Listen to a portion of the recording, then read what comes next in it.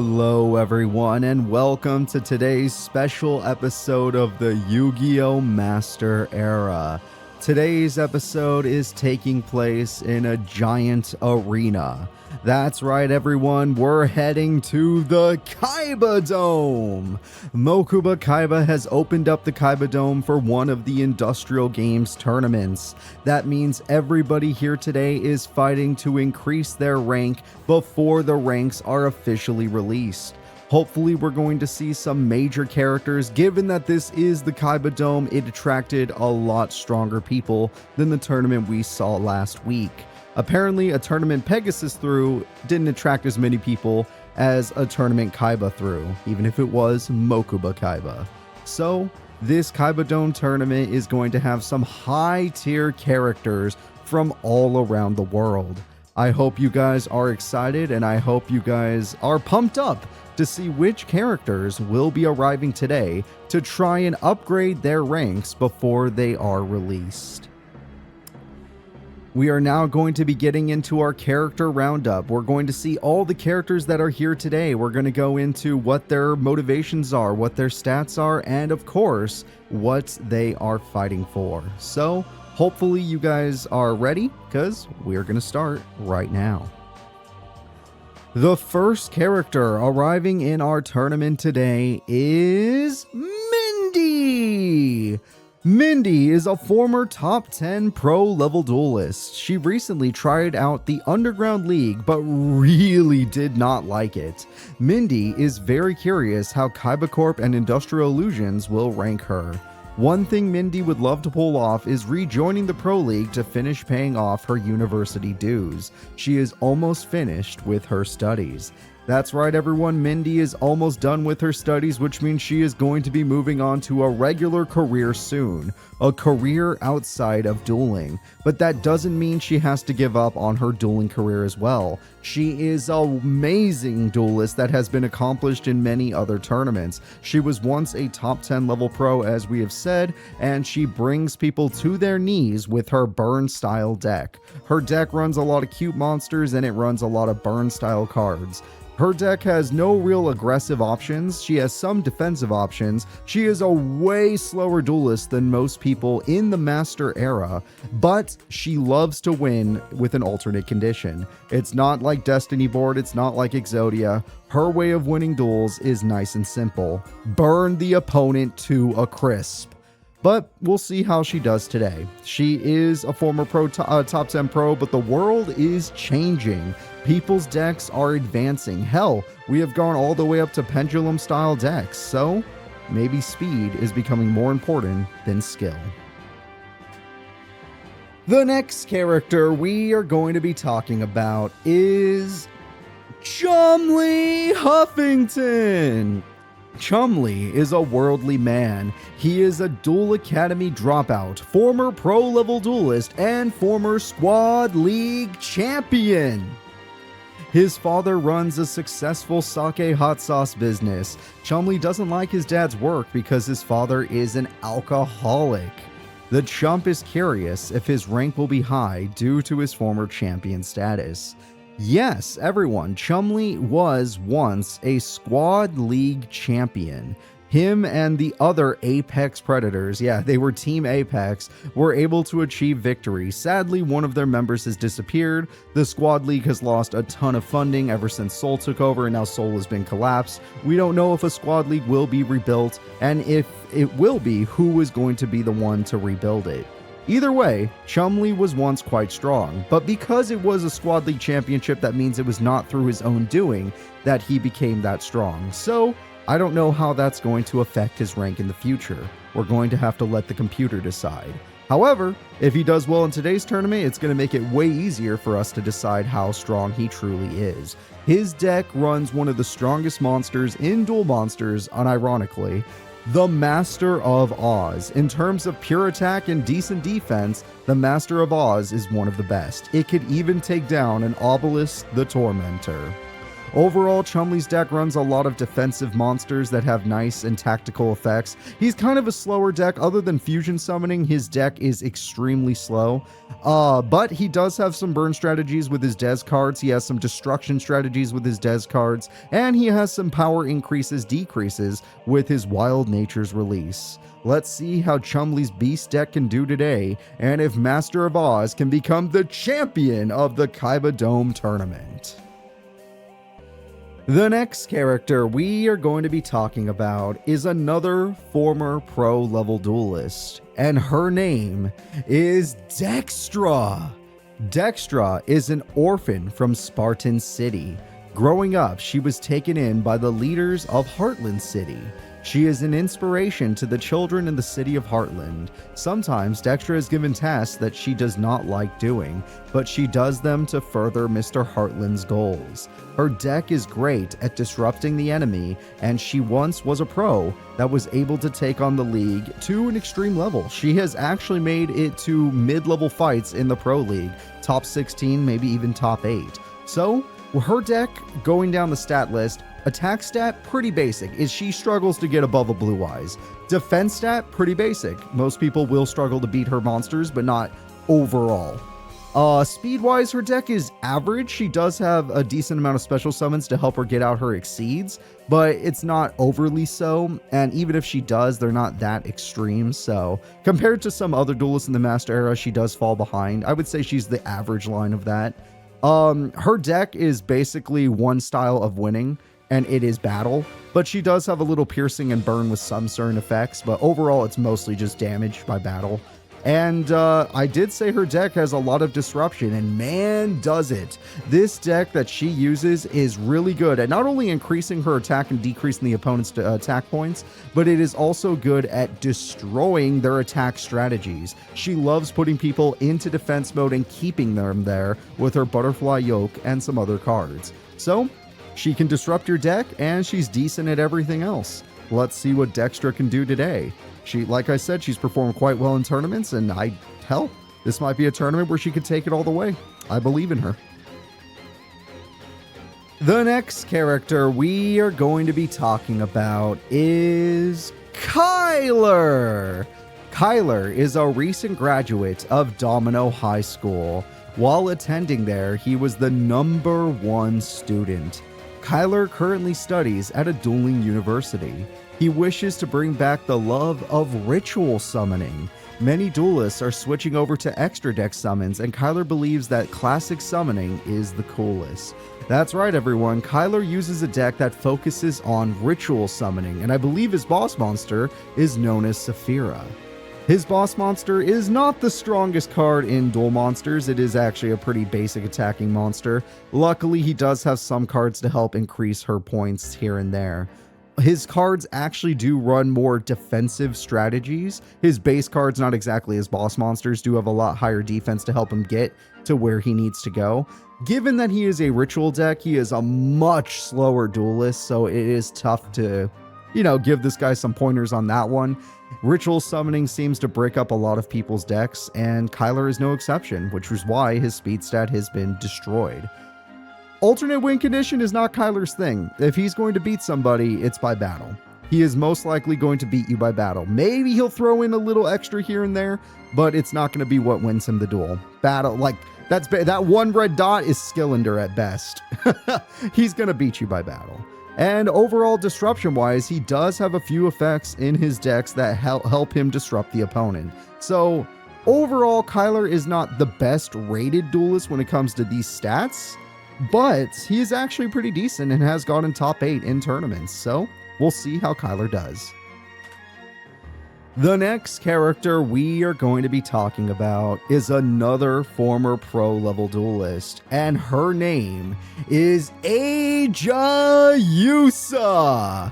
Aja Yusa is a powerful former pro-level duelist because, yeah, she has gotten top 8 in pro-level tournaments. Her dueling career has been on hiatus while she looks for her kidnapped little brother. Apparently, one of the kidnappers are in today's tournament. Aja's dueling abilities lie in her deck's ability to shut down the opponent. Her trap tricks completely counters some duelists. That is not a joke. Aja Yusa is a major threat in any tournament she is in. In normal tournaments, she is almost guaranteed top 4, and in higher ranking tournaments, she still makes it to top 8. She is a damn fine duelist, and her trap tricks deck is something to be feared. Overall, her monsters are not very powerful. I don't mean to be rude, but they are not very powerful. Her best card is a non-trap tricks card named Titanial, and even then, it doesn't really help her attack stat when the rest of her monsters are so weak. That's okay though, because the trap trick cards do have actual decent defense stats, and those defense stats help out a lot. Her speed stat is not that bad. When it comes to Exceed decks, they're usually not that slow, so she's a pretty average speedster. She's got a lot of search, she's got some special summons here and there, but nothing crazy. She does have a few alternate win conditions, as she does run quite a few burn cards, and even has a piercing monster. And she even has a card that could just straight up win her the duel, but it is very unlikely. On top of that, we can already see it, Aja Yusa's no Yu-Gi-Oh stat is maxed out. She is one of the best disruptors in the Master Era. When it comes to destruction and disruption, which is what that stat represents, she is the queen of it. Aja Yusa is going to be a major threat in today's tournament. Let's see how far a trap trick deck can take her, and if she can get some information out of that person that helped kidnap her little brother. The next character we are going to be talking about is Ricky! Ricky is a Domino High alumni and former top 10 pro-level duelist. His career in dueling was a roller coaster to watch. Ricky uses an extremely basic insect deck and has managed to achieve colossal goals with it. He is curious to see if his previous accomplishments will affect his rank by much.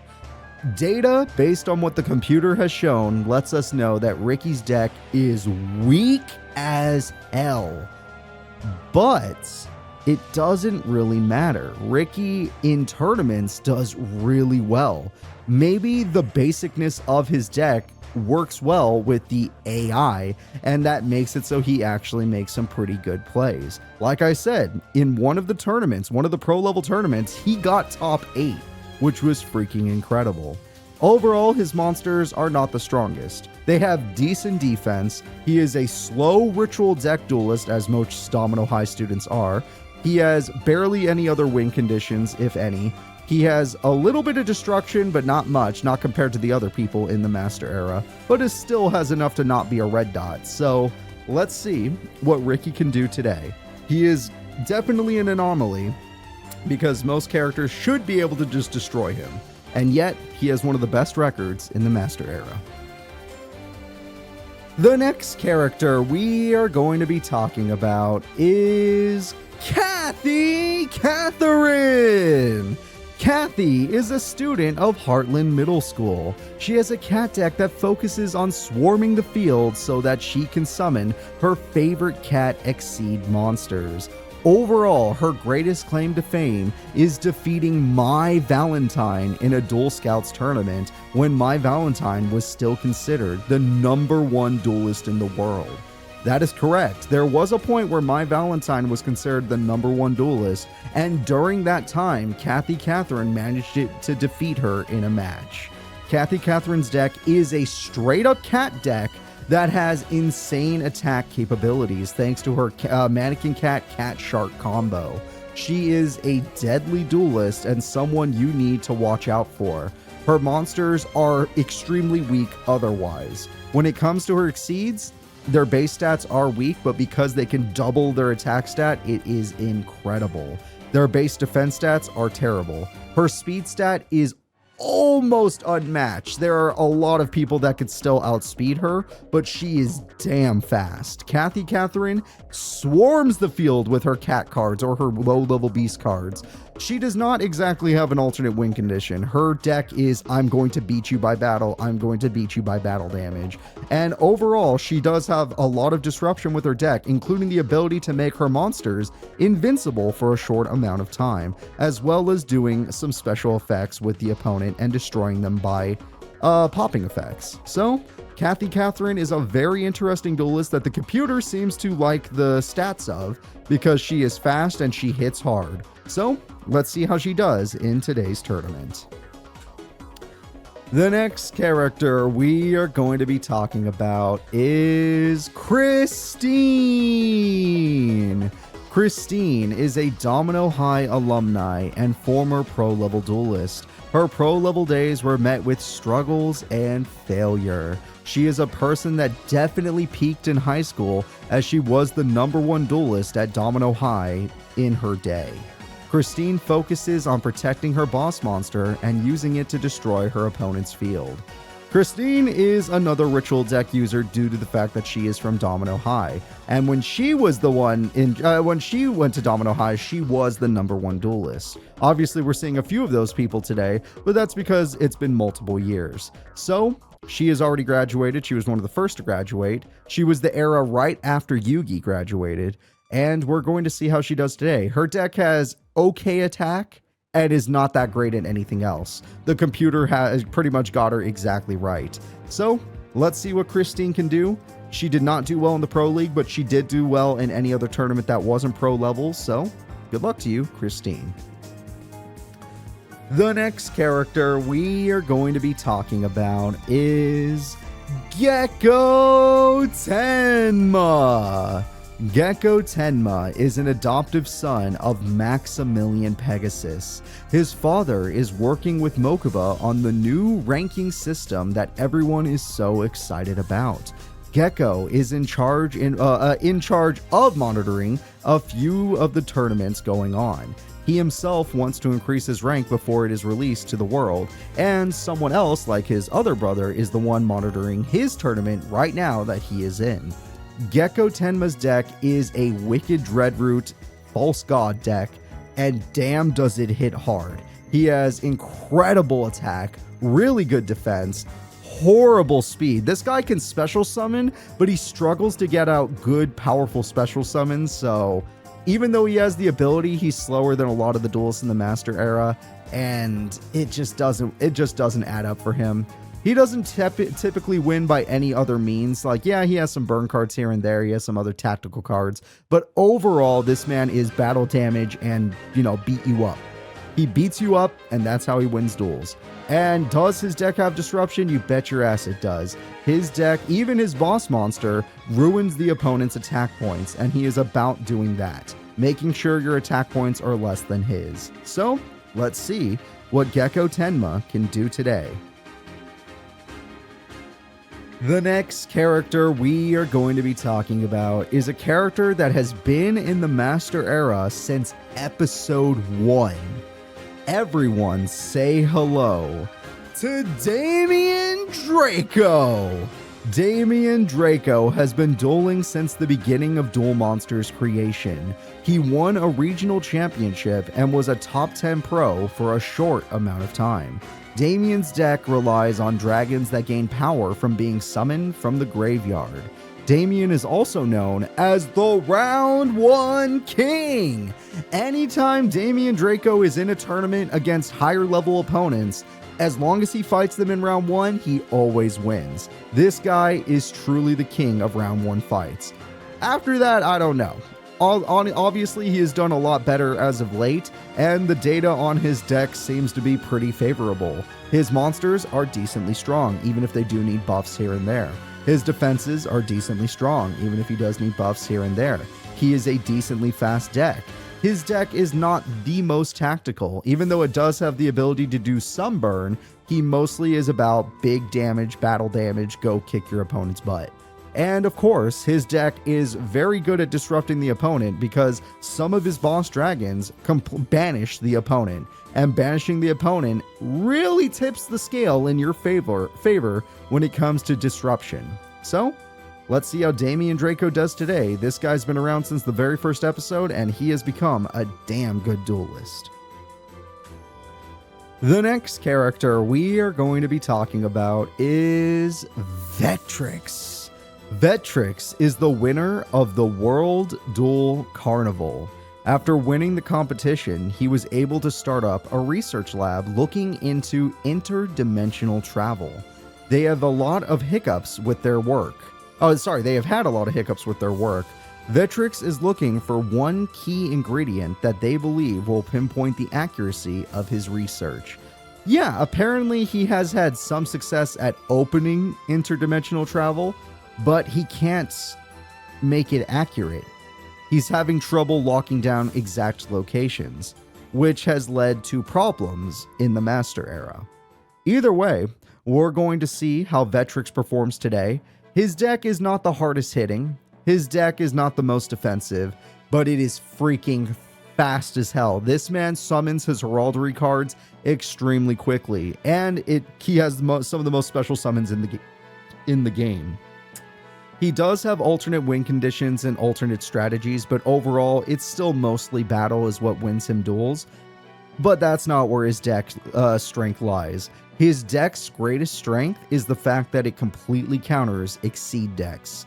When it comes to Exceed decks, Vectrix is the master. When we had the World Duel Carnival, almost every person there was an Exceed deck, and that is the reason why Vectrix was able to win.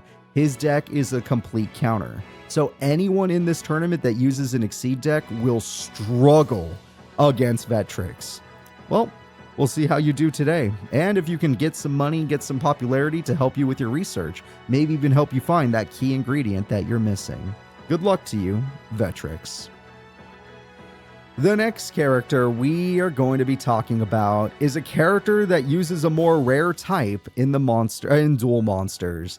Everyone say hello to Eliza Littlefoot. Eliza is one of the rare dino duelists in the dueling world. Her Dirac deck has taken her as far as the Pro League, and her dueling record is decently average. She works as a musical engineer for a radio station in Domino, and has had pro-level duelists like Rex Raptor appear on her dueling talk shows. Eliza Littlefoot is not complicated. She was once a minor league duelist, she made it to the Pro League. Her Dirac deck is decent at pretty much everything, but it does excel at one thing. It is big. Those Dirac monsters get buffed, those dinosaurs have a lot of big cards to help them out, and they hit like a truck. So Eliza's Littlefoot strategy is basically, I will hit you like a truck. She does have some burn cards, she has some defensive cards, she's decently fast, and of course, she has some popping cards for the opponent. Let's see how Eliza does today. The next character we are going to be talking about is Riley Akiba. Riley Akiba is the younger sister of D-Clan Akiba, head of Leo Corporation. She was once manipulated by her parents to commit horrible acts, like assisting her mother in the attempted kidnapping of Shoma Yusa. Her brother has helped her live a completely normal life. She has been dueling for fun lately. Yay! Riley Akiba is an interesting case, and her case is I have a deck that has all different types of summoning, but because she has that kind of deck, she has some weaknesses. Despite the fact that she has every type of summoning, which means she has lots of special summon potential, she still manages to break, which is why I could not rate her speed that high. She actually did get a high attack rating thanks to 3 of the monsters in her deck that completely obliterate the opponent. She even has the ability to get a monster up to 4,000 attack points. So overall, we're going to see how Riley Akiba does today. I'm kind of excited to see what she's capable of, and, good luck to you, kid. I'm glad you're having a normal life now. The next character we are going to be talking about is Briar. Briar was one of the early Duel Academy survivors. He also became a pro during Soul Technologies Pro League. Briar has gained a love for dueling and uses a tactical dinosaur deck. His dinosaur cards focus on using piercing/burning to defeat the opponents. Briar wants to join the new Pro League as he was part of Soul's Pro League, as we all saw. Yeah, Briar's deck is a pretty nice, interesting dinosaur deck. He has decent attack, he doesn't focus on defense, he has okay speed, he has, special summons here and there, but his bread and butter comes from the fact that his dinos have alternate win conditions, like using piercing and burning down the opponent. Obviously, his deck is pretty good at just about everything, and I believe Briar can go really far in today's tournament. The next character we are going to be talking about is known as one of the heroes of the Master Era. Everyone say hello to Crow Hogan, the hero of the satellite. Before the moon became a forbidden land, it was split between rich and poor. Crow's victory in the legendary Fortune Cup brought the separated classes together. After that, he was a major player in the Pro League and continues to be a major threat in any tournament he enters.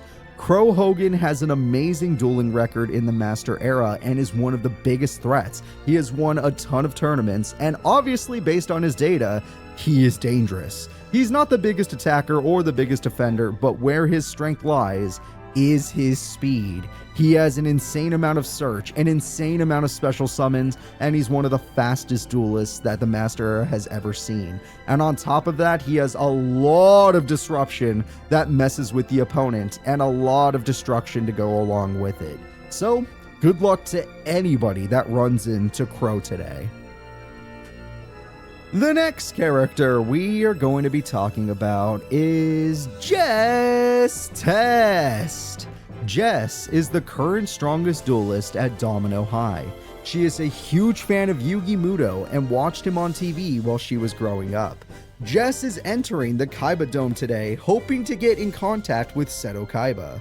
Sadly, Seto seems to be missing even during these exciting times. Even though the Kaiba Corporation is doing some amazing tournaments right now, they don't seem to be Seto Kaiba's doings, and she didn't know that. So, we're going to see what Jess Test can do with her deck today. Her deck is a pretty average ritual deck, so it's not the fastest thing in the world, but she has gotten top 8 multiple times. In fact, I think in every single tournament she's appeared in, she's gotten top 8, which is an impressive feat in itself. So, good luck to you, #1 duelist in Domino High at this current point. The next character we are going to be talking about is a character we don't see very often in the Master Era. Everyone say hello to Tricky Tommy. Tricky Tommy used to be a pretty decent baseball player. Sadly, his career ended after he required Tommy John surgery. Realizing his baseball career was over, he decided to focus on dueling. His favorite cards have baseball themes, and he hopes to fill the competitive hole in his heart today. That's the wrong hole. Come on, Cooper. Either way, guys, Tricky Tommy is an interesting character where most of his cards are weak, but his boss monster has the potential to be the strongest thing ever. Given that most of his cards are weak, I decided that, well, the computer decided that the data is going to be average on his attack. His defenses aren't that good, he's a decently slow duelist, but overall, the strength of his deck comes from burn strategies. Most of his victories will come from the fact that he burned his opponent down. He does have battle, but he also can burn. So, let's see how Tricky Tommy does in today's tournament.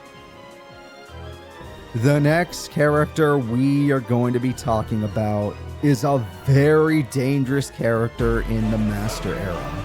Everyone say hello to Poseidon. Poseidon is a god from another world. They are the weakest member of the Horrors of Olympus, and the other members make fun of them for it. Poseidon has entered today's tournament to put the humans in their place and prove to their fellow gods they are indeed powerful. Poseidon clearly has a chip on his shoulder, but despite everything, Poseidon has been in 2 tournaments, and in those 2 tournaments, he has received a top 8 position, including an Underground League tournament, which is very high ranked. Underground and Pro League are usually the highest ranked tournaments in Master Era. So he is a major threat. Let's see how he does today with his Poseidra deck, and if he can win to make up for the fact that his brothers have done better than him. The next character we are going to be talking about is Odeon Ishtar. Odeon has been really lonely. His adoptive brother and sister are gone. He has been looking for a way to bring people back, but it just doesn't seem possible. The only thing Odeon knows is this: to make the impossible happen, you must have a lot of money. The new Pro League is the best chance of that. Odeon Ishtar is the adopted brother of Merrick and Ishizu. Merrick and Ishizu have sadly left our story of the Master Era because they were lost in the Millennium War. Hopefully, if Odeon performs well enough, he'll find a way to bring them back. But I don't like his odds. So, good luck to you, Odeon, and your trap-heavy deck. The next character is Tanaka! Tanaka was once the strongest duelist at Duel Academy. He also was a decently consistent pro-level duelist. Tanaka uses a basic insect-style deck that focuses on special summoning big monsters and destroying other monsters with a popping effect. Tanaka is also one of the few people that went to Shadow's Edge and came back alive. Tanaka is an interesting character in the Master Era, a character that by all means should have been ignored by time, but because in his first tournament appearance he won it all with Metal Armored Bug, he has become a fan favorite. Tanaka uses aggressive cards. He is fast, he hits hard, he's decently defensive. He only really wins duels by battle, which is why he doesn't really get a special condition victory, but he does have a lot of monster popping effects. I can't wait to see how Tanaka does today. He is a major threat in today's tournament. It's going to be fun to see the kid or the man duel. The next character we are going to be talking about is a menace in the Master Era. Everyone say hello to Alice. Alice is a leading member of an organization known as the Shadow Riders. Within the Shadow Riders, Alice seems to convince Kagemaru to commit to certain plans. Lately, she has been met with a new challenge. A young boy has joined their organization and has been spending a lot of time talking with Kagemaru, the leader of the Shadow Riders. In other words, Alice is having a slight power struggle, and because of this, she needs to improve her rank in order to improve her, position within her own organization. Alice is going to do her very best today. She is one of the weakest Shadow Riders because her deck just doesn't seem, the AI just terrible with her deck. It's hard to help her out, but who knows? Maybe today she'll get lucky. Good luck to you, Alice. And if you lose today, at least if you lose before someone else, you might have to give out some information. The next character we are going to be talking about is a legend in the Master Era. Everyone, say hello to Bandit Keith! The #1 American duelist is in town to bolster his rank before it is announced. Bandit Keith is a legendary duelist that has been in every major pro tournament. He has placed top 10 in almost every single one of them.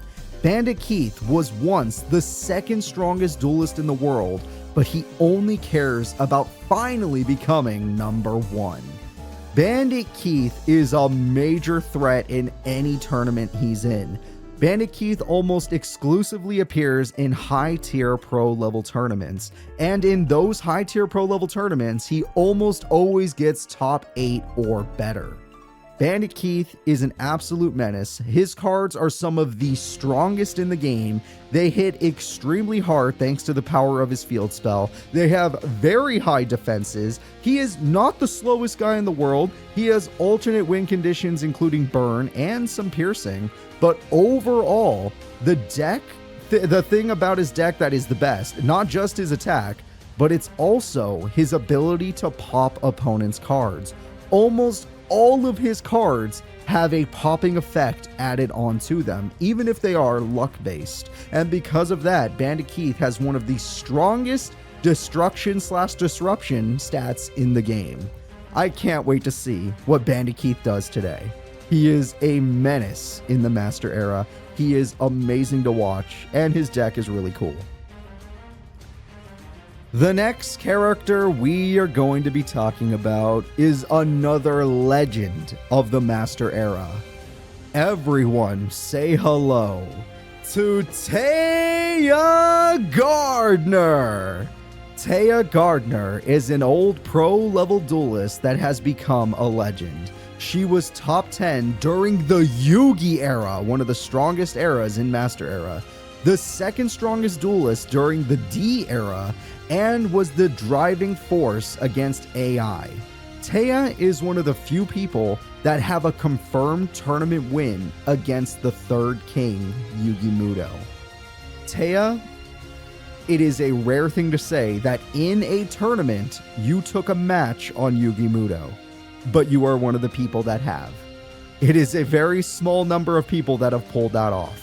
So, Taya Gardner's deck, big damage, and her equipped cards happen to give her big defense. Her stats are maxed out when it comes to attack and defense. On top of that, her deck is slow as hell. Her deck usually only gives her one normal summon. She does not have that many special summons.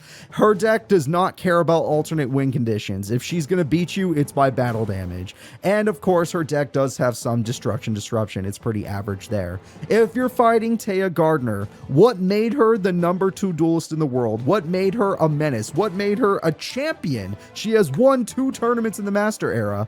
Is the fact that she hits harder than you. Taya Gardner hits so goddamn hard. You are going to die. Good luck to anybody that runs into this legend. And I am happy to say, she is not the last character we have today. There is one left. Everyone, say hello to the final person arriving in today's Master Era tournament. And their name is Yusei Fudo! Yusei Fudo is a man who has been so close to greatness so many times. He almost was a Fortune Cup champion. He almost stopped the Barian invasion. He almost has won so many tournaments, but he always flops at the last second. Yusei's deck is one of the fastest, most special summon heavy decks in Duel Monsters. Yusei Fudo, I might be able to say, has the highest level of special summons in a single turn in the Master Era, and he will continue to hold that rank. Yusei Fudo is a menace in our tournaments, and yet he has never won one. Yusei Fudo has only gotten many silver medals, many bronze medals, many medals in general that aren't gold. Will today be Yusei's first chance to get a gold level medal? I don't know. I'm excited to see him duel. I'm excited to see everyone else duel. Today is going to be a decently massive tournament with a lot of high tier characters, and I can't wait to see who will take home the gold. Hell, I'm even excited to find out who will get a silver and bronze, as some of the people here today don't have those medals. So, I'll see you all soon. We're going to be getting into our tournament, and I cannot wait to see who will win. Bye-bye.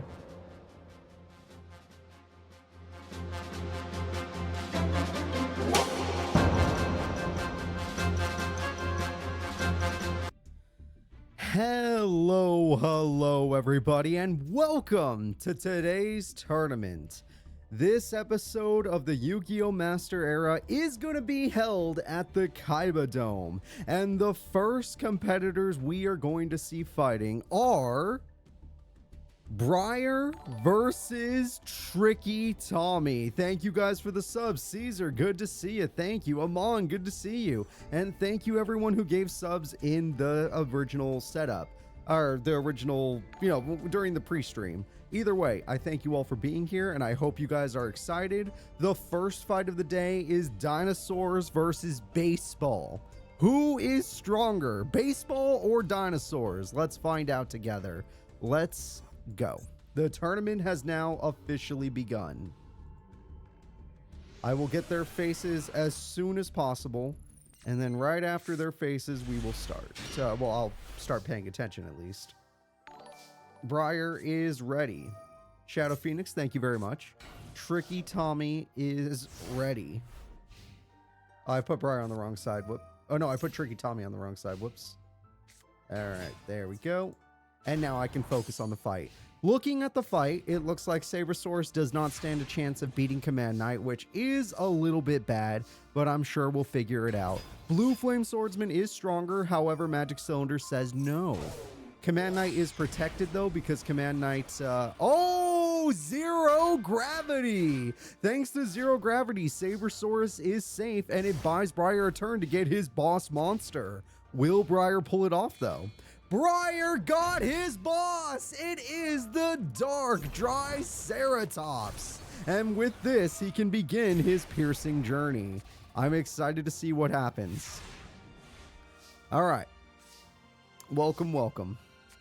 Now we got ourselves a Blue Flame Swordsman. We got two Blue Flame Swordsmen. And the Dark Triceratops stands strong. Command Knight stands strong. Zero gravity! He won't let himself lose. Briar is not going to let you win with your Blue Flame Swordsman strategy. It's not working, Mr. Tommy. Now we got ourselves Fossil Dig. Now, sadly, getting a second Dark Triceratops doesn't make much sense, but you're going to use this time to at least destroy the Blue Flame Swordsmen. We have another issue, though. That Command Knight is getting extremely powerful. And if it gets any stronger, we don't stand much of a chance. Oh, that's not great either. That is really not great. It's getting insanely strong. All right, Briar, got any more traps? If you don't, Tricky Tommy's got your number. If he plays that kid, it's over.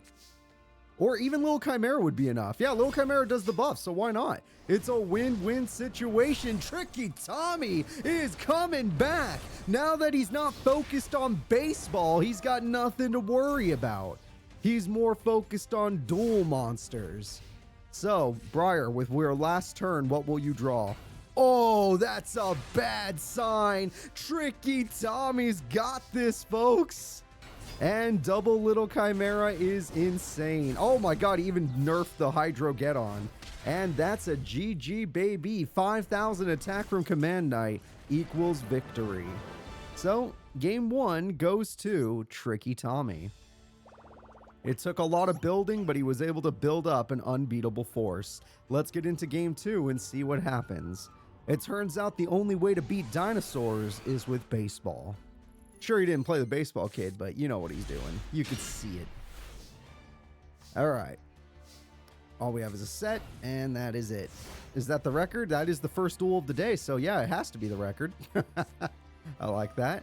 Pottery comes through. We got lots of cards. Now we got ourselves Solidarity and Kabuzals. Kabuzals is good. Foxfire will simply come back, though, I believe. Yep.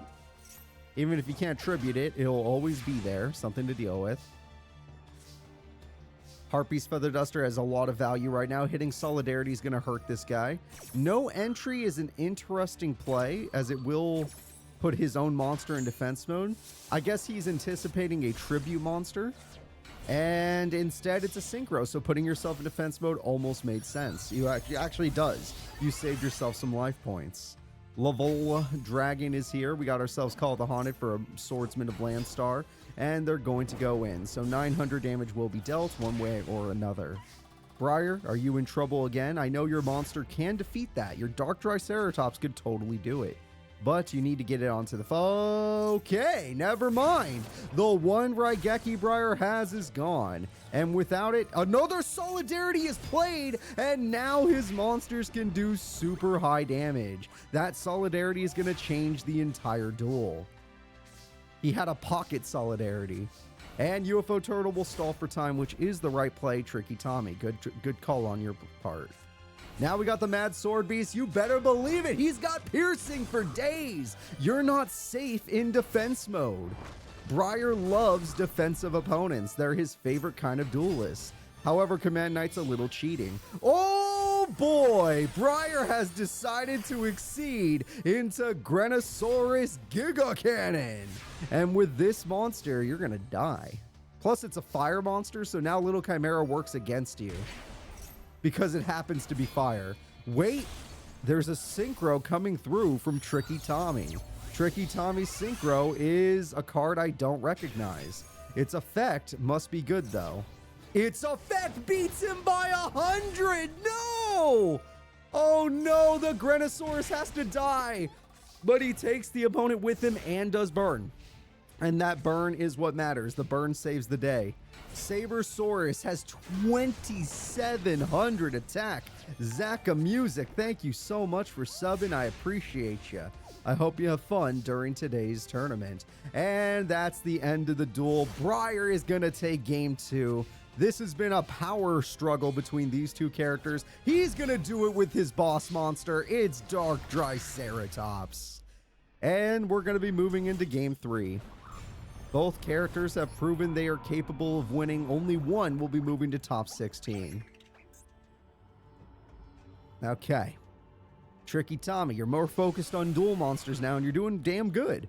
Briar, we've already seen how good you can be, even in pro-level tournaments, so just keep trying to do that. Alright, so he got his baseball kit. He even has Foxfire, which he could set up if he's afraid. Solidarity early is really strong, and that's a lot of trap cards. Oh no. That is a lot of traps. Rhoda comes through. With this, you can get a Blue Flame Swordsman, and with that Molten Destruction, you can actually do some heavy hitting. However, this is exactly what your opponent wanted. You lowered your own defense stat, and now Briar is licking his lips in anticipation like, oh my god, if I have my Dark Triceratops, it's over. And you are not going to allow it. Okay, if he did though, if he did, you should be scared. Although a Mad Sword Beast would also be a problem at this point. If he has the Mad Sword Beast! The Mad Sword Beast is here! Screw it, never mind, we're going even farther. We're going one stage beyond. It's time for Grenosaurus Giga Cannon, who happens to be a fire monster, which means he also gets Molten Destruction buffed. Also, he does 1,000 burn and gains 1,000 attack. Briar loves those alternate win conditions. Burn is his, and piercing are his pleasures. So, what are you going to do, dude? You can't beat this man. He'll keep burning you. And he probably has more piercing monsters on the way. The piercing dinosaurs are waiting for their time to strike. Black Brachio is here to simply destroy the UFO Turtle. UFO Turtle is going to be forced to summon something in attack mode, and that attack mode monster is going to have to face down a 5,500 attack point Grenosaurus. This is terrifying. Tricky Tommy had such a good first duel, but duel number 2 ain't looking so good. UFO Turtle, you gotta get something that can work here. The Command Knight, if you could draw a second Command Knight, there is hope. But you also have to have a smart enough AI brain to play it. That's no way. No way! That top deck is incredible. Tricky Tommy can do it. No! Briar draws the Harpy, saving his life. No entry, no problem. Hydro Get On is here to end the duel. That was an insane top deck by Briar. You know he just drew that because the AI never saves Harpies if there are 2 spells or traps on the field. And there were. That duel was down to the wire, but Briar is taking the game. Briar is taking it all. Holy crap. Absolutely insane top deck. Really good first match. Great way to start today's tournament. The Kaiba Dome is freaking electric right now. So let's go ahead and let's see who's up next in our tournament fights. Looking at our fights, the next competitors will be Dextra versus Vetrix. The next competitors are Dextra and Vetrix. Let's see how these characters do. I'm going to find them right now, and then we're going to watch them duel.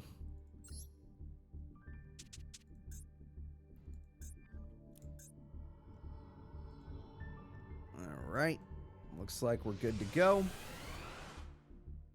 Both characters are from Zexal, I believe, so that actually gives Vetrix an advantage that he normally would not have. Vetrix deck is only good against Exceed decks, and there are a lot of characters in today's tournament that use Exceeds, don't get me wrong. I would say around half or over half of the people in today's tournament use Exceed monsters. But it looks like her early TTL, nope, they both have special summons. Okay. Okay, yeah, that's fair. Whatever. That was pretty good. He was ready for anything. TT be damned. And now he's got his genome heritage, which is very powerful. And he's ranking up. Everyone say hello to the boss monster, Crest of Horror. This is actually the strongest card in his deck. This is the strongest card, but her Butterfly Yoke puts it in a very weak position, and now all she needs is to Exceed, and her Exceed monster shall be the Paleo Operative in defense mode. Okay.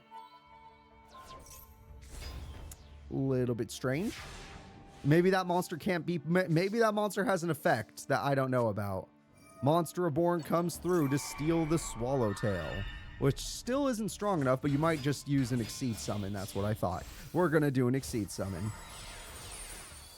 And with the Exceed summon, Genome Heritage can use its effect to ruin the Paleo Operative's attack stat. And oh, it's forced into attack mode. That is brutal. All right, dead. Dead. Dextra has Magic Cylinder. She gets a big old 3,400 burn off. You know what? That's pretty handy. That is pretty handy, at least. All right, Dextra, you have any more plays up your sleeve? No, she is in trouble because her best plays usually evolve Exceeds, and that Genome Heritage loves Exceeds.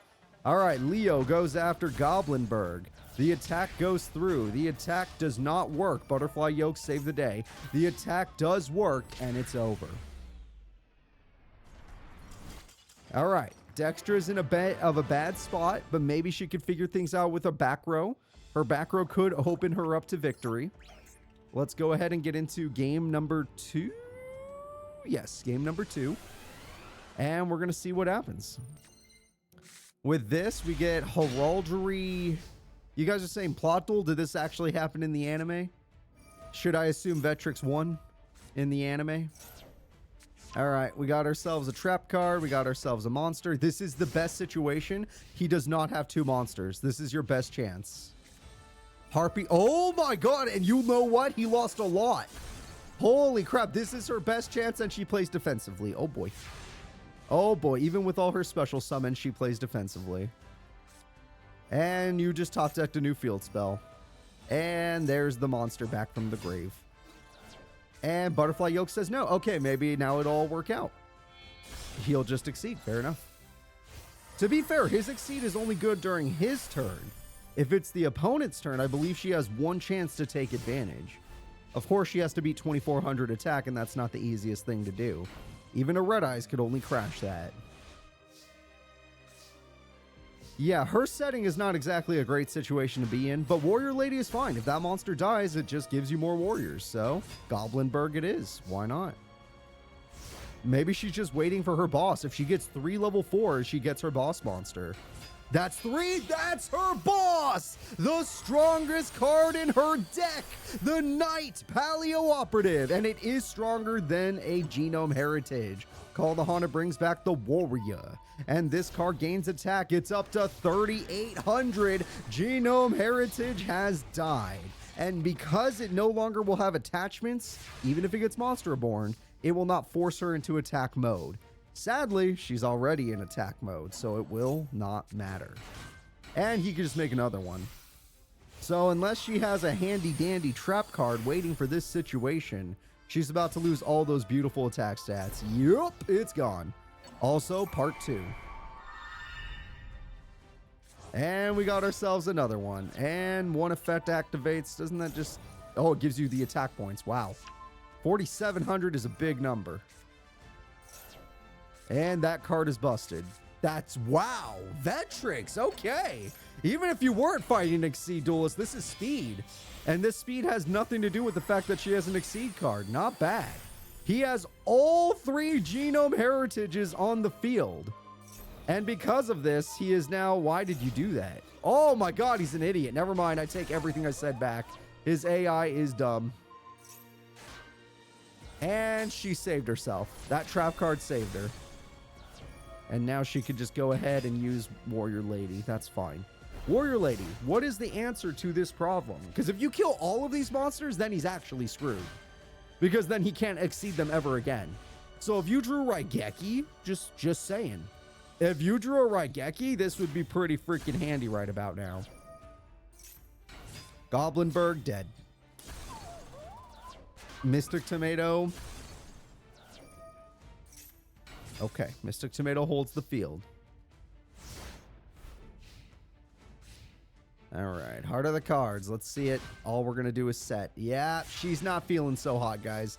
She is not feeling so hot. As you can see, there is a reason Vetrix has won a tournament in the past, and that is what bankrolled his operations.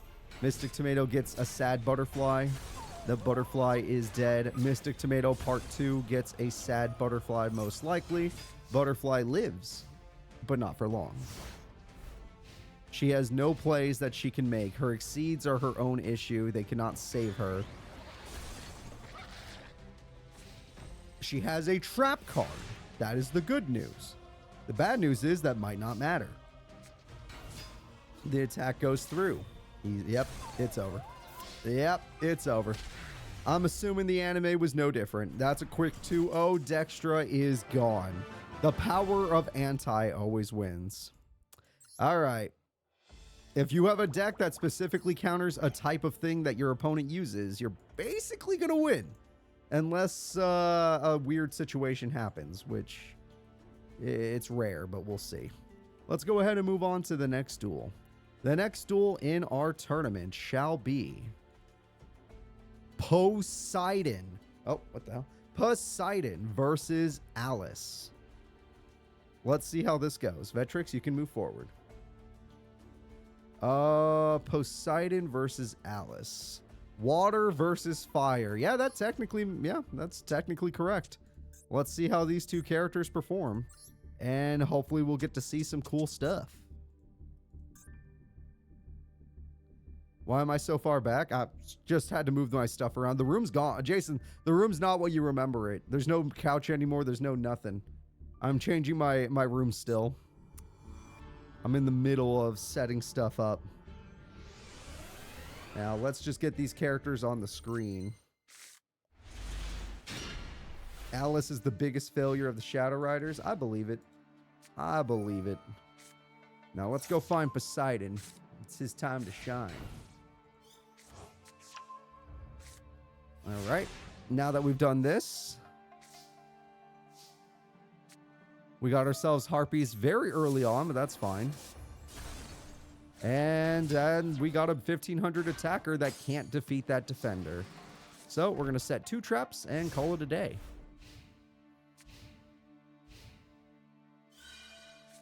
With that, we have ourselves Poseidra. He got it so early. With Poseidra on the field, you're going to be in the slightest bit of danger. Alice needs Yuria or she'll never beat that card. I have no clue why she didn't just set wishes. That's what I would do. We've seen many people in the Master Era set... Okay, now you feel like it? I was going to say, we've seen many people in the Master Era set wishes before. And now Solemn Wishes will activate. She just needs Yuria. She has a few means of searching it out, but we'll see if she can actually get it. Alice, go. Nope, that is not Yuria. Or any search for it. However, Alice is holding the field, and that's all she needs. She can win with 500 burn at a time. It is a plausible strategy. At least until Mr. Poseidon here throws away a card to pop spells and traps, which he does do. His deck has the ability to pop face-up spells and traps. We've seen it before in his previous duels. Solar Flare continues to do its job. I am very curious to see if it'll actually matter. Monster Born. There's nothing in the grave strong enough. Okay, but we have an Exceed. Okay, we don't really see him Exceed that often, but he does do it. And his Exceed is the Abyss Dweller. The Abyss Dweller buffs the monster. It's above Wall of Revealing Light now. And that was a failure, so you no longer have your burn option. Without your burn option, you will slowly die. Of course, these two monsters are invincible. For now, anyway. All right. Heal up. Fairy box time. 500 burn. And a third monster. Why not? She is just waiting for Yuria, though it wouldn't even be strong enough anymore. Unless she was smart enough to kill one of her own traps, which would be Fairy Box. Oh, that's a gross trap. That trap's evil. That trap would ruin a few characters in this Let's Play. For sure. Or in this Let's Play, sorry, this tournament today. As long as those continuous traps are up, they cannot die. They are invincible. Solar Flare is back, but Solar Flare only works to a point.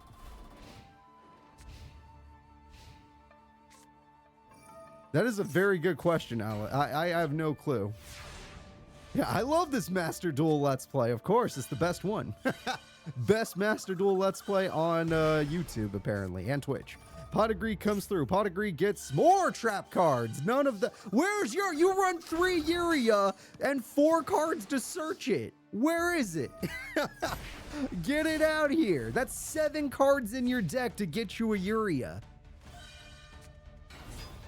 Oh my god, he got a triple synchro summon. Wait, triple synchro? What the hell? It's Trishula! Oh no! Trishula gets rid of the problem. Oh, they're gone forever. Oh, they're gone forever. Fairy Box, you're risking it for the biscuit. And Trishula's dead. That Fairy Box was successful. You're right. Wall of Revealing Light stopped the attack. You were right. If Fairy Box goes through, Wall of Revealing Light says no. That's super interesting. Mystic Tomato is here. I've never seen this interaction, so I didn't know that's how it worked. It's super cool, though. Fairy Box, you either negate the attack or it attack negated. That is super funny. What a funny situation. Still no Yuria. Where the hell is your Yuria? Also, you run 3 Solar Flare Dragons. It'd be really nice if you got another one.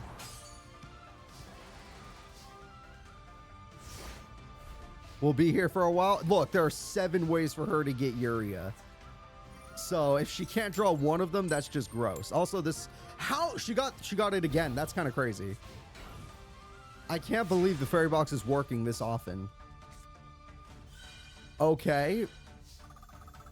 Still ridiculous, in my opinion.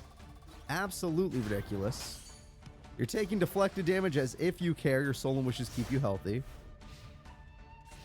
She's got Joey's coin. Yeah, probably. Oh, this card has an effect we haven't seen yet. And with said effect, we are going to have to force the AI to think. There it is. That is one of the most important cards in Poseidon's deck. It would have to be 7 cards at the bottom of her deck, and there's no way that's happening. There's no way they're all glued together at the bottom. With this, you could pop, yes. Okay, that one is for search, but there are cards. Oh, okay. Or we could just do a huge... Wait, that's bigger than Trishula. What the fuck is that? That's even bigger. Uh-oh. Uh-oh. That thing's huge. That's Trish Zero? Okay, hi, Trish Zero. You're ginormous and problematic. The rain transformed. All right, 500, 500. Alice, you are dying because you can't get your Uria. You are actually going to die. The Mega Evolution of Trishula. Dear Lord. Fairy Box, Fairy Box. All right, double Fairy Box to ensure this works. The first one worked. None of the other one doesn't matter now. We could see the 0 attack, but it won't be able to attack, so just ignore it. Now, Uria. Oh my god. Well, actually, that card has value. UFO Turtle has value. It can get you your final Solar Flare. Why'd you even double Fairy Box if you weren't going to keep it? You had infinite life points, and you didn't keep it. Is it because you wanted to have more life points? Because that's just strange. What if this works? No. How is Fairy Box happening this often? How is this happening? Absolutely ridiculous. I believe we're way past 5 in a row at this point. Weighted coins, yes. She stole Poseidra. Poseidra goes in. Poseidon Wave does insane burn, but 2400 burn doesn't matter in this one particular case. Harpies Feather Duster! Destroy! And now you're in trouble. Now you're in a lot of trouble. You're gonna die. You're actually gonna die. That's Poseidon. Yep, Poseidra is on the field. And it's... Yeah, no, you're dead. You're dead. You're actually dead. It's getting worse by the second. Oh, your attack stat is gone. Poseidon's gonna win in one turn. He doesn't care they have over 8,000 life points. He really does not care. UFO Turtle doesn't save you. Okay, it still doesn't save you. That's adorable that you thought it would.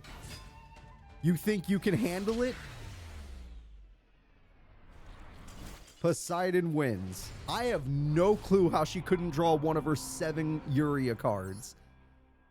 4 searchers and 3 actual Urias. And because she never got them, Poseidon wins. Good job from Poseidon, by the way. Let's go ahead and get into game 2.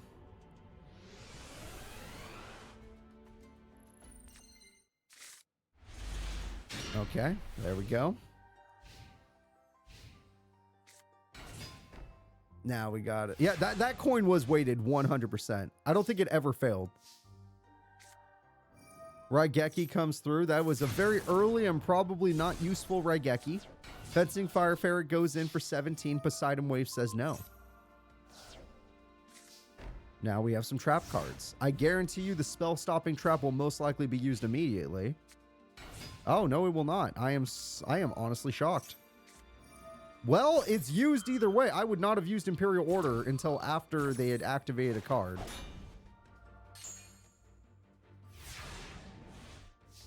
She does have that monster.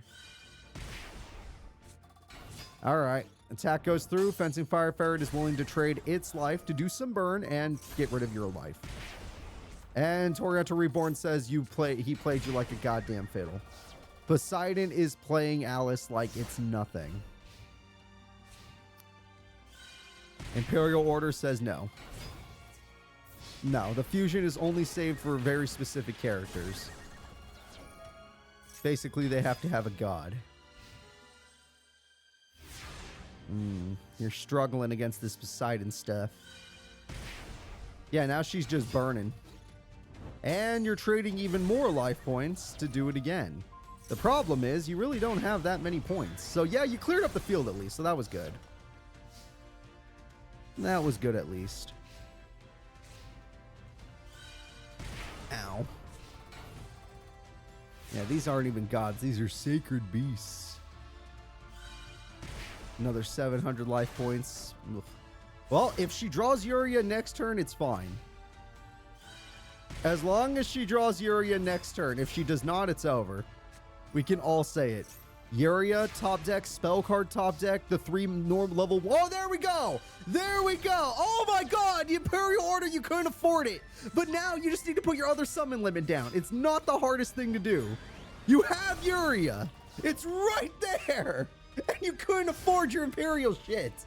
Okay, you won't set the second summon limit. Of course you won't. Of course you won't. Your AI can't see that far ahead. Oh, thank God. Thank God, she's just too stupid. Oh, hi, Torpedo. You want to end this duel? Because I'm ready. I'm ready. Get her out of here. Get her out of here. Just finish it. Poseidon's moving forward. I don't think a single person will shed a tear today. Yuria was right there. We were so close. And she just said no. And maybe if she didn't spend her Imperial Order so early, we would have been fine. But AI. All right. Here we go. The next duel will be... Oh, wow. The next duel is a little bit weird, actually.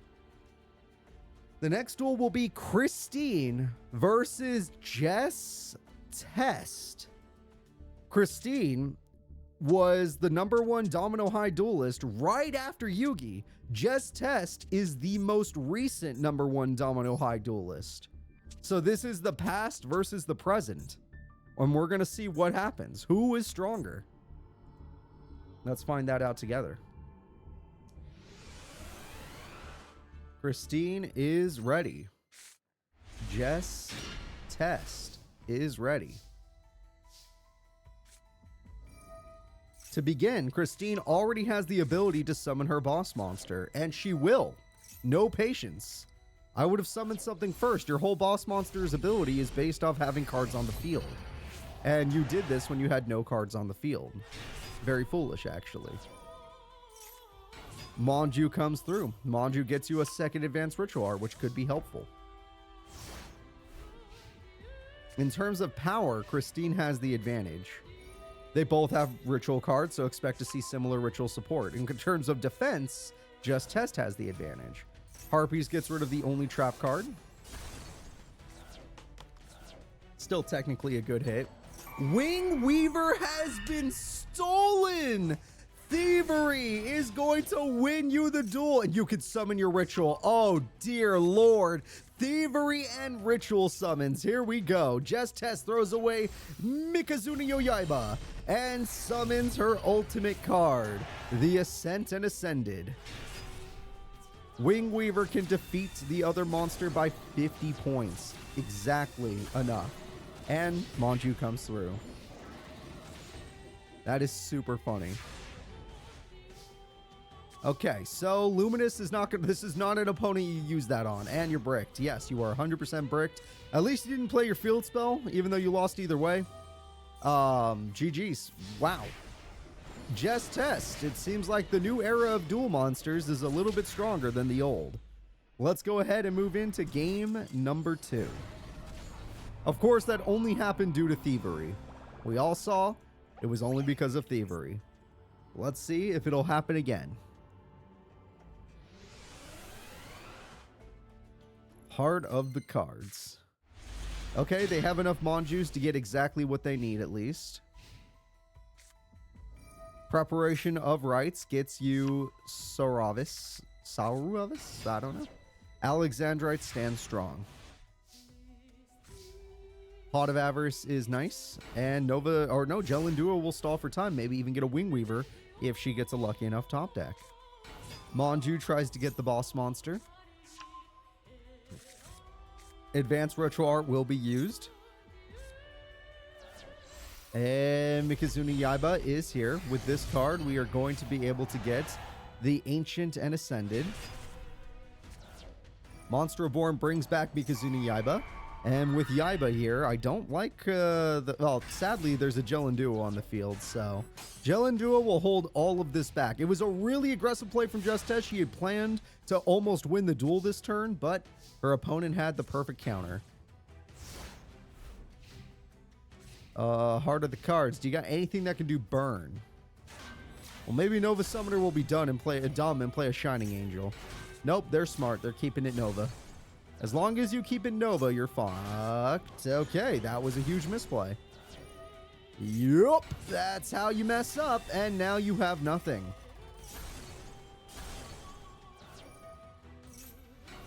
There we go. That's 5 monsters staring down 1 angel. Oh, you got your boss, so that is the only way you're winning this. However, you floated enough where you can maybe get a Raigeki. If you get a Raigeki, that'd be crazy. Or ma'am, I should say. And we got ourselves Advanced Ritual Art. Wing Weaver's going to the grave. Which means we're going to see North Weko, which is stronger than every card in Jess Test's deck. Jess Test cannot defeat North Weko. And this card can now target a card for protection. No, you should. Why would you target that one? Oh, God. I think it just negates. I don't think it destroys. It's fine. It's fine. It just negates. Okay, we're fine. Monster Reborn gets Wing Weaver. And the attack goes through. The attack goes through.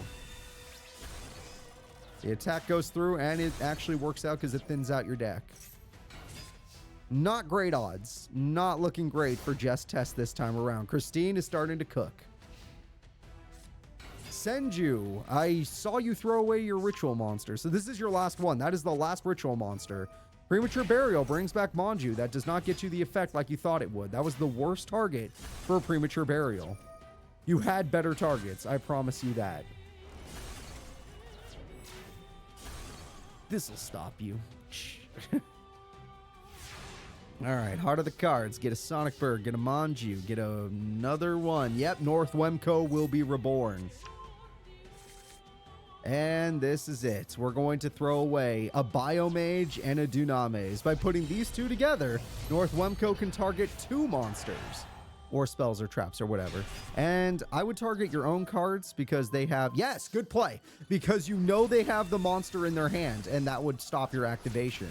Now you have built-in protection. That is really nice. Crashing is probably worthwhile.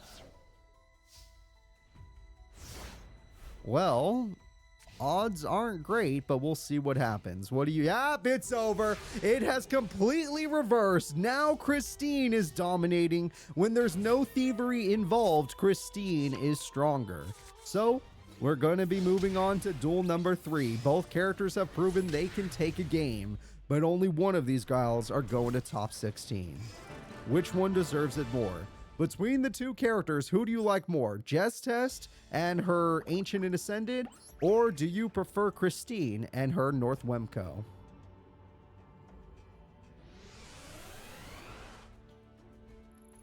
They both went to Domino High, so they both have similar dueling strategies. Pot of Greed comes through. Sonic Bird could have guaranteed your monster and thinned out your deck early. Instead, you'd like to float, and I can understand that. Preparation of Rites guarantees a ritual monster, but you have to already have the ritual spell. Supply Squad is there. Alexandrite is here. Neither character will be using Ritual Summon on their first turn. However, on turn 2, she guarantee has it, so she's probably going to go for it. Hi, Biomage. Premature Burial. Seems really dumb when you could just summon Sonic Bird, wait until after you advance Ritual Art, and then do it. Advanced Ritual Art will be used. Wing Weaver is gone. And with that, we get ourselves a North Wemco. North Wemco can pick a card. Don't pick that one. It doesn't matter. It was a bad choice either way, but now you lost your... You know what? It was a good play by Christine because she made the AI make a bad play in throwing away your ritual monster, which you needed simply for its 2,800 defense points.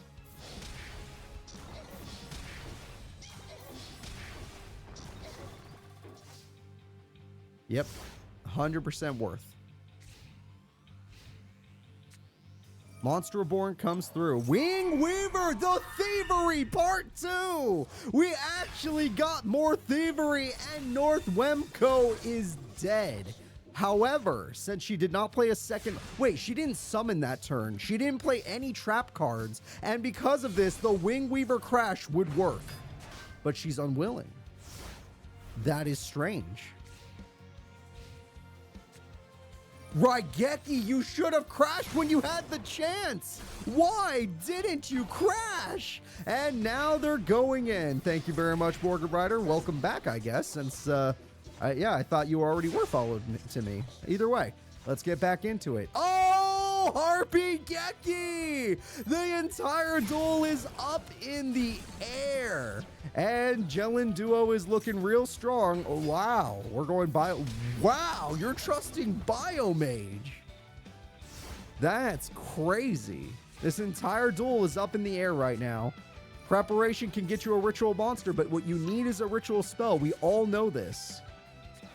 She had it. Okay, she did draw one. Jess Tess with her ritual spell will now summon her ritual monster.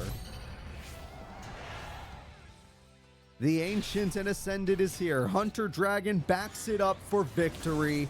Jellin Duo wouldn't have saved you either way. GG, baby. Jess Test, in an extremely close match, does win. That was a very close match. Now let's go ahead and see. Technically, that does state that the newer Domino High is stronger than the older, even if it's only barely stronger.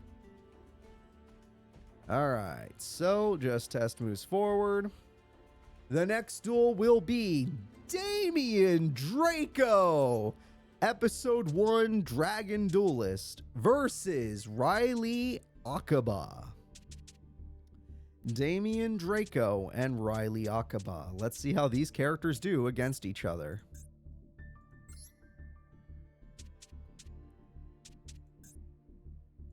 Looks like we're all set up. Let's enjoy ourselves in a fun match. Honestly, I'm not gonna lie. A lot of the matches today have been pretty close.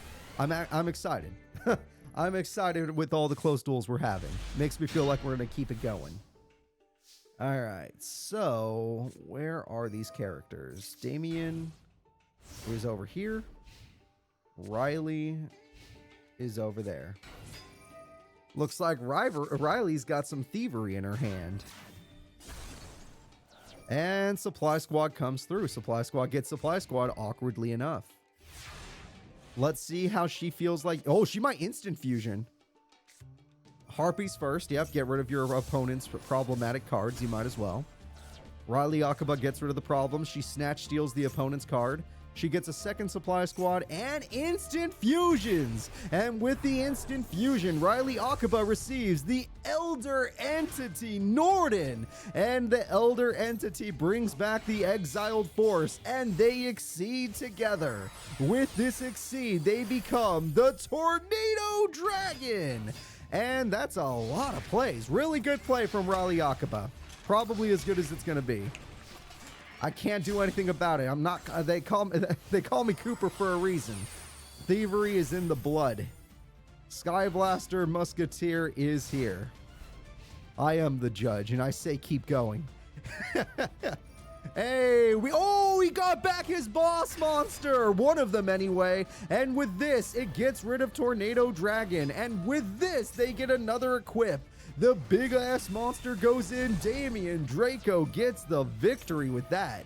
I highly doubt that you're going to come back after that play, unless you get a crazy special summon. Nope, that ain't going to work. That might buy you time. The Warrior Lady might buy you time.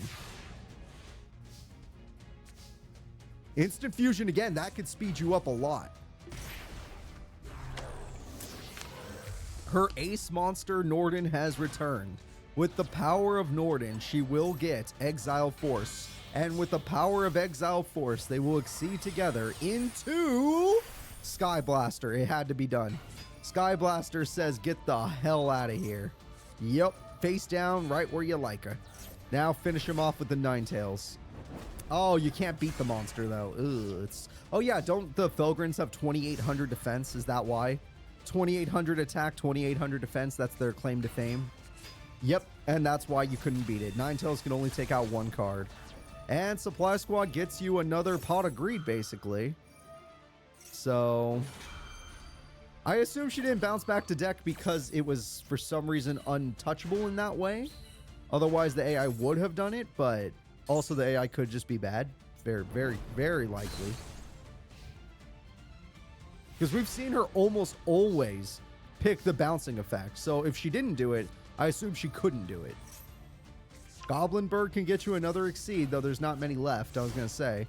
Kind of already using up most of your extra deck. Another Masked Dragon, standing strong. That's another Pot of Greed thanks to the token. She's getting a lot of draw power, at least. That's good. That's interesting. Giant Rat comes through, gets Pyramid Turtle. Endless Decay isn't as strong as you would like it to be. I'm going to warn you right now. You've already done too much damage. Premature Burial is going to cost you a lot, but you get Norden back, so I guess that is 100% worthwhile. Norden's going to bring back another Pyramid Turtle. The opponent is hesitating. Goblin Bird could summon another monster with cherries, and we're going to start with an Exceed. 2 turtles today. Create Tornado Dragon! And Endless Decay is here. Endless Decay and Tornado Dragon chain effects. Tornado Dragon gets rid of the problematic trap card. Let's see what he hits. Goodbye Magic Cylinder, which would have won him the duel. We got ourselves a low-level Synchro Summon. She is going for a level 5. And with it, we get Nacheria Beast, which is also too weak. Wait, but 2 level 5s exceed into Volcanosaurus. And Volcanosaurus uses its effect, and that card says no. Damn. Damn, he had an answer for everything. She did really well, and he still had... Oh my god, she almost had him, but she had an answer for every play. Damian Draco, you just have to go in and get one more big monster. You destroy the Volcanosaurus. All right, Pot of Greed has to give her something. Monster Born, that's a good one. That gets rid of Norden. You cannot get rid of Tornado. Why would you play that in attack mode? Why would you play that in attack mode? Riley Akaba, go, go, go. It didn't matter. None of this mattered. Not a single part of this mattered. Never mind. I take it all back. The AI just happened to know that they were going to draw Raigeki, which is crazy. And with a Synchro Summon, we got Barkion. And Riley Akaba goes in for game. That is it. Game 1 goes to Riley. Very good duel. Really back and forth on that one. Extremely back and forth. So let's go ahead and get into game 2. Damian Draco in round 1 is in trouble. Let it be known, Damian Draco is struggling in round 1. All right. We have ourselves a Call of the Haunted, a Rhoda, bunch of good cards overall, very good cards. Pyramid Turtle stalls for time.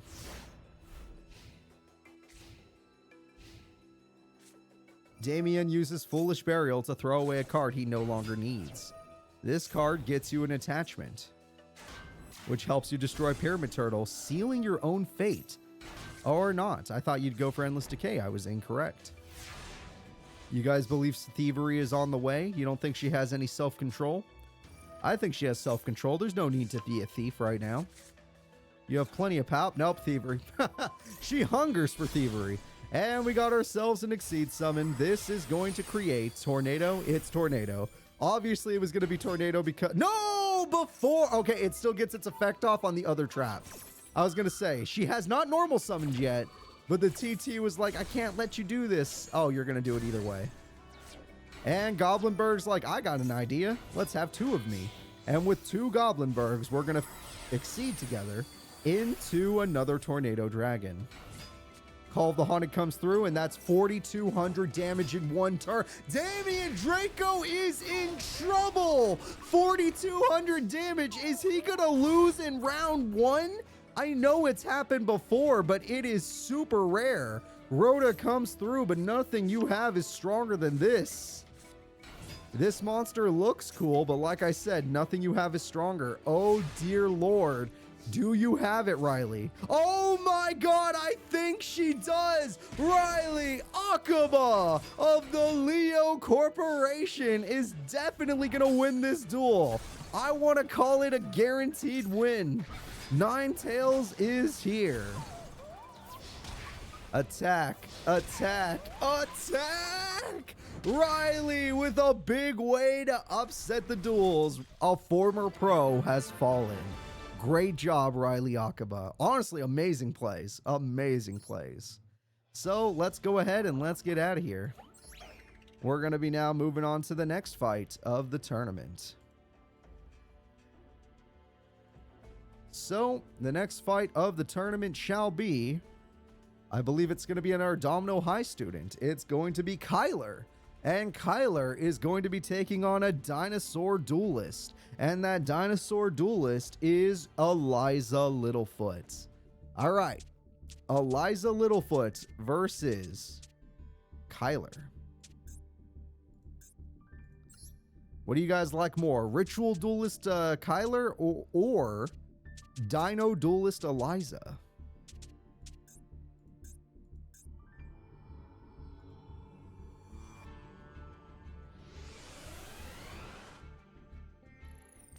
All right, let's see here.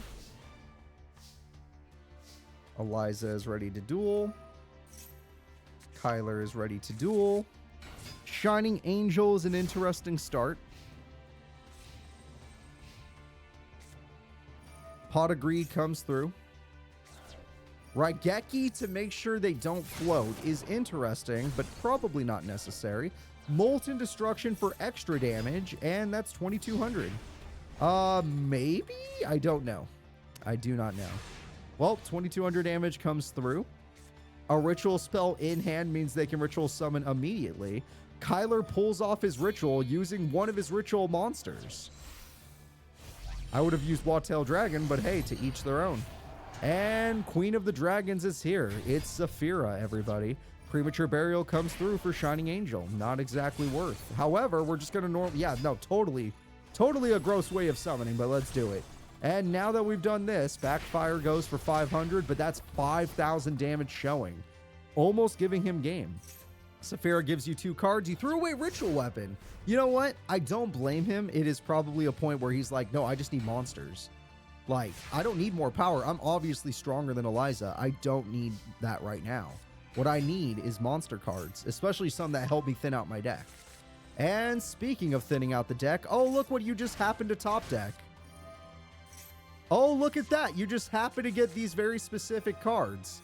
Oh, look at that. Kyler is really good at Yu-Gi-Oh! And is going in with all the Wattail Dragons and Queen of Dragons Saphira. Goodbye. You had no defense anyway. Backfire does its job. Oh, that one summons tokens. Wait a minute. Oh my god, she might have saved herself. I can't believe it. Eliza had the perfect face down card. She definitely saved herself. And she's doing burn along the way, which is very nice. Okay, not a bad play. Saphira, what do you want? Interesting choice. So, now that you're getting overpowered, I bet you wish you had that ritual weapon. The attack goes through. Goodbye, Senju. Oh, not Wattail! All that's left are the boss monsters, the ritual monsters standing strong against the dinosaurs. Manju can get you your last ritual stuff, but, oh wait, you already threw it away. Never mind, you don't have any more. I forgot, he's done. Once these, because he already used all his ritual monsters. Once these ritual monsters are dead, his deck is completely useless. Oh, whoa, wait, what? We have ourselves a synchro summon, and it's going to be her ace monster Giganoto. With this, or Giganoto, with this card, you are in so much trouble. Your life points are almost gone. Only a ritual weapon can turn, well, actually lose to Backfire. Yup, you just lose to Backfire anyway, so it's over. Eliza, who was 1 turn away from death, comes back with an amazing combo, and because of this, she is still standing. However, Kyler's not leaving just yet. He's definitely done, unless he can find a way to get rid of the back row. If he can get rid of the back row, then there is a chance that he can come back. It is extremely unlikely, though. Extremely unlikely. It turns out he needed that ritual weapon. He just didn't know he was going to need it. He thought he had game. I don't even blame him. I thought he had game too. That combo she had with the hand and the graveyard was super nice. Pot of Greed as your last play. It better be good. Harpies is... Wait. Oh, wait. As long as she's not stupid, it's fine. It's as long as she's not foolish. As long as she's not foolish. All right, just be very careful about how many attack points you have. Okay, you're starting to worry us. We like you. We like you. You're really starting to worry everyone. The winner is Kyler! She went too hard, and Kyler actually does win the duel, surprising everyone. That was another extremely back and forth duel. She 100% overcooked. The arrival is right. She cooked too hard, made it too spicy, and couldn't handle her own recipe. All right. Well, let's see what happens here. 6,200 on 2 monsters would have ended the duel. She didn't realize he got his 1 magic cylinder. All right. Ritual weapon is only useful if you can actually ritual summon, which I don't see. Yep. I was going to say, I don't see a ritual summon coming. Okay, we're going to get an eerily TT, and that's a lot of burn. Oh, you went for the worst burn. That was a little bit strange, but who cares? It's still burn. All right, Eliza, you did as much burn as you could. Honestly, it's like you attacked directly. And that doesn't matter.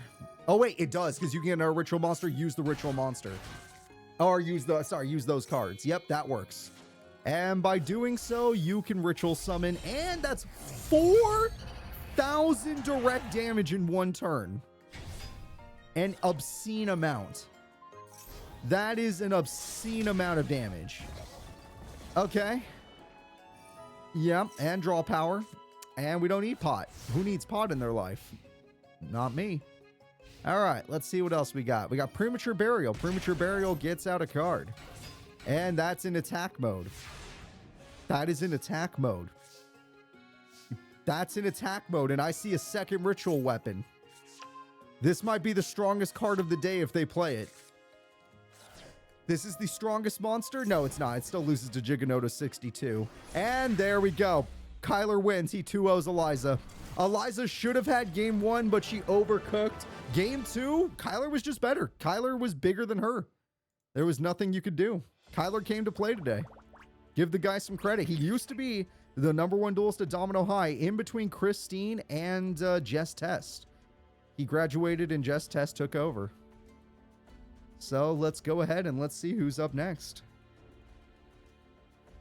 The next duelists will be 2 of the heaviest hitters in today's tournament. It's Gecko Tenma of Industrial Illusions, adopted son of Maximilian Pegasus, versus the Chump, Chumley Huffington. All right. Chumley was once known as a squad league champion and was hype as hell to watch. Let's see if he can be just as hype right now. Taking on Gecko. Both of these characters run insanely powerful boss monsters, but of course, they're not the easiest things to summon. And neither of these characters are very fast. All right, Gecko. There we go. Looks like we're all set. Gecko summons Kaiser Voice Raider. Giant Rat dies, but that's part of the plan. However, Kaiser will get stronger for each time it kills a monster permanently. The Sea Koala is an insanely smart choice. Like, it's... Oh my god. Dude, if you have Harpies, it'll be the most valuable Harpies in Master Era history. Oh my god, we're going classic, folks. Everyone say hello to Koala. I'm going to call you Koala Kong, as in Crash Bandicoot. Marshmallow combos off of this. Premature Burial! He had a backup, everybody! And with his backup, the Marshmacons are going to suffer. Magic Cylinder says no! It wouldn't be the first one, no, but it would have felt so strong. It would have felt son of a bitch. That is thievery. And with thievery, the koala is working for the wrong person now. And that's usually a good card. It just isn't good enough against this opponent. However, it does do piercing, so it has value. Snatch Steal will re-heal the chump. The chump goes for the piercing damage. Also, if he summons 2 monsters, it will buff him even further. It just isn't strong enough either way. 1 trap is in between the chump and death. He's waiting for his Wicked card. He doesn't use Avatar. He uses Wicked Dreadroot. But we'll see if he gets it. Snatch Steal gives him another 1,000. Nimble Momonga. I'm surprised Koala did not attack last turn. I'm actually confused. Yeah, no, I didn't even notice that he ended his turn. I'm completely shocked. Oh, Jama Trio! Oh, no, bro. What are you doing? Just attack. You're leaving him with the... Oh, no. Wait, it doesn't work. You can't tribute the Ojamas. Stop killing the Nimble Momongas. Attack the panda. Oh, you can't attack the panda. Oh, my God. There's nothing you can do. You couldn't... Why didn't you kill it last turn? Why? He can't? Okay, well, even if he couldn't, he's gonna die. He can't summon his boss because of the gosh darn Ojamas. 3,300. The chump has cooked up a victory. Using his Ojama Trio trap card, the Chumley outsmarted his AI opponent. Not bad. Thievery has failed against the chump. All right, we're going into game 2. I'm honestly shocked. The fusion monster was super strong, and Chumley found a way to get even stronger.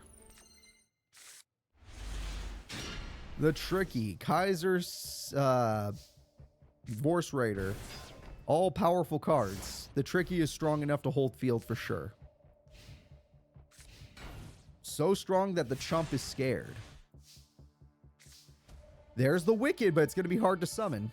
Call of the Haunted. You could go for a tribute summon, just a basic one. Oh my God. Chumley is like, you're not getting your boss. I will block your 3rd summoning zone. You will never get your boss. Nimble Momonga will die, which could result in 2 more if he is lucky. But he does have to be lucky.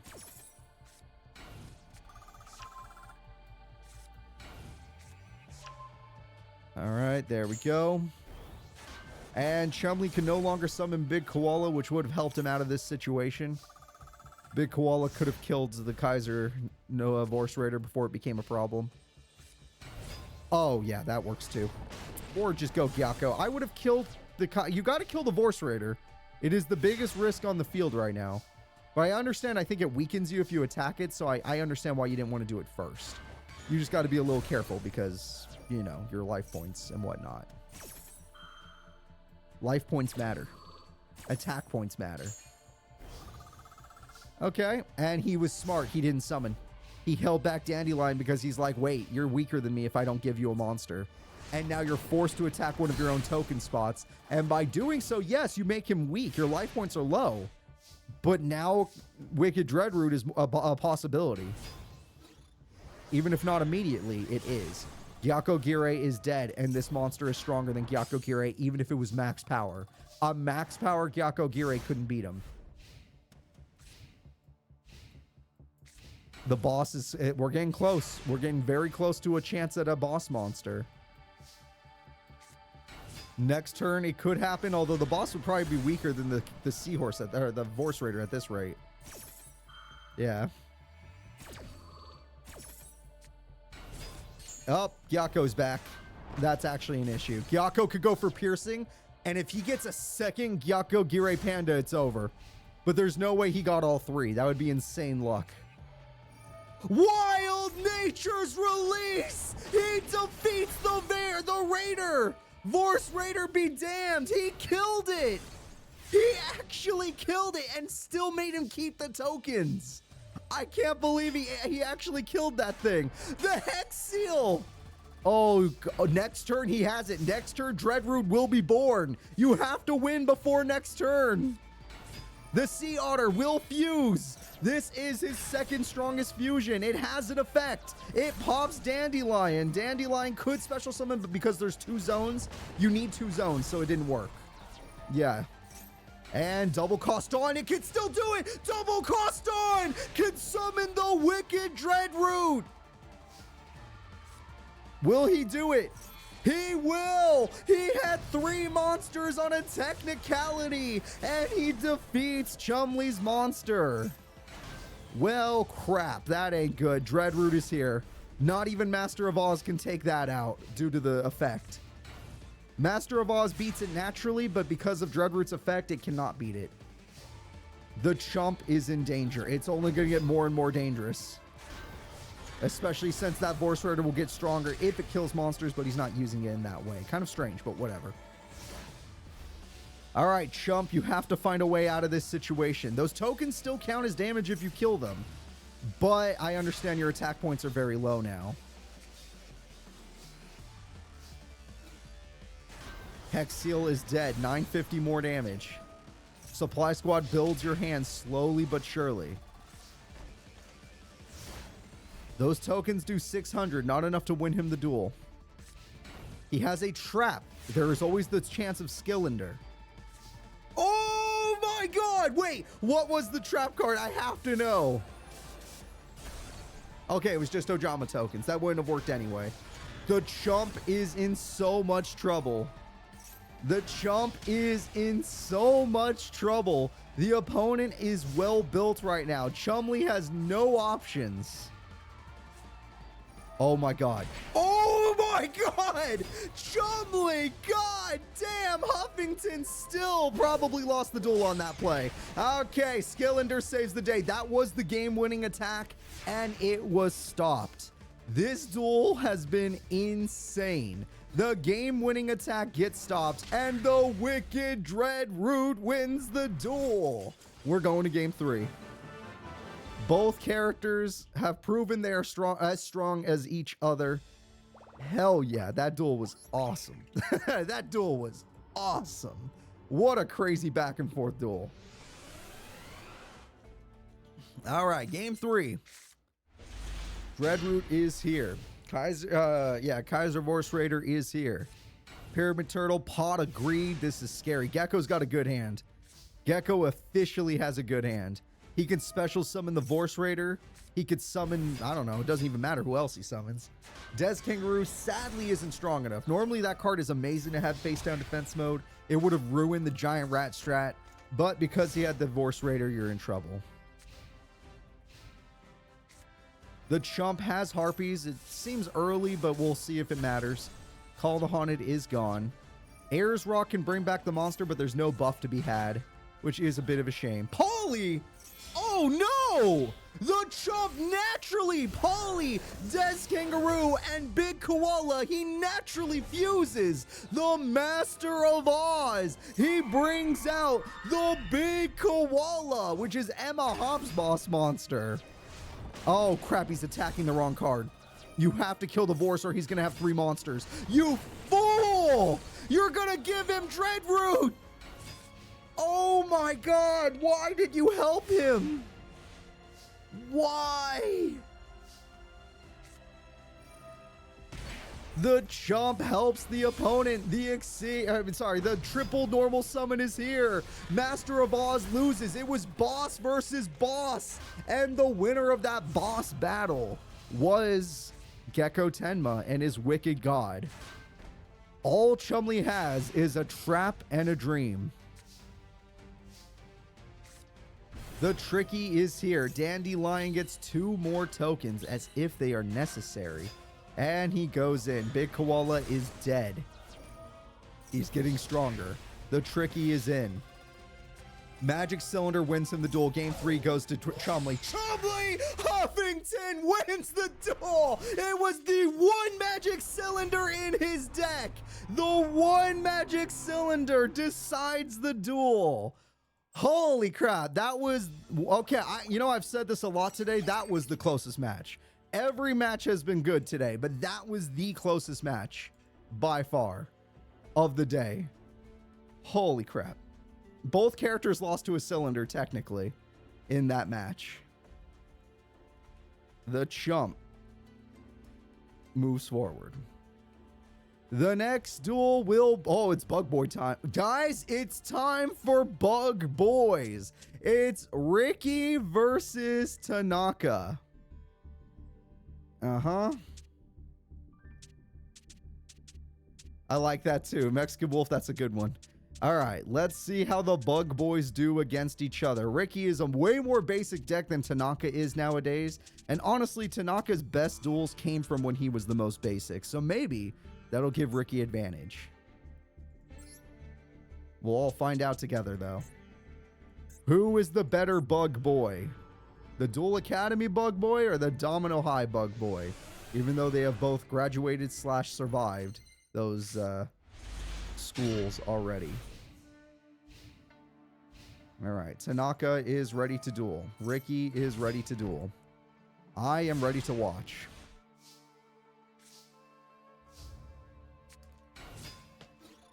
Insect Knight loses to Shrink.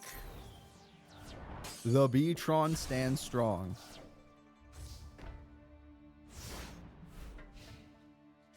All right, what else you got, Tanaka? He's got Pinch Hopper. That's fine.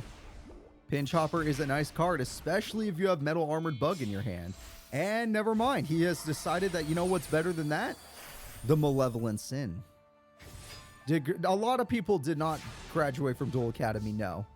They technically didn't graduate. Most people just left or technically survived. If you remember what Duel Academy was like back in the day. All right, Malevolent Sin lets him go for a direct attack. Magic Cylinder says no. Magic Cylinder has been a very clutch card in the Master Era, despite the fact that everyone only owns one.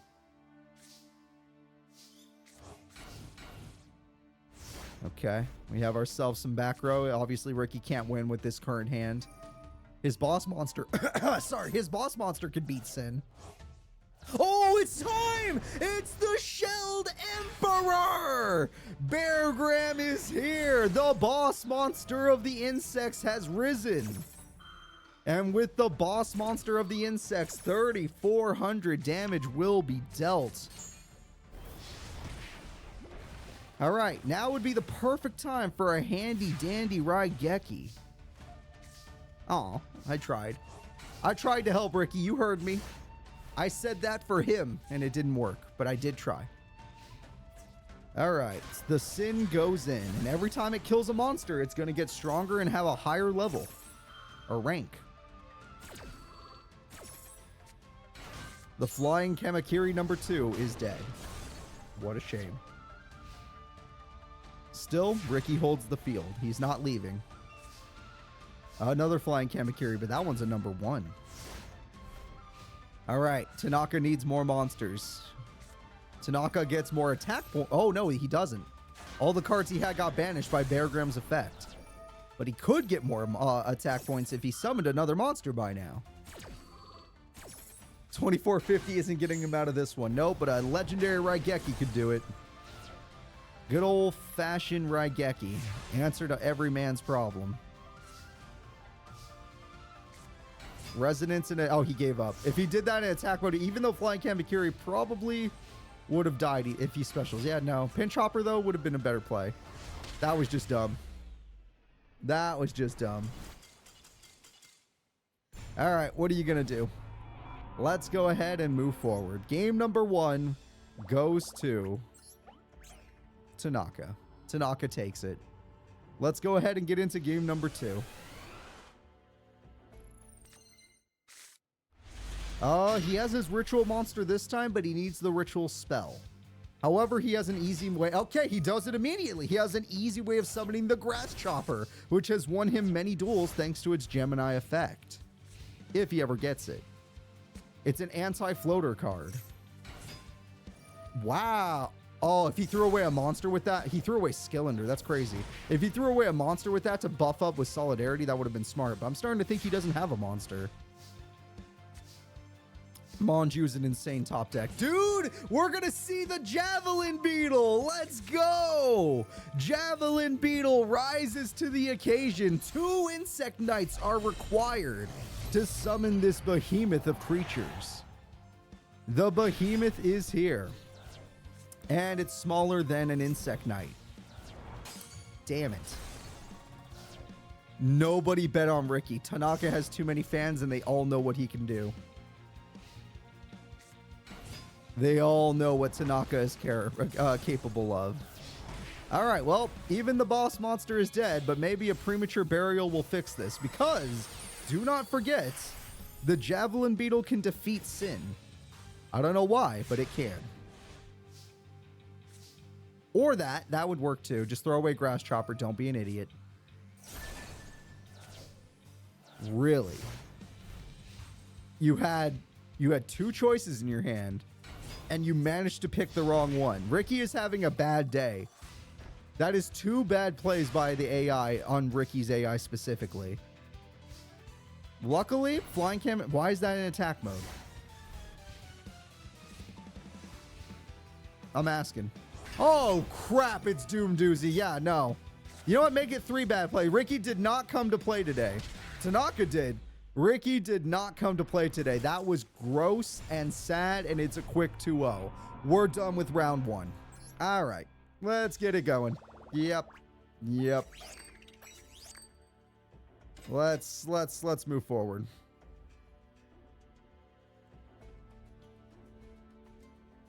So, looking at our screen, we are moving into top 16, where all the powerful duelists lie.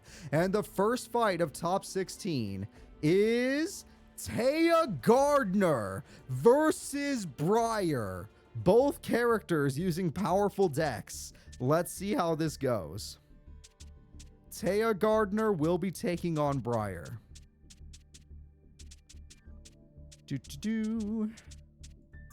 Briar is ready to duel.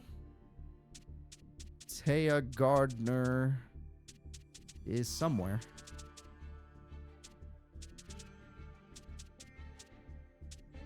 Oh, found her. All right, Taya is ready to duel. Briar, honestly, Taya has one major weakness. If you just pop the monster that has all the equips, her deck falls apart. She is a one and done duelist. She has won 2 tournaments, but she is a one and done duelist. She has one option for winning, and when it dies, she's done. She might be able to come back slowly, but not against Briar and his piercing. All right, let's go ahead and find their faces, and let's start the duel. The duel's already started, but let's get into it. All right, Briar already has Kabuzals. Kabuzals goes in, and Shining Shining Piece is what I like to call it. Shining Piece is going to say no. Thunder King Ryo is on the way. However, Solidarity will give him advantage. He could even get Dark Triceratops and ruin her. However, oh my god, it's Mahavelo! And Mahavelo is looking decently strong. If she had 2 equips, it would have been perfect. But that is looking decently strong. That is her boss monster. It's not her ace, but it's her boss for sure. All right, Kabuzals, I was just talking about this. That's bigger. His boss beats hers. The boss monster, Dark Triceratops, demolishes her. And now she has to find a way out of it. Oh, yep, that would do it. She was holding back a Pocket Raigeki. And now Thunder King is here. But one problem with this certain combo is Solidarity is still in effect, which means he is still the stronger duelist, and that Hydrogeddon is looking thirsty. However, the AI does not know to do that. Okay, fair enough. It's fine. Sabersaurus does good damage. You couldn't kill the Shining Piece anyway, so it's fine. Just would have done more damage. All right, Briar, all you got to do is play Mad Sword Beast and slowly win with your piercing because she can't hide from you. Your deck loves defense mode monsters. Okay, Shining Piece Part 2, of course. Why not? Shining Piece Part 3. She just wants 3 Shining Piece. That's hilarious. And now we're in trouble. That's Giga Cannon. It's Grenosaurus the Giga Cannon. It will do burn, and it will only get stronger. All right. Her shiny piece that sparkles just like the stars in space. I missed that show. That was fun. I know it's shiny teeth, but it works with shiny piece in this case. All right. Well, we're going to get Thunder Nyan Nyan next. Honestly, I'm very surprised. Oh, there will be monsters that get destroyed. Not these three, but there will be. No matter what. And Thunder Nyan Nyan's dead. I was going to say, I don't think, unless she gets an equip spell, I don't think she stands much of a chance right now. Dark Triceratops, yep. His boss is here. And with that boss, we're going to do... Ooh, that's so much damage. Oh my god, it could be over. That was so much damage, he could end the duel. Okay, well... Almost. Oh, wait, it can do it again? Yep, because he could do it again, he's ending the duel. G freaking G. I didn't know he could do it twice in one turn. That's too late for that. Burn, baby, burn! The winner with 2,500 life points is Briar. Once you get rid of her equip spell monster, you got her. That is how it's done, folks. That is how it's done. Let's get into game 2. All right, looking at game 2, let's see how things go. The last time we saw Taya duel for real was during that AI incident where they tried to make an AI of Yugi. Since then, she's dueled pretty peacefully. Still damn good, but you know what I mean. She's not going crazy anymore. That was her second tournament win when she won that tournament. When she was in that tournament.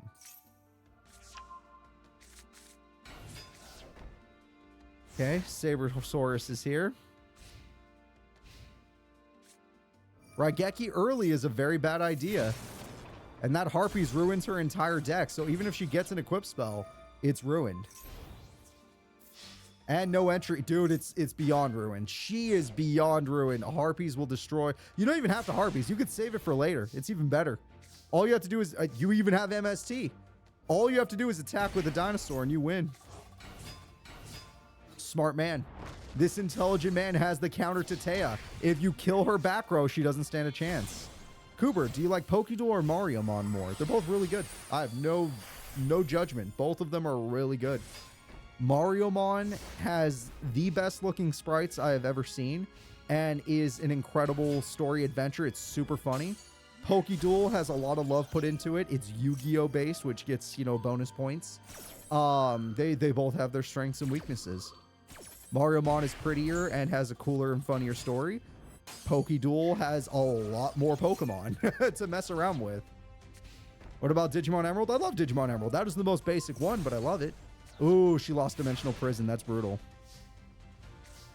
And, oh, he's bricked. Wait a minute. Wait a minute. I thought Taya was done for, but he's actually bricked right now. Taya, do you have monsters? You have monsters? Wait, can you get an equip spell? No, that would have been crazy, though. Oh, you already have one. That's nice. 2,500 attack goes through, but because he still has Harpies, he still has an answer. So if he draws a Sabersaurus, he's got her. That's not a Sabersaurus. That is a bad use of Harpies. I would have waited. You have the life points to spare, and you don't even know if she has a second monster. Sunlight? No. Sunlight Part 2? No. Unlucky. Attack goes through, but she is winning just in monsters alone. She'll hold the field for now. She draw... Oh, that can buy him one turn. He has one turn. As long as she doesn't... Oh, she already used Harpies, right? No, she used Raigeki. Either way, he has one turn. A third Sunlight Unicorn. Honest, so it's not in her hand. She has more than one, but that one's not in her hand. And there we go. All he has to do is top deck a Gillosaurus. If he can get a Gillosaurus, he can win. Damn it. Cubazals isn't bad. It's just not good enough. Oh, Briar, I actually had some hope for you there, dude. Taya's kind of got you right now. Any equips? No, where's your equip spells? Oh my god, stop getting your stuff. Get your equip spells. Honest. Okay, well, she had... I guess it didn't matter. She had Honest. He needed Hydro-Geddon. Yeah, while they were in defense mode, that would have been good too. 1,800, victory. We're going to game 3. Sorry, guys. We are going to game 3. He couldn't draw the right dinosaurs. So, let's get into it. Who deserves top 8 more? Who would you rather see? Do you want Taya Gardner or do you want Briar? Who is your favorite?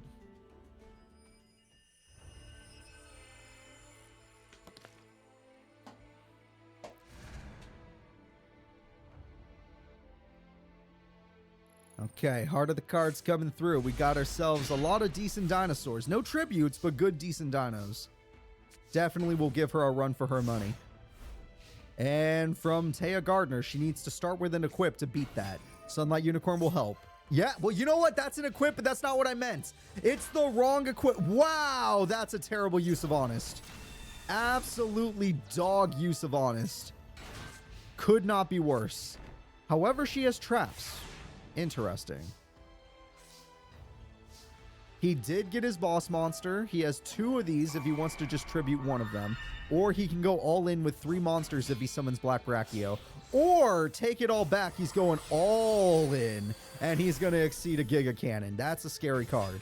Black Brachio does not use its effect. Mirror Force! The only Mirror Force! At least natural Mirror Force in Master Era. And there it goes. Granted, he hit the other trap, which is dangerous. Getting rid of that other trap is diabolical. All right, equip spell. God damn it. The only equip spell she happened to get is Premature freaking Burial. If you put that back in your hand, you're a genius. But I've never seen the AI do it. Main phase 2 would be the time to do it. But the AI is typically too dumb. Yep, too dumb it is.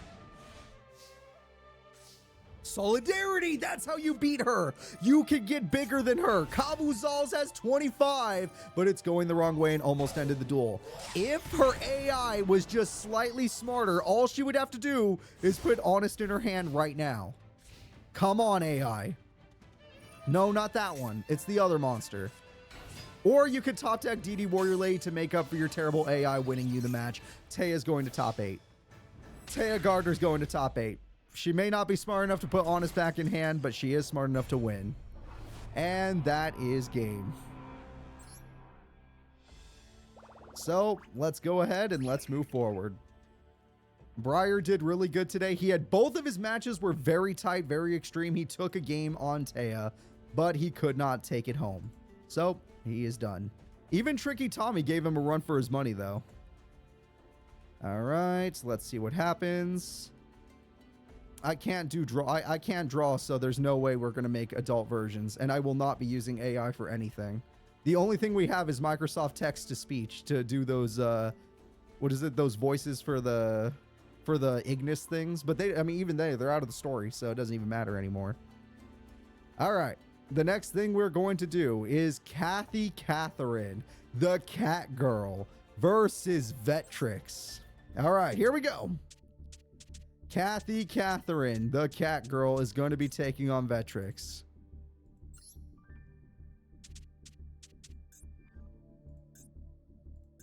There we are.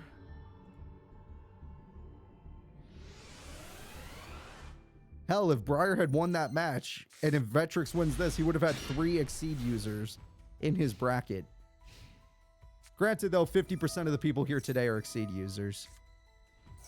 All right, there we go. And good old Vetrix. Where are you?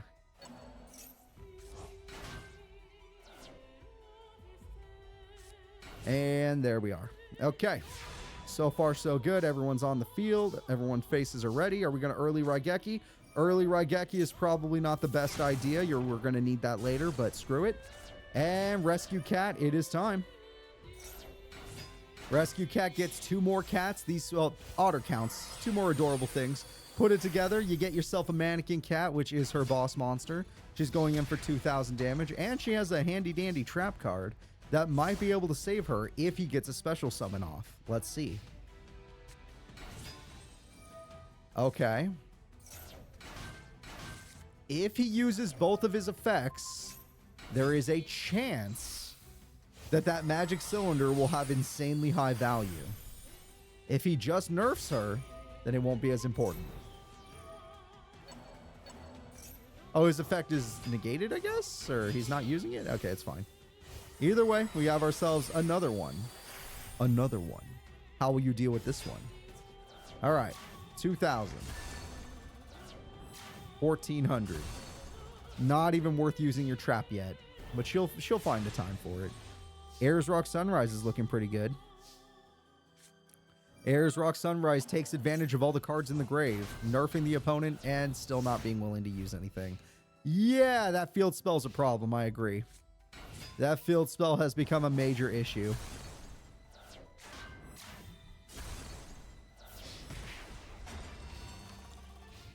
Vetrix, are you serious? The Heraldry Beasts don't have any beast monsters among them? That's really dumb if that's the case. I don't even know. I assume they were like psychic or something, or I don't know, but still. All right, attack 1900 and GG's. Supply squad. Yep, Cat Magic Cylinder, field spell too strong. And thanks to the field spell, we're going to be moving into game 2. I feel so bad for Kathy right now. She beat my Valentine, for crying out loud. Come on, Kathy, fight back. Do something.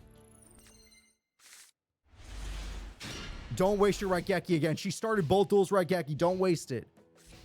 Oh, for the love of God. It's just a face down set. Do not waste it. Yeah. Okay, well, her odds of winning are 0.5%. If he gets a field spell, I'm going to say 0%. Yep. 2 beavers put together. What are you going to get? You get a Mannequin Cat. Very good card. Nice 2000 attacker. Mannequin Cat's like, you can have your monster back. And you know why? Because I want a new monster. Rescue Cat's like, hey, that's a cool idea. What if I got you 2 monsters? The Double Otter's like, wait, you like cats? I like cats. What if I did this? Mannequin Cat Part 2. Now she has 2 Mannequin Cats, making it an even harder ordeal to deal with her. Unless he gets his field spell. Then it's going to be a problem. All right, so 2 Mannequin Cats standing strong. She did more damage than last time. And he's going to crash. He has a bad hand. It is official. He has a bad hand if he had to do that.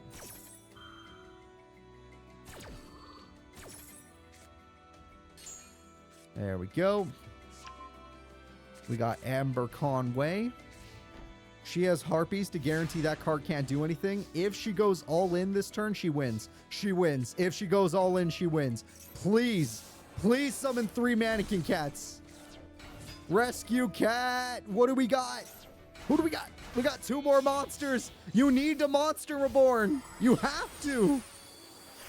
It's for game. Monster Reborn. Let's go, catch it. Wait, can that card attack directly? I know it's a Leo, so it's technically a cat, which is why she likes it. Okay, it works. It works, folks. We're good. Cat-chan takes a game on Vetrix. Yes. Okay. She can do this. She has proven she can do this. No field spell, no chance. Get in there. Game 3. 1 more cat attack. That was thievery, but to be fair, all cat cards should be hers, and that was a lion. Her and Sunny Snips. Crap, that's a first turn field spell. That's a bad sign. That's a very bad sign. Harpies is nice, but yeah, I don't like the odds here. Do not like your odds here. All right, cat card summons other card. This gets rid of face down. Exceed gets rid of the other monster by battle. That's how we do it. That is exactly how we do it. Sadly, he's guaranteed to exceed next turn, but at least you got rid of his field so he can't double exceed. If he does double exceed, we're in trouble. All right, so this is 1 guaranteed exceed monster, which will ruin the Mannequin Cat for now. Sir, it's not that complicated. There are 2 monsters in your grave. You must summon both of them. Sir, it is not that complicated. Come on, AI. Figure it out. There we go. And with that, we're going to get ourselves the Genome Heritage. Again, as long as he has that field son of a bitch, he has... But okay, I didn't know he had that too. Well, we're in trouble. 2 of these is a problem. There is good news, though. And the good news is, if she gets Harpy Geki, she wins. If she draws Geki, she wins the duel. Raigeki! What? Are you kidding me?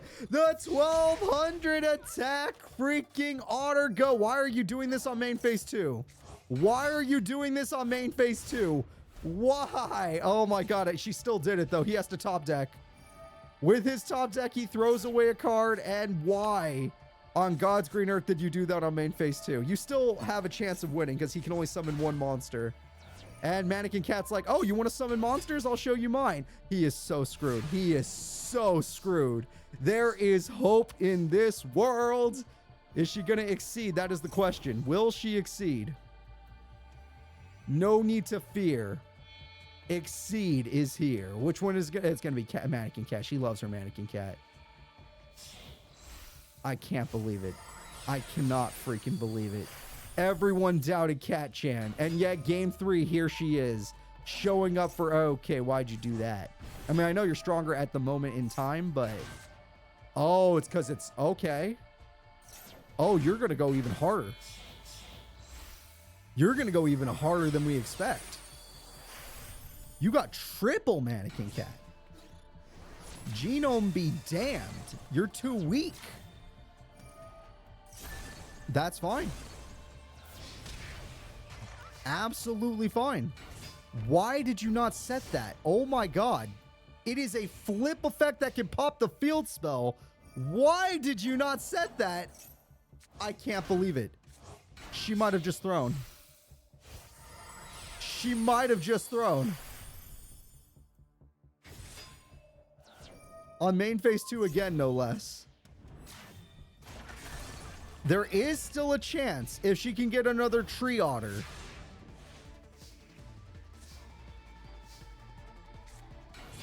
Wait, there's one more exceed she hasn't shown. It's the Cat Shark. The power of Cat Shark goes in. It's time for Obelisk, the cat mentor, with 4,000 attack. She is not done yet. She may be out of Mannequin Cat. Well, she's out of summoning Mannequin Cats, but she still has the Cat Shark. And the Cat Shark will not die. You almost died. You almost died. Your life points are almost gone. You saved yourself, but you almost died.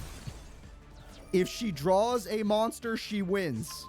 This entire duel is decided by if she draws a monster card. That is a monster card! Rescue Cat, let's go! With the power of Raiko and Mannequin Cat, Cat-chan on game 3 with 600 life points has won the duel.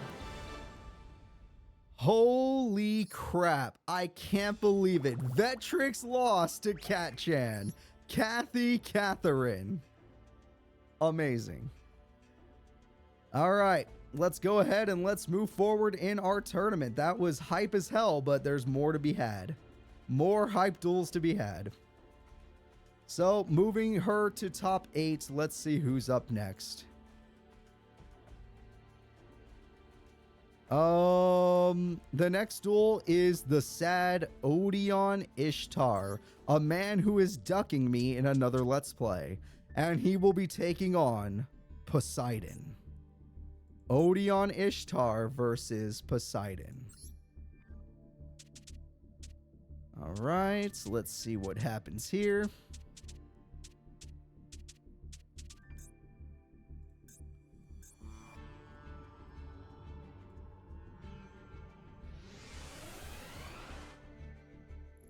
Odeon is ready.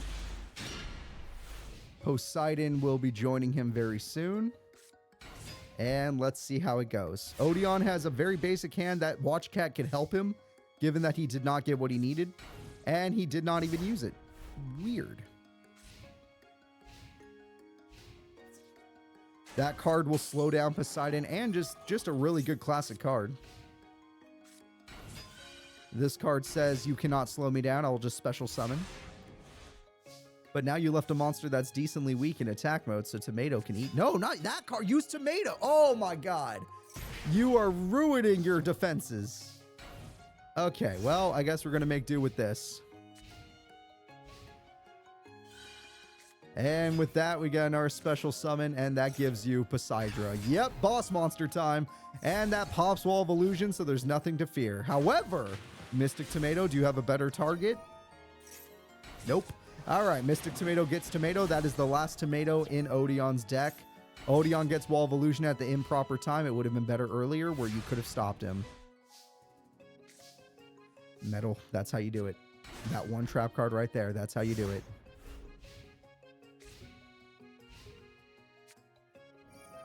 Shit. That trap card was the answer to so many problems, and now it's gone. That card can attack directly. That card can attack directly. That's cheating. What do you mean those cards can attack directly? And we have an Exceed. Everyone, is it Torpedo? God damn it, it's Armor Torpedo. Okay, Odeon, you could just say no. You're not gonna win this one. Oh, look who we got as Mystical Beast, and it doesn't matter because you never used your Watch Cat, which I remember Marcel uses his Watch Cat, even in robot form. Giant Germ does burn. Death is upon you. Armor Torpedo goes in. And with that victory, I'm afraid that I don't like Odeon's odds. Let's try this again. Odeon, maybe this time use your goddamn cat the way you're supposed to get your card that gets you started. Even then, you didn't draw that many traps, and your deck is mostly traps. You drew like all your monster cards. There you go. There's some trap cards. All right. Thank you for following, by the way. Sorry if I missed that. It just a little distracted by bad AI.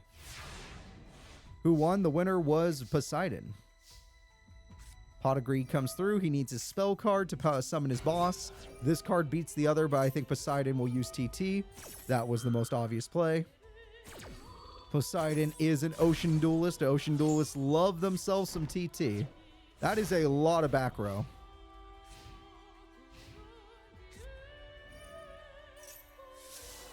It's all gone. It's all gone.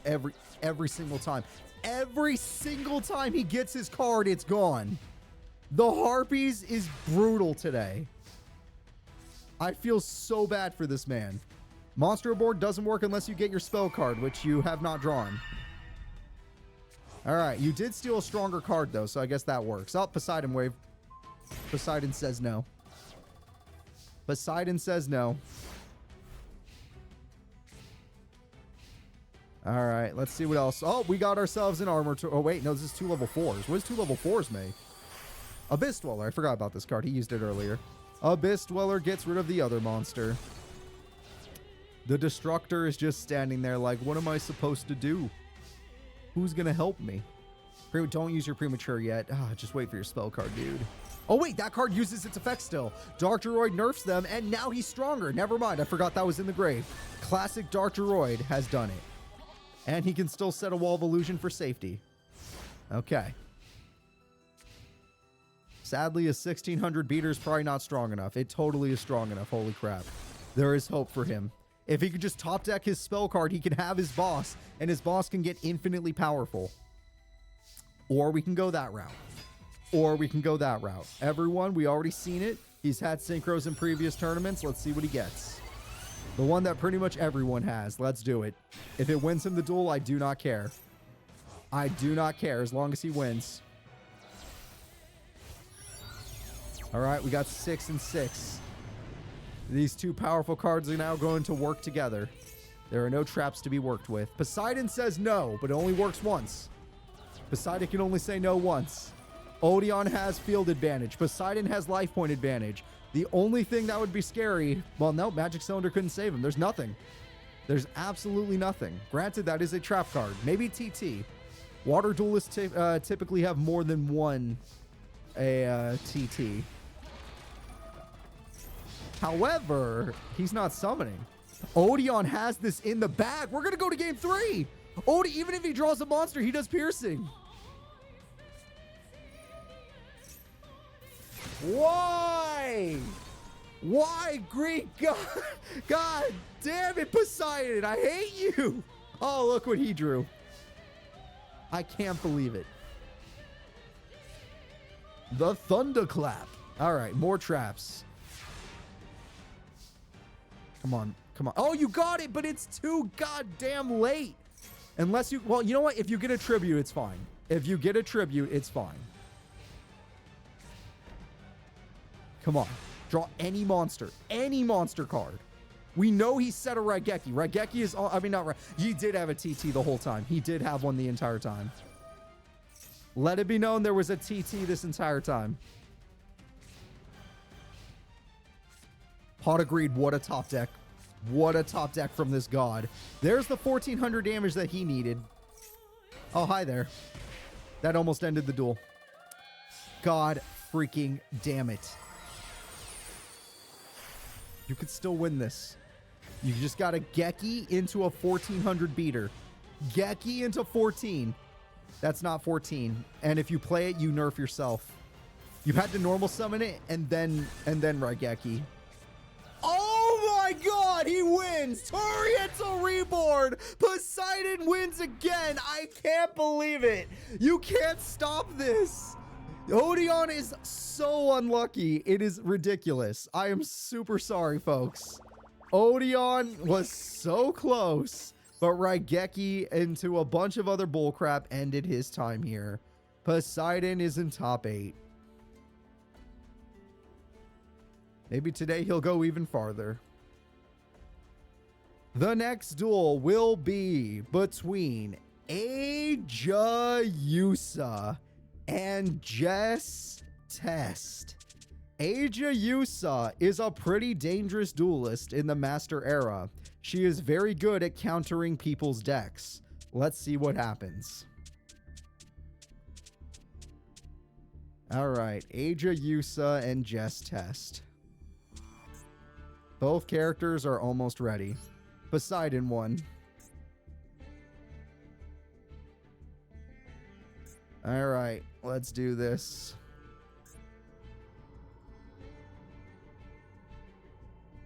Aja Yusa is on your screen. Jess Test will join her soon. Let's see how these two duelists do in today's tournament.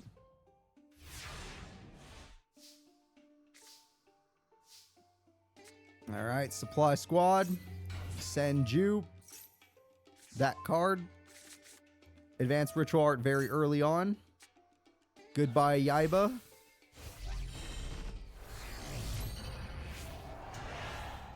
Ancient and Ascended. Let's go. That's too much. There is no trap hole. This is very bad. When Aja Yusa doesn't have a back row, that means she's had one of her worst hands possible. It's an all monster or spell hand. Luckily, she got Gigaplant, so there's value there. But if she has no traps, Aja Yusa has one of the worst hands she could possibly have. I'm surprised the AI doesn't use that. She has the other ritual spell. I guess she doesn't need it right now. She's winning. Victory is all she cares about. Alright, with this, we're going to special summon. It's going to be Gigaplant. Gigaplant gives you another special summon. It's going to be Titanial, and they're all dead. Every single card just died. Every single one. Yeah, she has a ritual spell. I can't remember. I swear I thought she did. Or was it Kyler that did? Doesn't matter. She made it this far. Senju, go.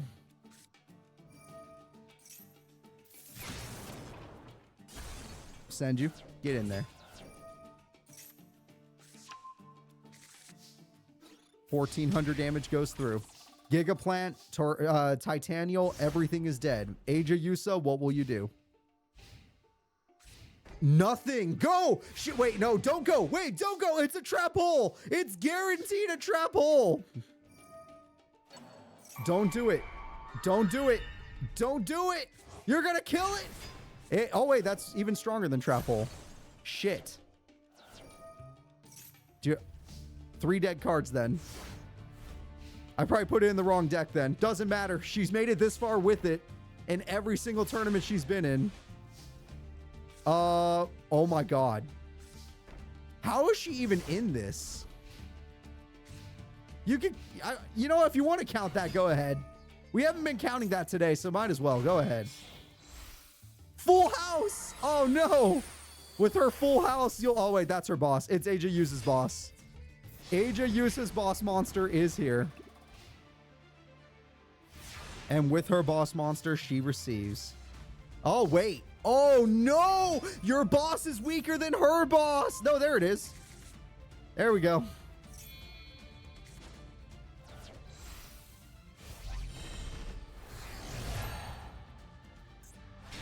Oh yeah, that's any light monster. It doesn't matter. It works. Bottomless gets rid of it. Damn it. Damn it. It's gone. Savaris. It's been devoured. She devoured it. It's illegal, but she did it. You're allowed to eat opponents.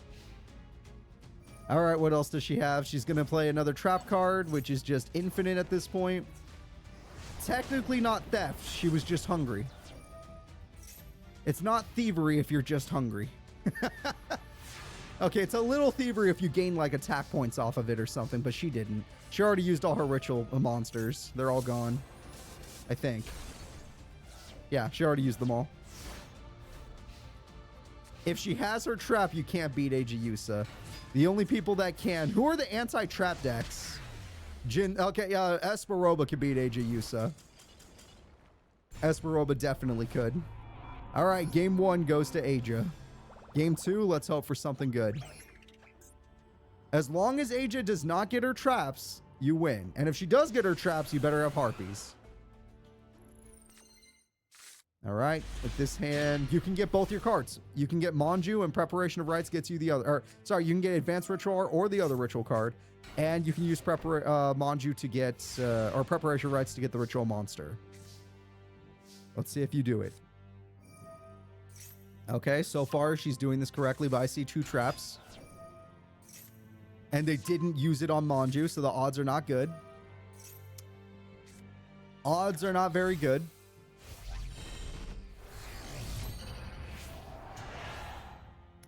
And whoa.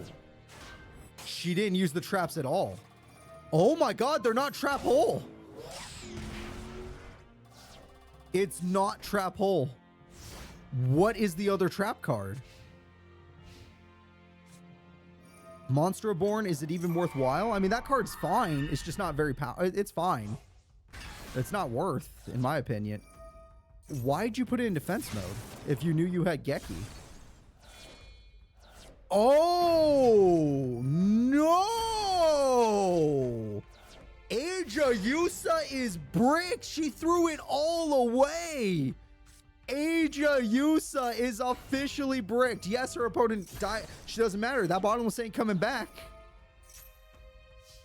Aja Yusa is in a lot of trouble in game 2. What will you do, Aja?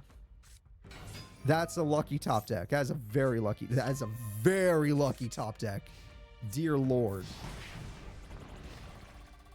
The only good news is that Supply Squad will keep giving Jess new cards. Because we know she's... Oh, wait. Premature? Into your boss? Yes. Even if it dies, as long as you have Hunter Dragon, that's 2 traps needed. And they only have 1. And they only have 1. What is that other trap card? And they only have 1. Oh my god, Geki. There is hope. There is a lot of hope. That monster has its own effect. It brings back... Oh, it's for exceeding. That monster likes to exceed, but instead they chose traps. Interesting. It's almost like you psychically knew your opponent had Raigeki in their hand. Very interesting play. Preparation of Rites. With Preparation of Rites, they're going to get their boss monster again, but they don't have a way of... Oh, yes, they do. And they're going to summon their boss, and you're going to suffer. Because even if that dies to a bottomless, there are more to come. Hunter Dragon will rise. Bottomless says no. Supply Squad said... Oh, Alexandrite's even bigger.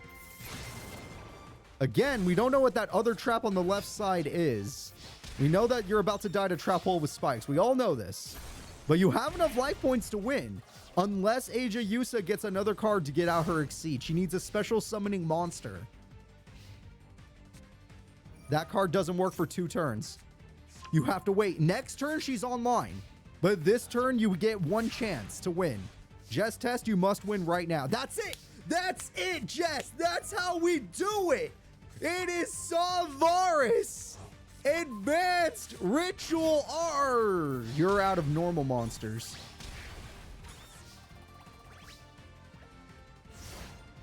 She drew Luster Dragon. She drew all 3 Hunter Dragons. She drew all 3 Hunter Dragons. I didn't notice. I didn't notice she drew all 3. Oh my God, I'm an idiot. She drew all of them. She doesn't have the right levels because she drew 3 of the same goddamn monster. Oh no. The winner is Aja Yusa. Aja Yusa 2-0s the opponent. All right, well, let's go ahead and move forward. And don't worry, we'll mess with Jess's deck the next time. I thought that our ritual spell was a specific, but it wasn't specific, which is fine. All right, she still has done amazing in every tournament she's in. The next duel will be Crow Hogan and Riley Akaba. Crow Hogan is going to be a very exciting character to watch. He has not been in the Master Era tournaments for like a little bit. He was here, I would say, like what, a month ago? Maybe 3 weeks ago? Maybe a month, I don't know. And his deck has obviously been improved. We saw the improvements last month and they were very good.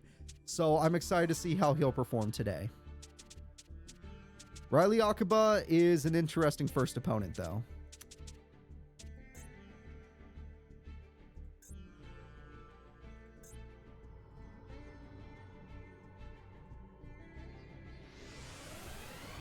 All right, Crow Hogan is ready.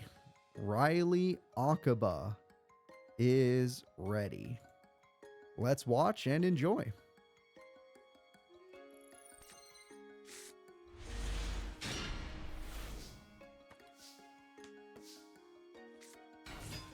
Sherry LeBlanc got him last time. Well, look at that starting hand.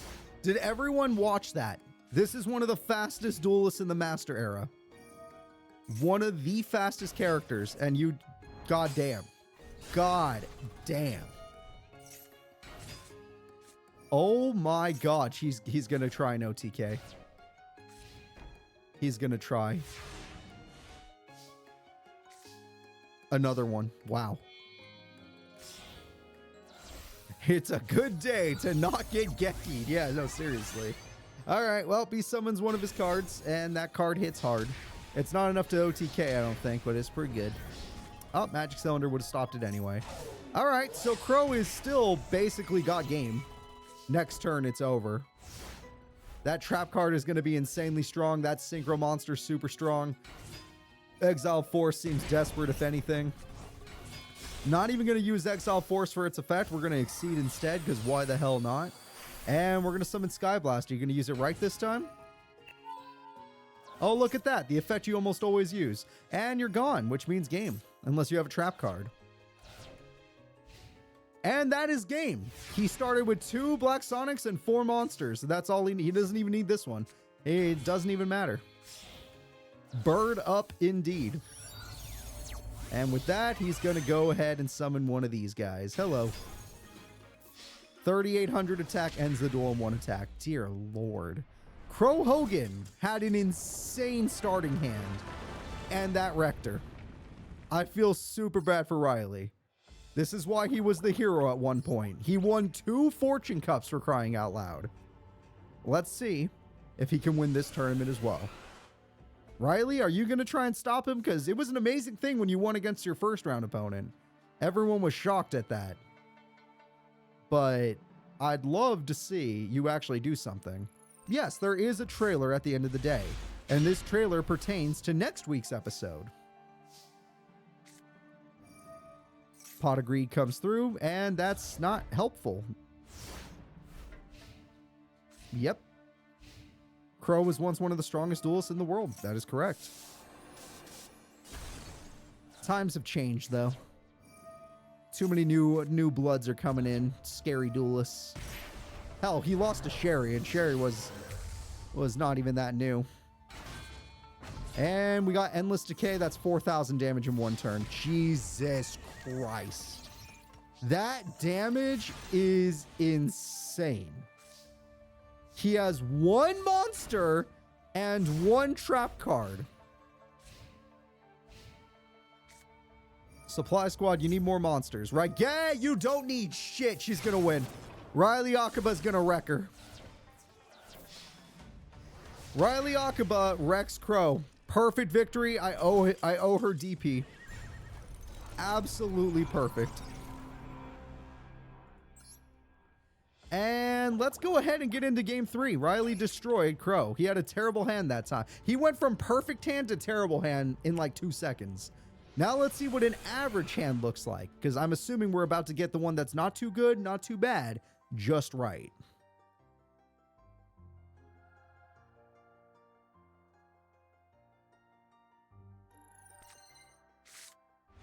Okay, what if it was all monster cards? And also you got to count that. You got to count that. All 3 of those at the same time, all together, by the way. Pyramid Turtle wanted to die. This was part of the plan. Endless Decay re-rises with 4,000 attack. A Synchro Summon is a good idea, but can it beat 4,000? That is my question. The winner of the last duel was Riley Akaba.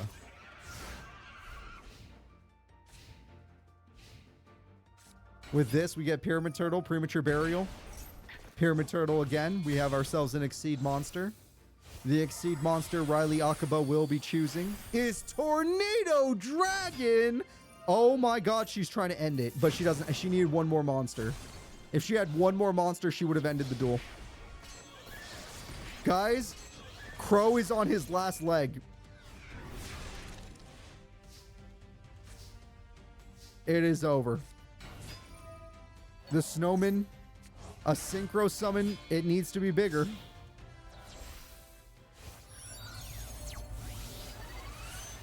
Armed Wing is not strong. It beats Tornado, but it's not strong enough to stop this.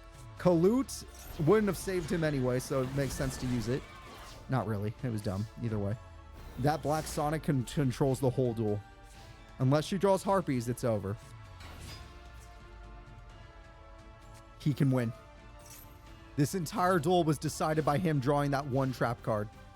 This entire duel, she was about to win. Let it be known, Riley Akaba put Crow on the ropes. But at the end of the day, Crow Hogan will be moving forward. Crow Hogan has won. All right, let's go ahead and move forward. That was a really close match. Riley almost had Crow. If Crow did not draw that trap, she would have won. All right, so let's go ahead and see who's up next. The next duelist will be Bandit Keith, the #1 American duelist versus Kyler. It's time for Bandit Keith to take on Kyler.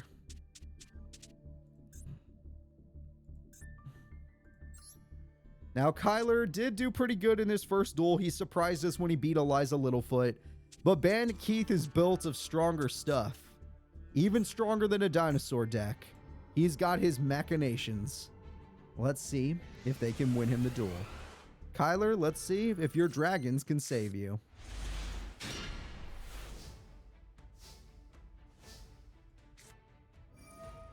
He already has Heavy Metal Raiders, which is one of the best cards in his deck. However, Kyler, can you exceed on the ritual on the first turn? Kyler rituals on the first turn. And by doing so, he summons his Saphira, Queen of Dragons. That monster will not die, and because you made it face up, now it's use. Okay, that was not a great idea. That is not an idea you should have had, Kyler. If you were going to end up Raigekiing, why not do it on main phase 1 where you could have done damage? That was an insanely bad Raigeki. Mechanical Chaser hungers for battle. You're in so much trouble. You're in so much trouble, Kyler. You really messed up with that Raigeki. There were much better plays to be had. There were, yep, even Kyler's scared. Kyler has the boss monster right there, and he's like, I don't know what to do. Wow, you're taking it easy on him? You didn't even normal summon. I know you get a special summon, but you didn't even normal summon. And you had a choice. Manju is useless. Mechanical Chaser is not useless. I'll say that for free. Mechanical Chaser, you sacrifice your life points. Bandit Keith is not not afraid to sacrifice life points. That was a terrible monster to set. Why would you ever set that card? Okay, Kyler refills his deck. He just wants to make sure he can pull off any necessary combos. Heavy Metal Raider says no. Again, though, still a bad play. And Keith, you think it's time to start crashing? Attack goes through. Heavy Metal Raider says hi, Mechanical Chaser. Attack goes through. Saphira will not die. Attack goes through.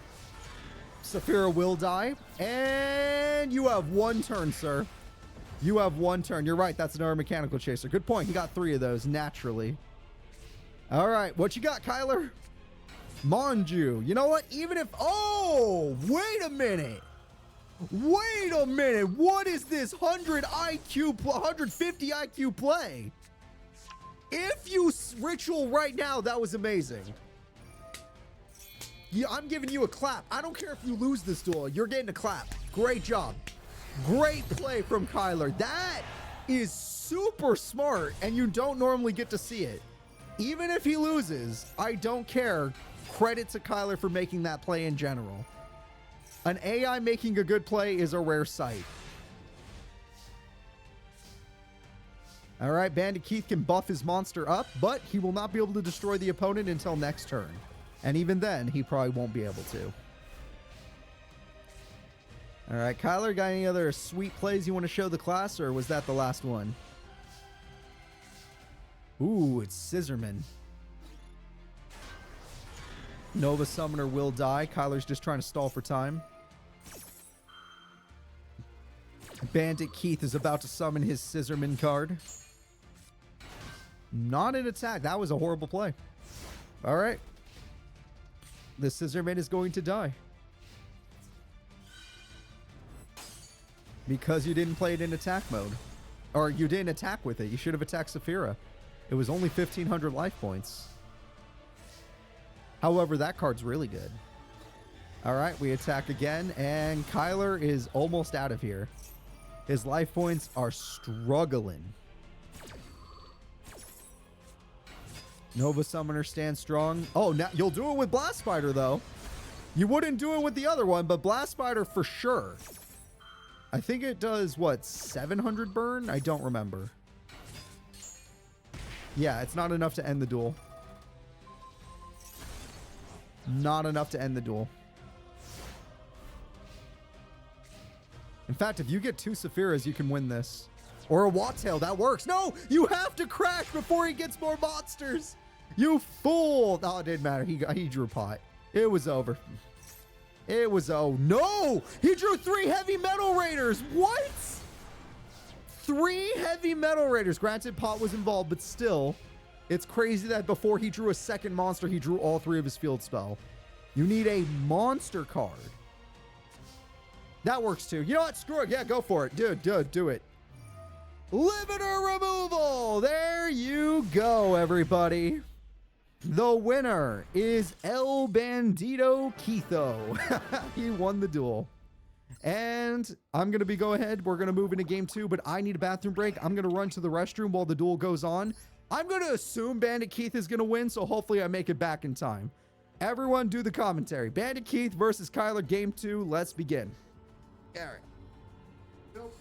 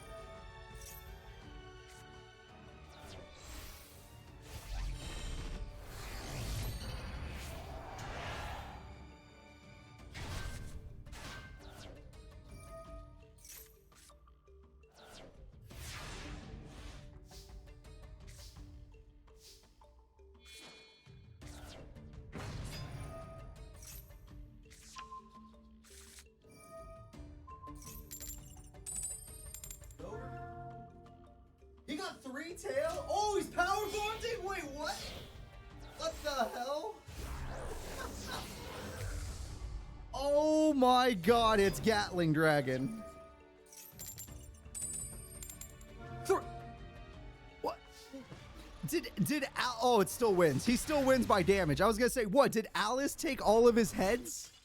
Remember when Alice was doing all those coin flips? He just couldn't. He got 6 tails in a row. Holy cow. Kyler is done for. Bandit Keith is a menace. We even got to see the Gatling Dragon. He loves his guns. This man loves his guns.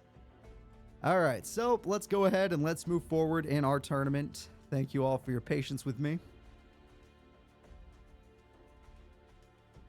Now that we are moving forward, let's see who's up next. The next fighters will be, oh dear lord, this next duel is going to be rough.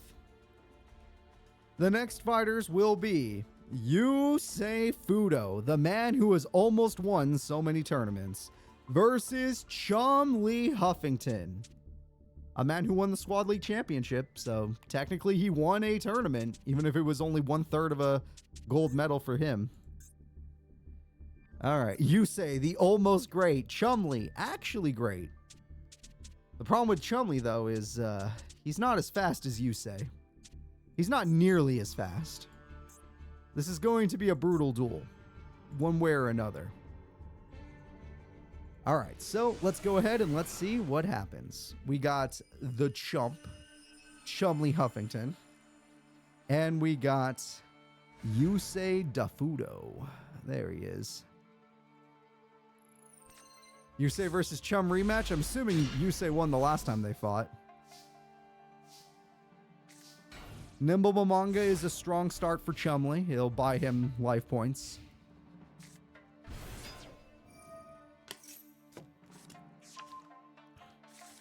Yusei's already starting off by getting his Stardust Synchron. He's got tuning for days because he keeps getting that card. Is this going to be an oops all tuner situation, or did you throw away a non-tuner by now? There we go. That's a non-tuner. That works. And that is what you do. There you go. Oh, wait, that's a tuner. That one's a non-tuner. Stardust Trail. What do you do? Yeah. Okay, Yusei's online. Let it be known, Yusei is online. And the first card he has decided to summon is his legendary Stardust Dragon. Get a token so that you can even summon even more monsters. However, you're going to summon this card, and that is not good. Oh, no. Oh, no. We could be going Shooting Star. It's possible. We're going Excel Synchro, and the Excel Synchro results in... Oh, he wants Warrior. He chose Stardust Warrior. Also a good card. All right, Nimble Momonga into Nimble Momonga.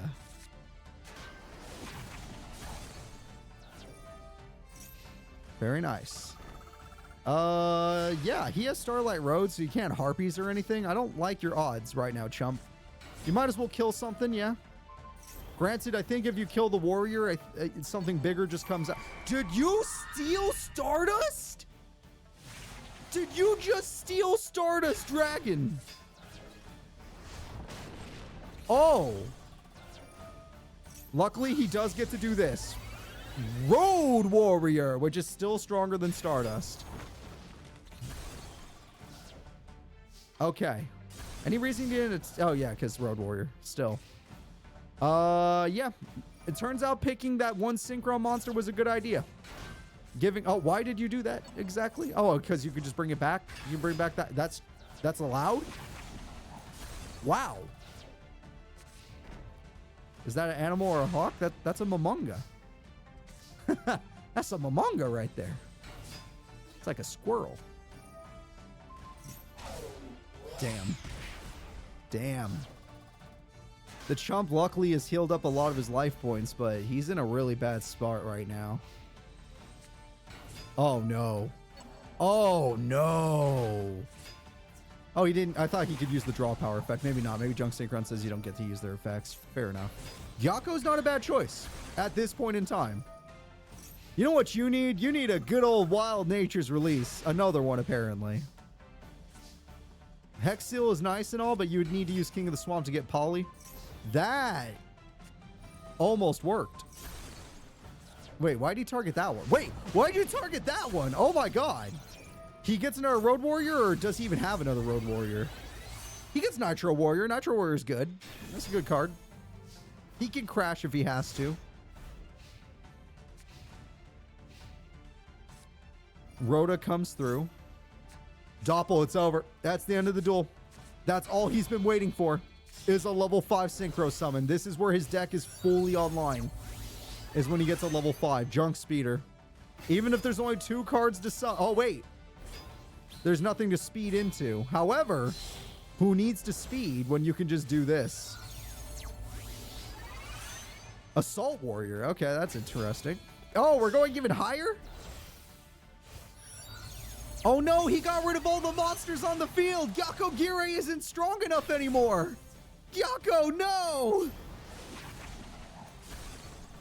Yeah. It's not enough to win though, right? Oh, it is, because the spell card Rhoda was activated. Reinforcements was activated. And because of that, it is over. Game number 1 goes to Yusei. Honestly, I'm impressed Chumley was able to do 3,500 damage in general. The fact that Chumley was fighting was a surprise against a deck that is that fast, because Chumley is not a fast duelist. Chumley is slow, methodical, and smart. He uses tactics. Also, he hits hard. If the chump gets his combo, he hits really hard.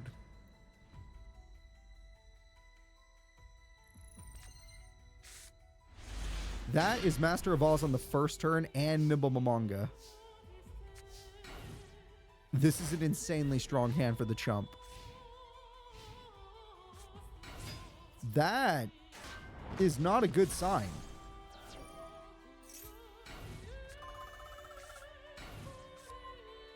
That is not a good sign.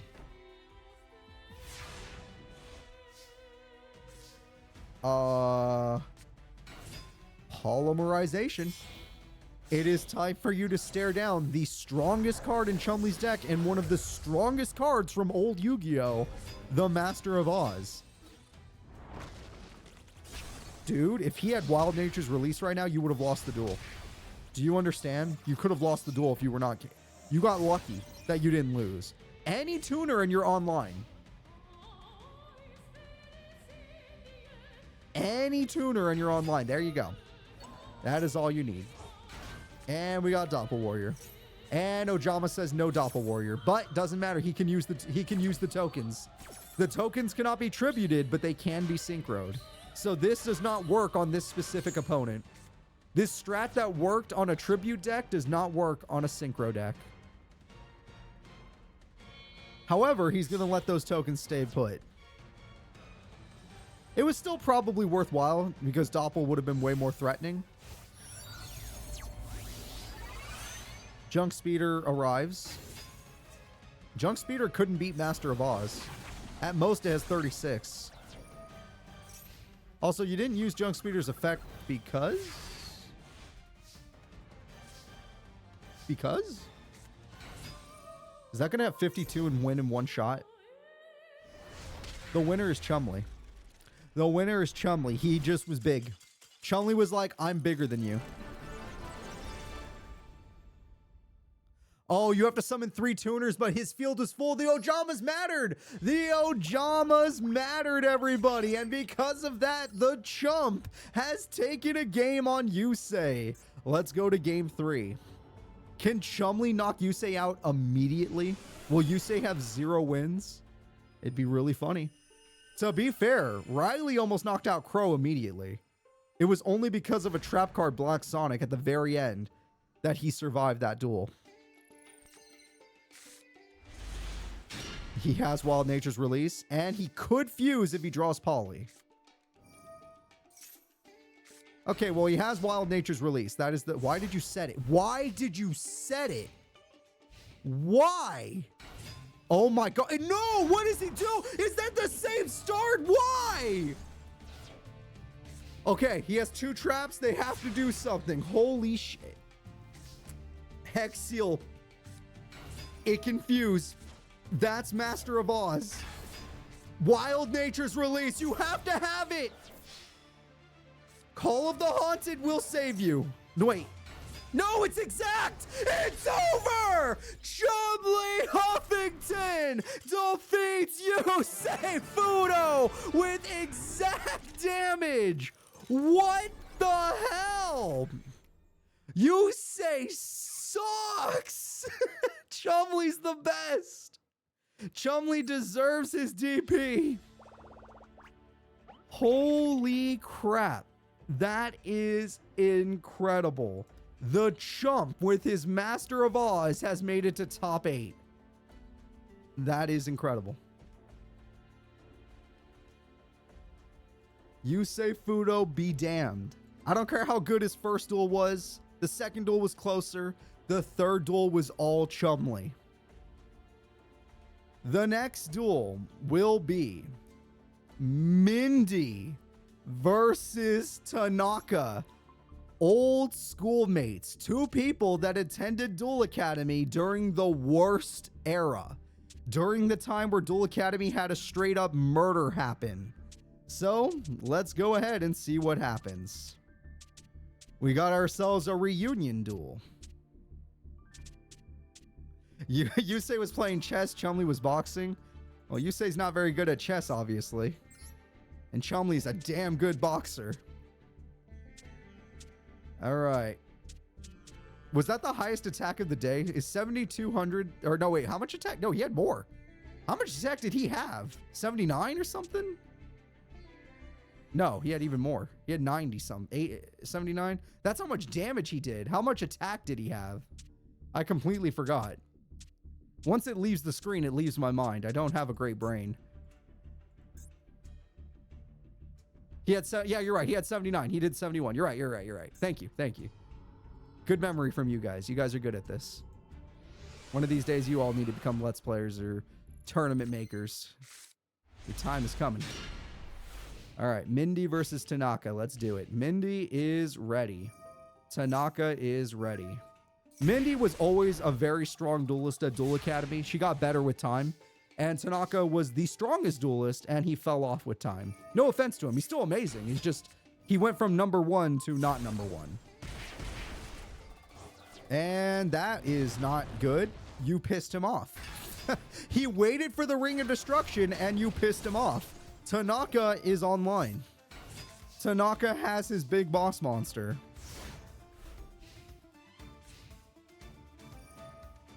Cauldron is here. With the power of Cauldron, we're going to do 600 burn. And with the power of that card, she can win the duel. She has a 100% chance she can win this duel if he's too slow. That gets rid of Giant Rat, which is very important. Mystic Tomato stalls 2. Wow, she had 2 floaters. She has 2 floaters to hold him back because she knew that he could pop Giant Rat. Mystic Tomato stalls for time. Mindy is holding on for dear life. She's had experience with Tanaka. She knows what he's capable of. This is good burn, though. The wave motion has 1,000 damage on it so far. Resonance is here. We got ourselves Malevolent, which I believe can banish the card, or does it have to be face down? I don't remember. It can. It banishes the card in order to give them direct attacks for game. Mindy says no! Mindy will not allow it! Sin almost gave them game! And Mindy said no! The goats are here! Alright, with the power of goat, she is still alive. Next turn, he dies. He won't die this turn, but next turn he dies. He has to win somehow. You know what? Using your monster's effect, maybe. Bear Graham's effect gets rid of everything. That gets rid of that. Solidarity times 2 only works. No, no, that is not worth it. Oh, because never mind. It's totally worth it because you get a bigger monster than Sin. No, actually, oh, that, yep, it was worth it. It was worth it, but it's still not enough damage.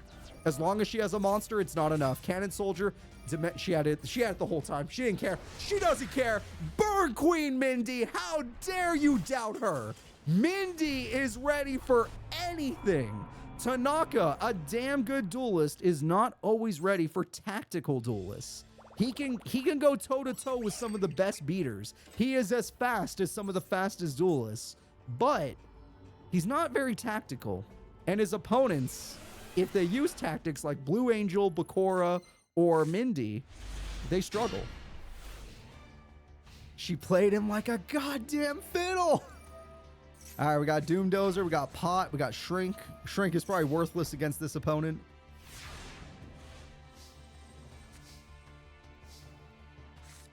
We got Bear Graham on the first turn. Why not? Everyone loves a good Bear Graham. We got second one waiting. Giant Rat comes through. Giant Rat summons more Rat most likely. Shrink is still useless because even if you use it... Oh, well, yeah, that too. Bear Graham's effect also. Even if you use it on a floater, they'll just float into something else to kill your guard. Yep. Oh, look at that. It's a floater. I use Shrink. So you at least got to use it. But they're just going to float into another Mystic Tomato, and you just thinned out Mindy's deck, giving her a higher... Or Cannon Soldier. You just thinned out Mindy's deck, giving her higher odds of getting more burn cards, because now she's not going to draw monsters. Also, that's 2-wave motion cannons you need to draw. You need to draw it, please. Sir, that is useless against her. You're the one... You need to draw Harpies. You can't attack now. Not directly, anyway. That's 2,000 burn. She got Harpies, of course. You don't even get TT. Okay. The attack goes through. Tomato once again. How does she keep drawing the tomatoes? Oh my god, she had the perfect amount. 2,000. What is her monsters in our Cannon Soldier? Yep, she loves her some cannons. Anything that helps with her burn strat. She is patient. Yeah, I guess that wouldn't have worked anyway. Des Koala would not have worked anyway, so it makes sense. He doesn't have a hand after all. Malevolent Sin, okay, he has game. Unless that trap card is Dimension Wall or Scapegoats, he has game. And he threw game away, never mind. I thought Sin was going to use its effect. It was Scapegoats anyway. It was Scapegoats anyway. So technically, we're going to do the same amount as we would have. He should have not used Bear Graham's effect. Really shouldn't have used it. Funny, because last duel he was using a What the? Did you see how Sin just dusted that goat? The goat got dusted. Don't use Bear Graham's effect. You got this. Use Malevolent Sin's effect. This is game. Bear Graham messed up. Bear Graham messed up. You had game. Why? All right, heart of the cards. Will she get one card to rule us all? Gorilla Kite, Monster Reborn, Giant Rat. Is she going aggressive? Synchro Summon? Oh, she wins. She wins. It's the blood. It's Mr. Mephisto, the burn card. Gorilla Kite does 5. Wave Motion Cannon does 4. 300 exactly. I owe her DP. Mindy knocks out Tanaka. He is terrible against tactical duelists. He can beat anyone else, but if you play tactically, he cries. All right, Mindy, the Burn Queen, has advanced to top 8. Great job from Mindy.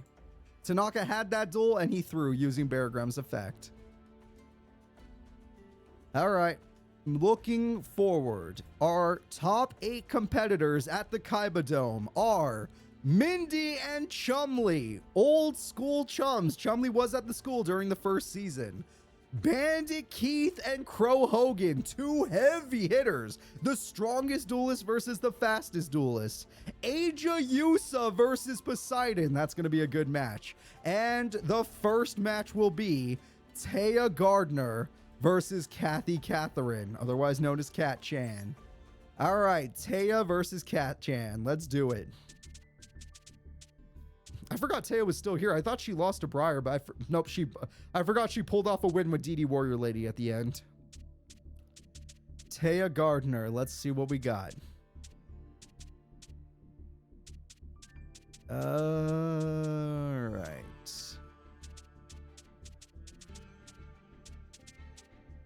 Shit, I can't find Taya's deck.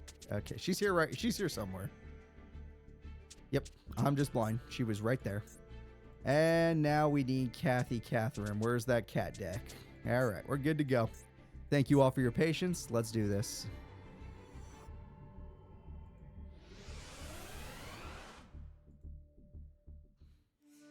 Taya is ready. And this time she's on the player 1 side, so we'll get to know if she has Honest or not.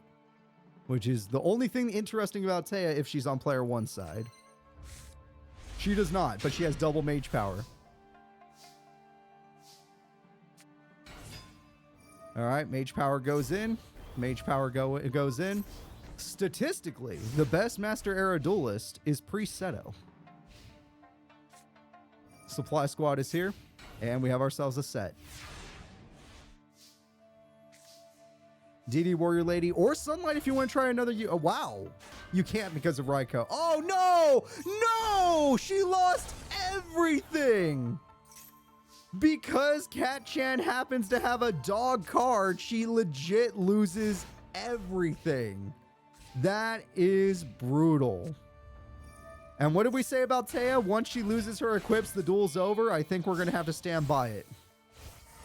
Once she loses the equips, the duel is basically over. Mannequin, Cat, get another. Oh my God. How strong are you about to be? Dear Lord. There is so much power here. So much cat power. The cat works. Good job. Good job.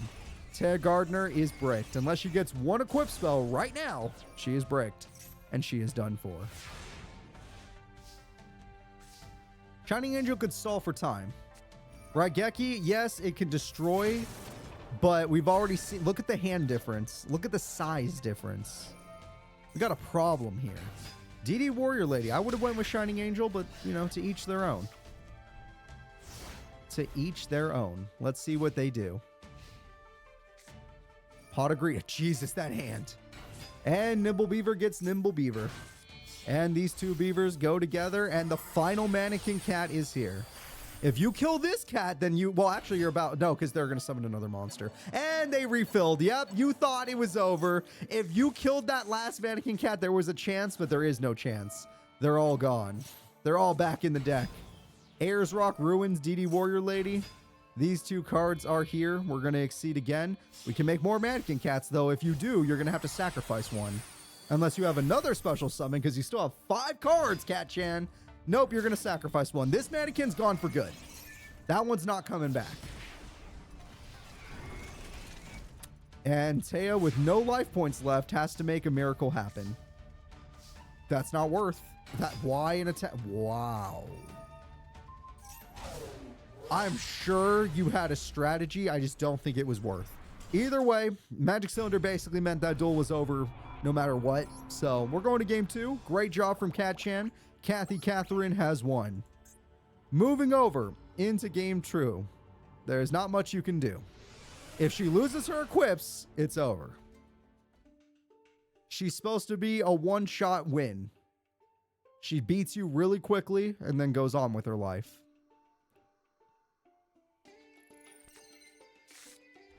That's a stronger hand. You could start with many different cards. You can go... Oh, but they always waste down defense mode monsters. So if that monster has enough defense, they'll waste their Honest on it.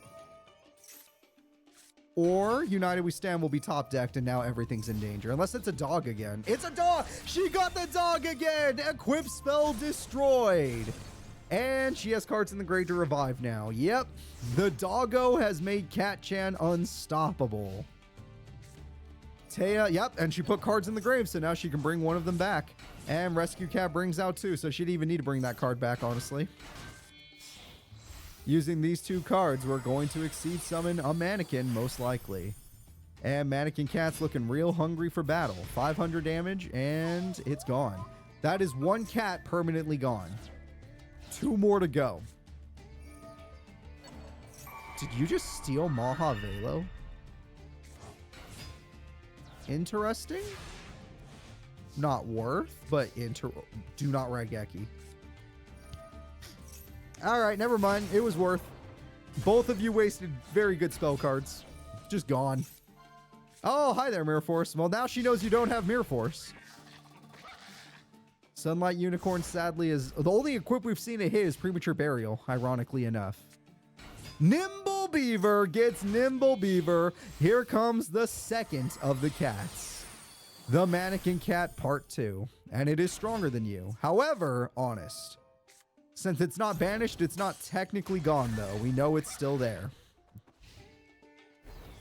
Alright, if you can get an equip spell, you can win right now. Sunlight Unicorn decides the duel. Nope, honest again, but now you're not going to draw honest, which is brutal. 18, 14, almost game, but Cat-chan, I've seen you come back from worse. Hell, in this very tournament. Let's see what you can do. Oh, I'm assuming the AI, that's their way of showing us they give up, because they've done it way too many times now. That must be the I give up sign. And to be fair, it is over, because Premature Burial with Maha Velo instantly gives it 500 more attack. She used up all of her special summons. Taya Gardner wins.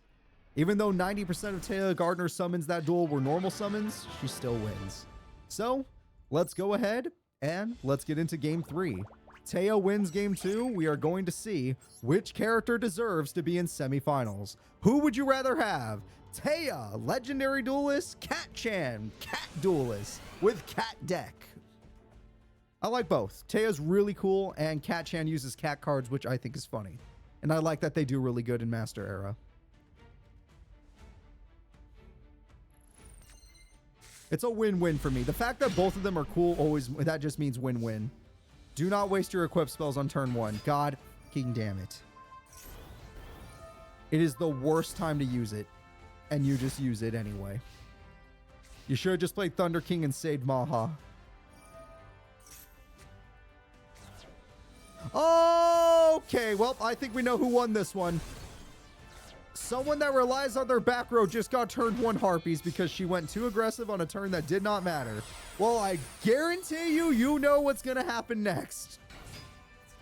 Maha Velo is dead. Thunder King is worthless. What do you plan on doing? Oh, wow. Whenever Taya's in trouble, she always gets her Shining Piece. It is one of the only cards that saves her. Rescue Cat will try to stop it from saving her, though it will not work. She puts together a dog and a couple cats, and by doing that, she creates a shark! It's a cat shark! She actually summoned it for fun! Oh, that was a terrible play. Oh, you really shouldn't have done that. Now she's gonna get 2 Shining Piece. Oh, you get a light. Yep, you can get a light monster if you want. You don't have one. You don't have a light cat, because that's your mannequin cat. God damn it. Maha Velo goes after the shark. The shark's like, nah.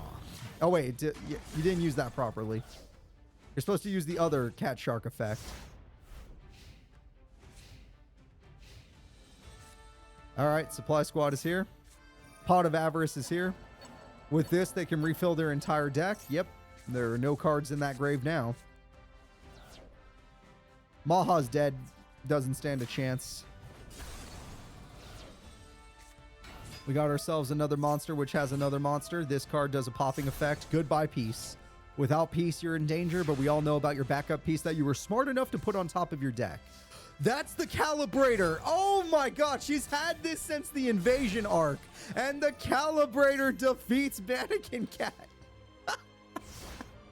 Oh my god, Taya. Really? And the Tree Otter will make you win. As long as you use Tree Otter correctly, you're going to win. Oh, wait, that pops a card. Oh, you got rid of Peace. That was a good idea.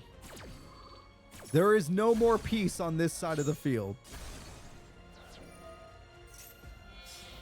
As long as you buff it with Tree Otter, you're fine. The Calibrator can't beat you. Technically, that works. We'll take it. So now Taya has to kill the Tree Otter card.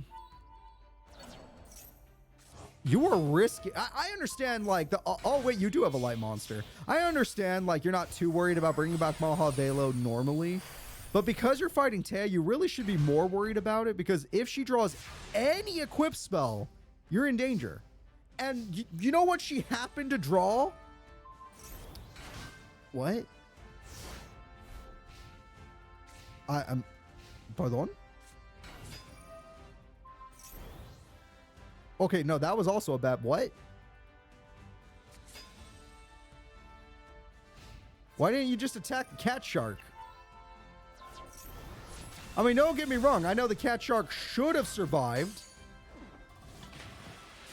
if you attacked it, but it was still the right play.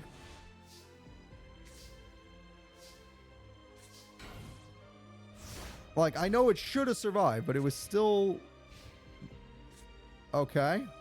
Supply squad again. Doggo. Why is that dog in attack mode? Why on God's green earth is that... Oh my God. Why would you ever give her... Oh, wait, unless you're about to go for a game somehow. If you're going for game, this makes sense. Never mind. She's probably got her. She's going for game. That's why she did it. It's not... It doesn't matter if it's invincible. If you do enough damage... Oh, yeah. It's over. It's over. We know who's going to top 4. This duel is super over. GG. Okay, that just attack the peace card. Just attack the peace card. And with the cat shark, Cat Chan will destroy Taya in top 8.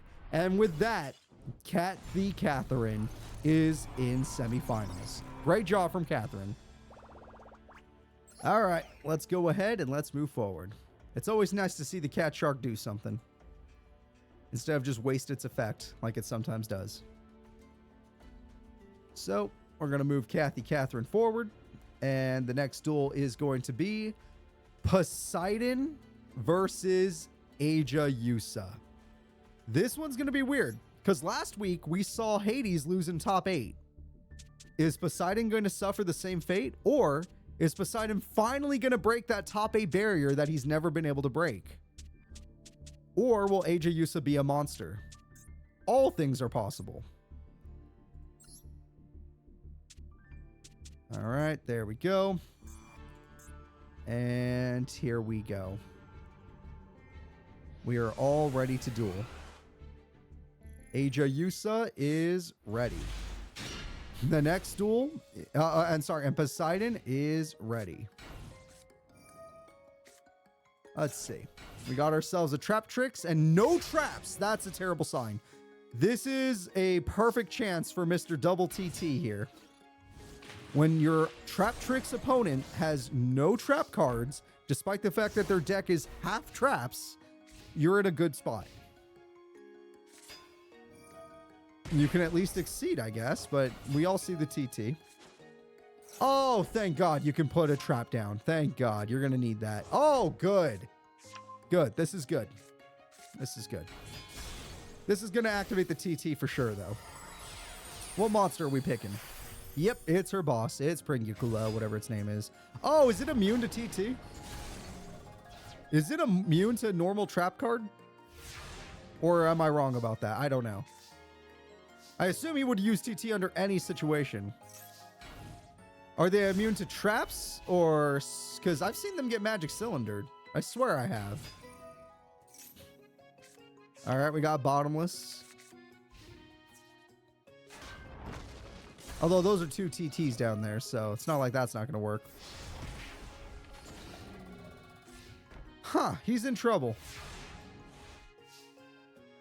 Okay,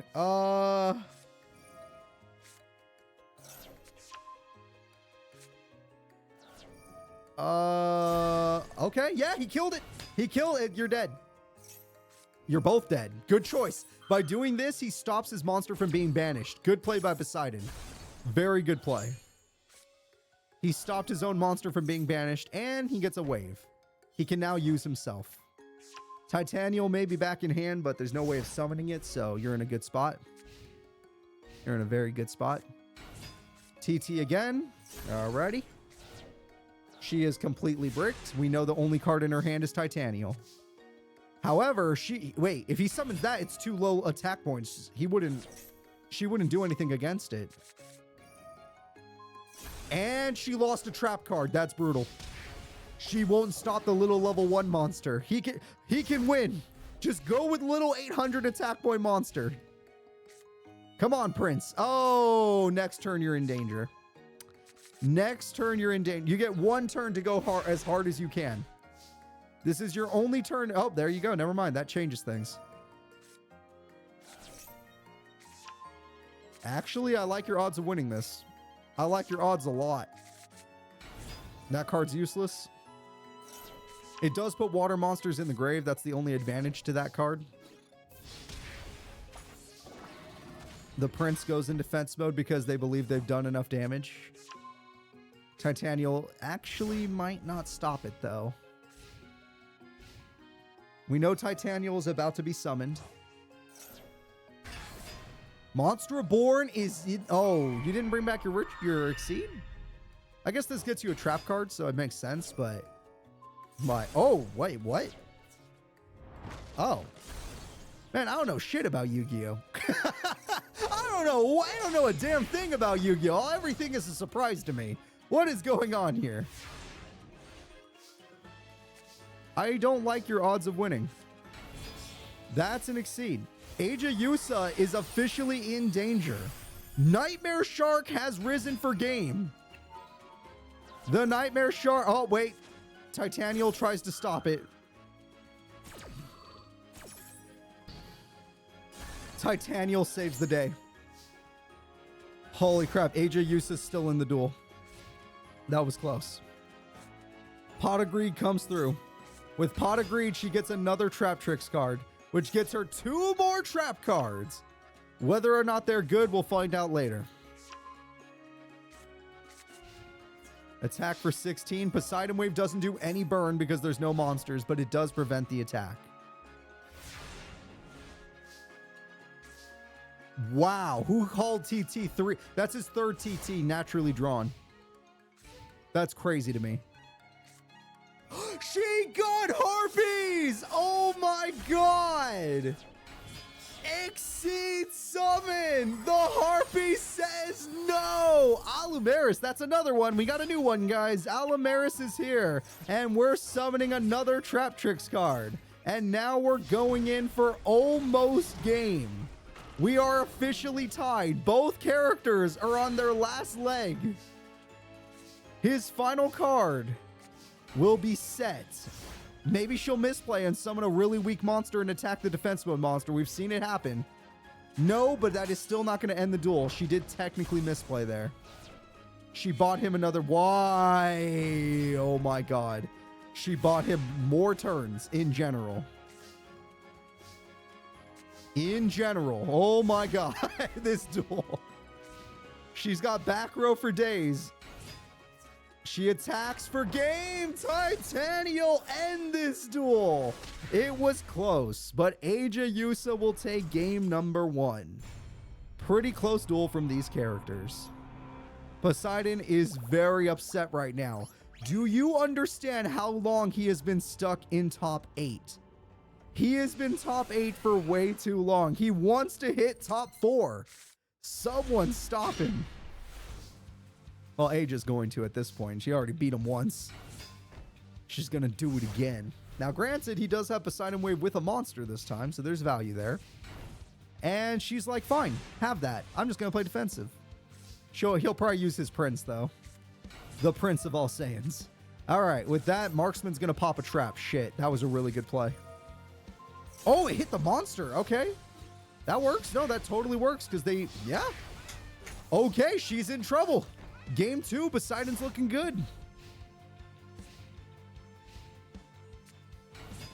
Looking at this, they bring back a monster. And that's an instant Exceed summon. And the Exceed monster will be...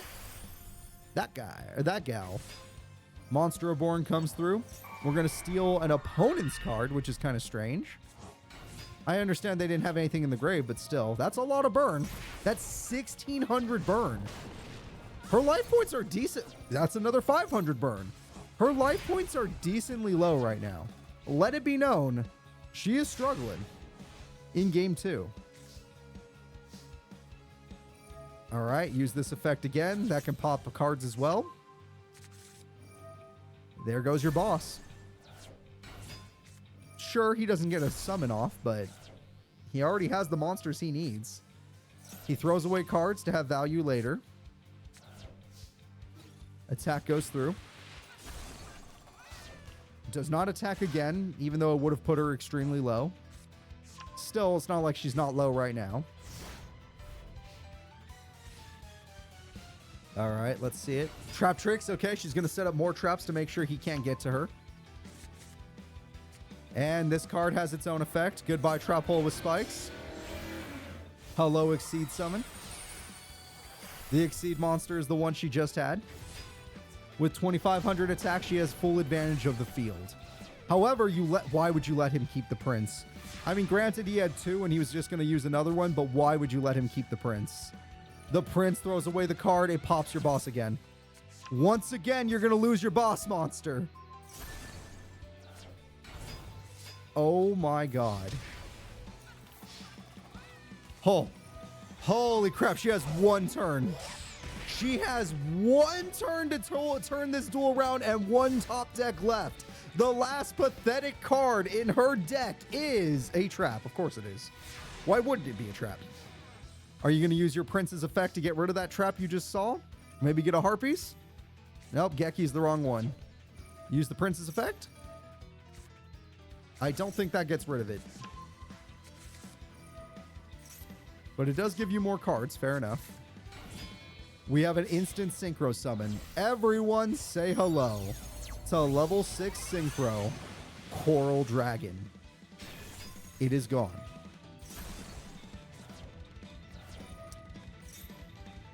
Okay. Somehow she has another turn. Okay, I officially say the duel's over. You should have game. Poseidon should be taking this game to game 3 now.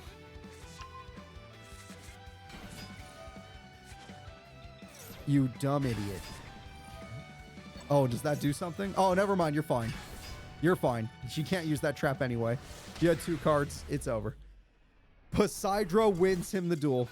We're going to game 3. This is the deciding match. Poseidon is 1 duel away from breaking his curse of being stuck in top 8. Aja Yusa, this is your last chance. These duels have been pretty darn close. You've always been forced to top deck, but let's see what you can do.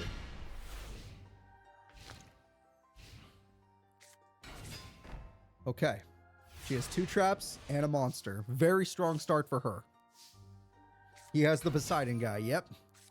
And that pops the only monster you had. And it gives him Poseidon in hand. That throws away the Poseidon for later. Raigeki. Wow, did you guys see her hand? I think we're about to see some thievery. I think Aja Yusa's in the move to be a thief. However, if she is about to be a thief, we all see the TT. But would you drown your own water monster?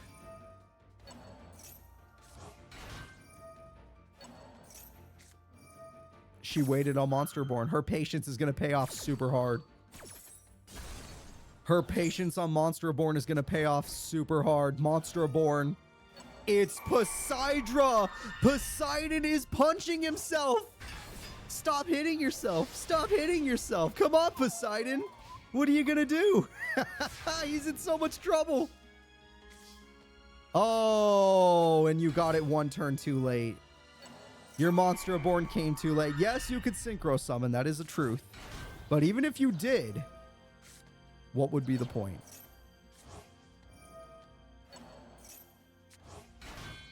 Even if you did, we saw the trap that they just laid.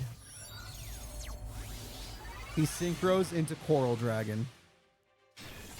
Bottomless says no to it again. That card's effect activates. There is, I guess, no level 5 synchro to save yourself. Especially not stronger than Poseidon. Poseidon rips apart your monsters. Oh, they come right back. You know what? We've seen a really powerful synchro in his deck before. The question is, will he draw it? Will he draw the right levels that he needs? There is no trap to stop her. They're not. He needed level 9. He needed level 9. He drew a level 3 instead of a level 4. That is heartbreaking. The only card that could have saved him. Now, granted, he gets another turn. Maybe he can do it now. Nope, now you needed a level 3. However, you could go for a Coral Dragon. That is fair. You have Bryonic? He puts Poseidra back in his own hands! Wait a minute! Oh, shit! Oh, no! Oh, no! In Game 3, Aja Yusa, the whole duel just turned around! She had Geki. We knew she had Geki, but it still turned around because we know she's been bricked this whole time. She is 100% bricked, which means Gigaplant or Titanial. Double Poseidra's a brick! He's bricked! They both have their boss monsters!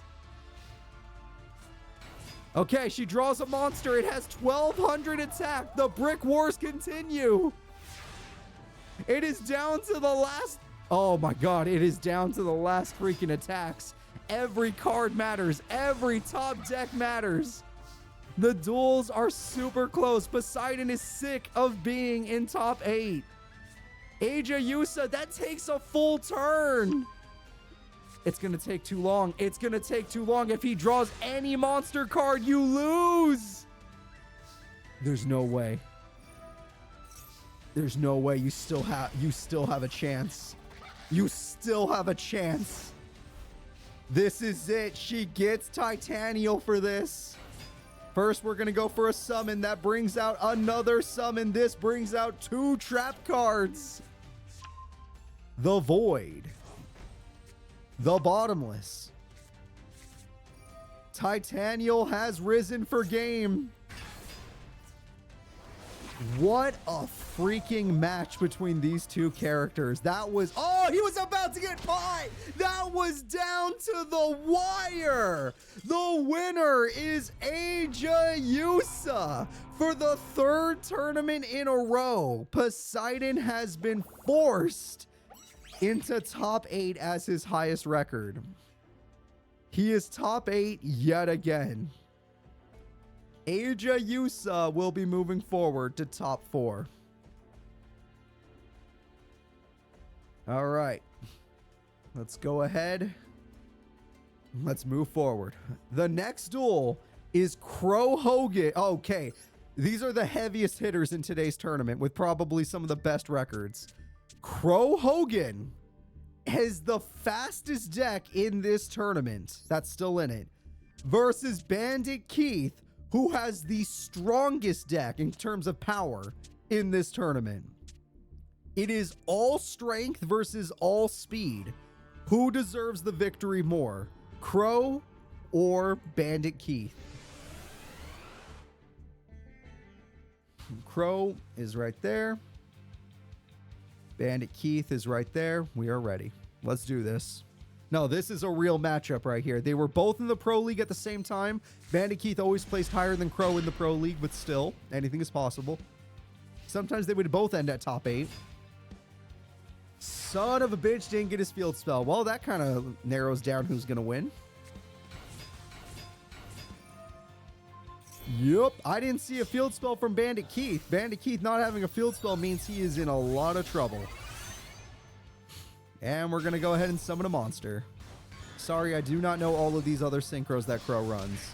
That is insane damage with insane trap cards to go with it. Bandit Keith is in a lot of trouble. Terraforming gets him his field spell, but because of the trap cards, I still say he's in a lot of trouble. That is luck-based. That's 8 tails now. I'm just going to carry it over. That is 8 tails. Kalut is going to power them up.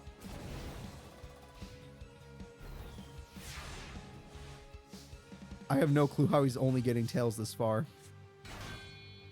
We have a level 8 Synchro Summon. It is the Blackwing Dragon. That is his ace. And with it, it already has the counters to ruin the opponent. 1400 burn for game. Meteorite, that doesn't save you. Speed! Be Keith's power. The winner is Crow. It takes Bandit Keith too long to get started unless if he gets a flip effect off, he wins. But that's too much luck base. Game number 2, here we go. Crow wins game 1. Game 2 will now begin.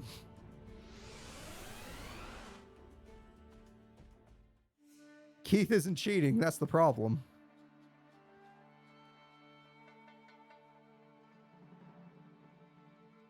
All right, game 2 is about to begin. Crow has an interesting but good hand. A lot of these cards, Kalut, Gale, yeah, no, this is a good hand. Pot of Creed comes through. He's got a set, and again, no field spell. He's in trouble. Once again, he's in trouble. We're about to see a billion summons. Oh, more like 3. Only 2? I thought he would use Shura instead of that card. Kalut is forced because that's the only way you're going to beat that spider.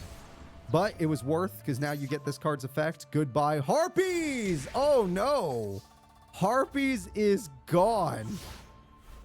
All right, Bandit Keith, this could be it. I'm not even joking. You could already be at the... Okay, he got terraforming again. It just took a turn.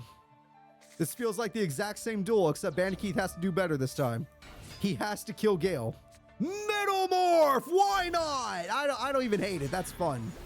Metal Morph is fun. And Blowback Dragon! What? The power of Blowback Dragon is immeasurable. And he destroyed. That's a scary card. That trap is very scary and is going to be a problem. Let's see what happens. We're going to get a trap. Oh, God, he didn't hit the trap. He didn't hit anything. That's his first heads in a long time. And the attack goes through. Metamorph gives him a buff. Bandit Keith has advantage, but all of his life points are gone. And he's in a bad spot. Do you have any spells or traps you want to show the class? No, you do not. Good to know. All right, Shura's just going to set. Crow's in trouble here. But if Blowback fails, he doesn't have game. Blowback goes in. Will it succeed? Finally, a success! And with it, heavy metal rail. Okay, well, we don't need it. It's game. It's game. It's game. Bandit Keith outpowers him in game 2. And that is it. We're going to game 3. Who deserves it more? Bandit Keith has won this one. Will it be the powerful Bandit Keith and his machines, or Crow's speed with his winged beasts? Only one person can go to semifinals.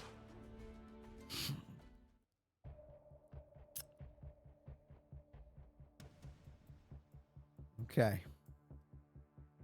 Crow Hogan, what is your opening? Interesting. It's good cards. No tuners, but it's still good cards. And you can use one of those cards to get you a tuner. Bandit Keith, do you have your field spell? You don't. Desperado! He got his boss monster! Okay, he may not have his field spell, but that is a boss monster right there. And that is a scary one. Crow might... Oh, no, that's not the right one. Black Thunder's fine. You know, if he was already winning. But he wasn't already winning. You know, I don't think you should spend both of those. I'm not trying to be rude. Just don't do that. You didn't even summon Bora. All right, well, we're just risking it for the biscuit, ain't we? Harpies will activate. Destroying the Black Thunder. Heavy metal ray. He got the field spell. He got Blast Sphere in an aggressive Blast Sphere. There goes the popping effect. Goodbye. Blast does burn 900, and that's game. Bandit Keith destroys Crow Hogan in game 3, earning his place in top 4. Both characters are incredible, but at the end of the day, Black Wings lose to Machinations. All right, let's go ahead and let's see who is up next. The next duelist in this tournament will be a blast from the past. It's time for a Duel Academy reunion yet again. It's Chumley Huffington versus Mindy. Chumley hits like a truck, but is also a tactical duelist. Mindy is 100% tactics. Let's see who wins this duel.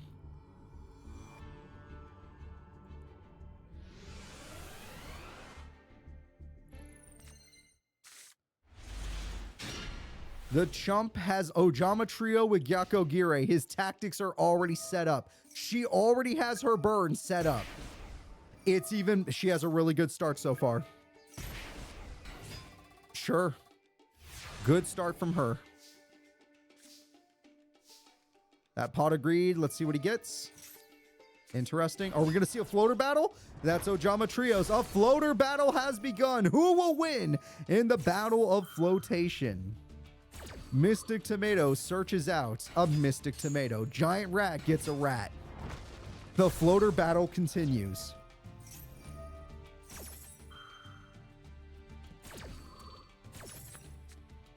Mystic Tomato. Okay, they're out of floaters. Who has the better monster once they're out of floaters? Cannon Soldier at 14. Gyakogiri at 13. Right now, she has advantage. And Ojama Trio turns that advantage on its head. Granted, she is not upset with this situation. She is not an aggressive duelist. And also, Mindy can use those tokens with her Cannon Soul. Wait a minute. Wait a minute. Do you have another monster, Mindy? Oh, Mindy hungers for burn. The Ojama Trio is used against him. That was incredible. The all-tactical deck of Mindy proves its worth. And with it, he dies next turn.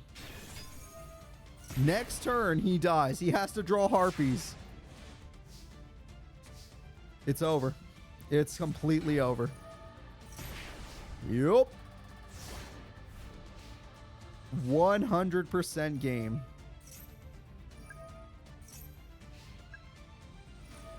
Burn. She completely took advantage of his Ojama Trio combo. She ate all of them. And she burned him with it. I owe her some DP for exact damage. I don't even care. That was incredible. Mindy, let's get into game 2. So the chum, he has tactics and he has good attack. Mindy is better at tactics and uses your own tactics against so shit. Well, this time you're going to get to see his attack. Oh, she might want to buckle up for this one. Last time he tried his tactics and it didn't work. This time I think he's going to try the beat you up jutsu. I think that's going to be his solution to you.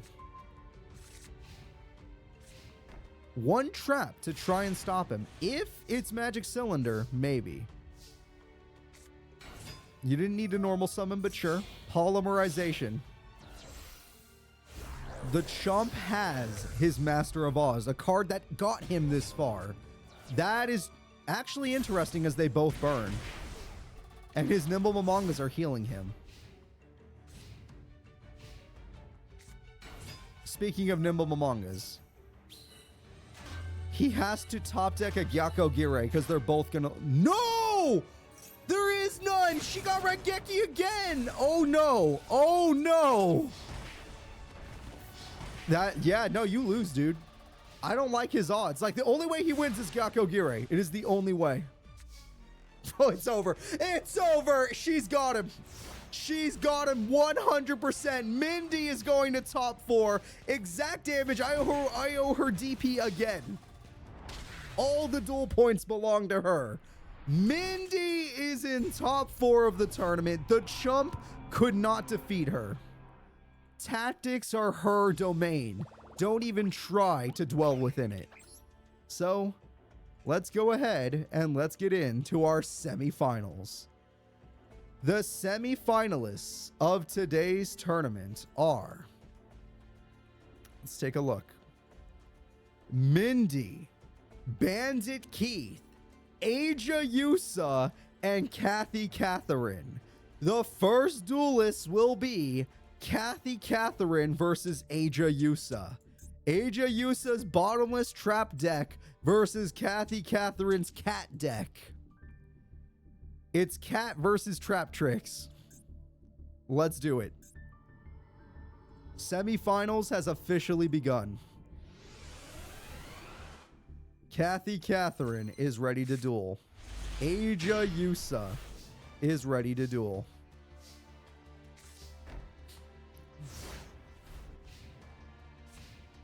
Okay. I'm surprised they didn't normal summon, but sure. Pot of Greed comes through. Supply Squad. That monster's too weak to use a trap on. Exceed comes through. This might be more worthwhile to you. Mannequin Cat has nothing to combo with. And it's gone. That's one cat gone forever. 2 more to go that actually have attack points. Premature Burial brings back the Beaver. The Beaver might want to go for some damage. Sure. Now, she could Monster Reborn into Gigaplant if Aja Yusa wanted to go aggressive. We will see. That's a special summon, so she could still do it. Yeah. You could still special summon, use the Beaver as tribute. Yes, she's going aggressive. Okay. Aja Yusa is not going to give the cat any time. She's going all in, spending most of her options in order to do massive damage. However, she has no more traps, and Kathy Catherine has a lot of special summons. Also Pop Effect. Okay, well, that's not great. That cat is stronger than you. Aja Yusa, as usual, is top decking. When you run a trap heavy deck, you usually end up being a top decker at some point. Alright, Premature Burial will be used. Gigaplant will most likely be normal summoned in order to achieve... Oh no! Ring of Destruction! Wait! A normal trap was activated. Bottomless return. Okay, hold up. Ring of Destruction. There is one trap on the field, but it can't stop the cat that already exists. The Mad Piano. Gigaplant is back. Why would you give them that? I mean, granted, you're going to be... Oh, because you want to get second mannequin right now. This would get you second mannequin. That is true. Even if it gets bottomless. It's Cat Shark! Wait, no! I take it back! They just wanted to have the option. That's too weak. You should have attacked with the other monster. Very, very bad play. You might have just lost the duel. This entire duel is decided by the next top deck.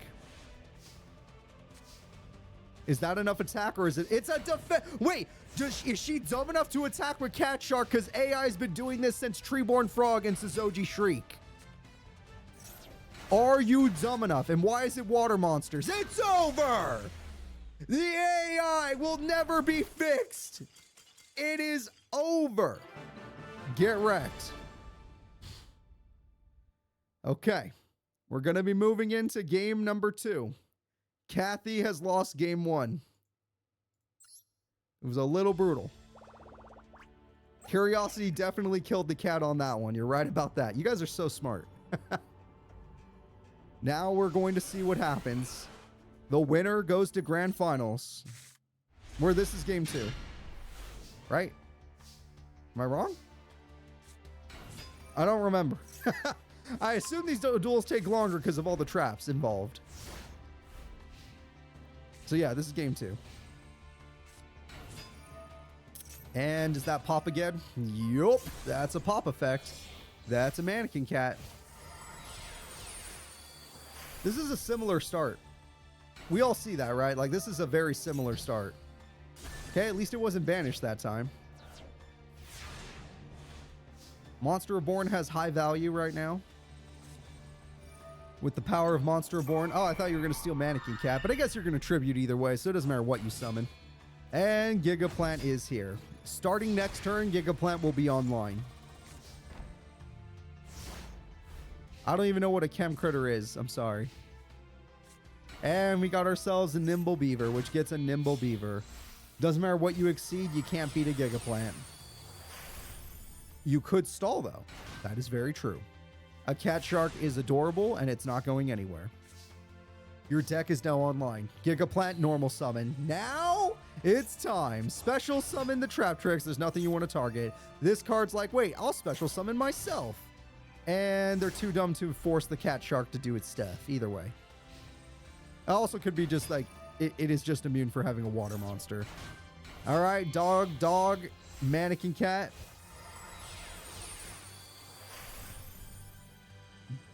Banished. That's one cat gone for good. Ring of Destruction hits the special summoner. That is a huge loss.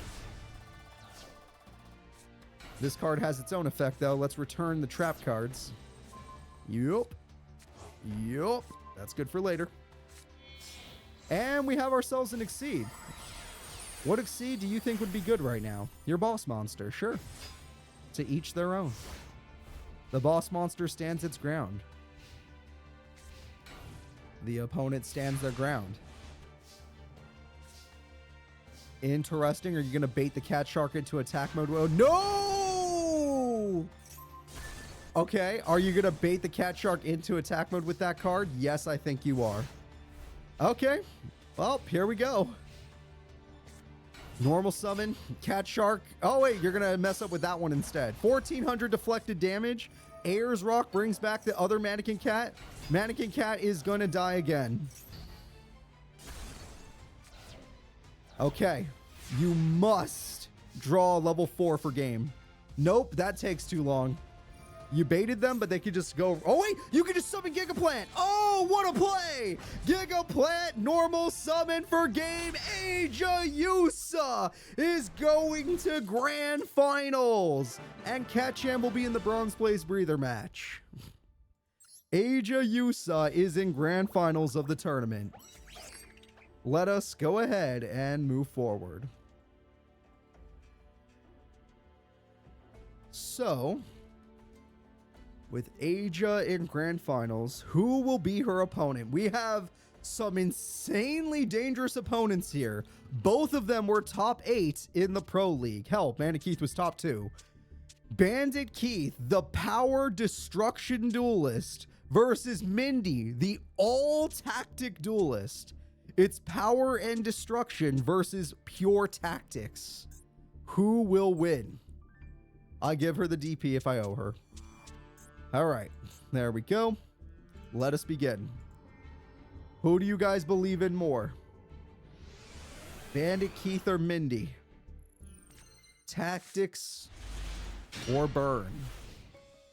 Oh, sorry, tactics or destruction. He already has his really good monster, but he needs a way to summon it, which is the field spell. Without the field spell, he can't really summon it because Mindy's not really going to pop you.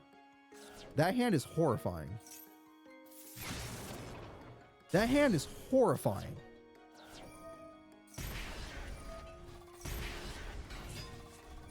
All right, bet you wish you didn't use that card now.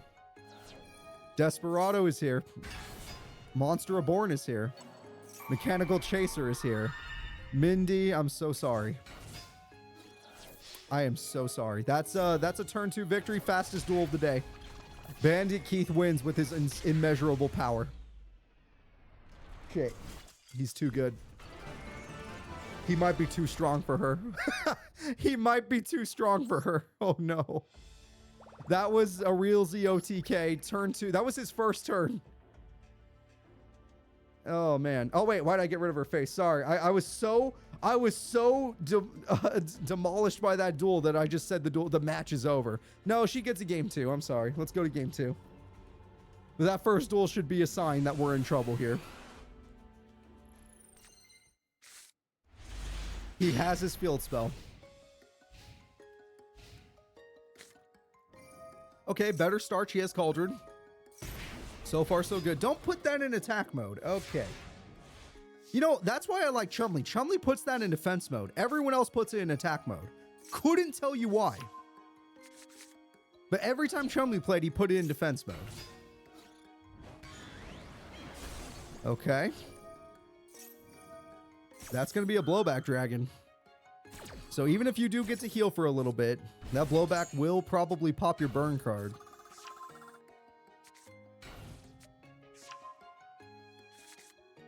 You guys think Keith keeps limiter removals up his sleeve? If that is true, he will draw a limiter removal next turn. If you guys are right. He definitely doesn't keep heads up his sleeve because he keeps getting tails. All right, Mindy, what else you got? At least so far you've been healing.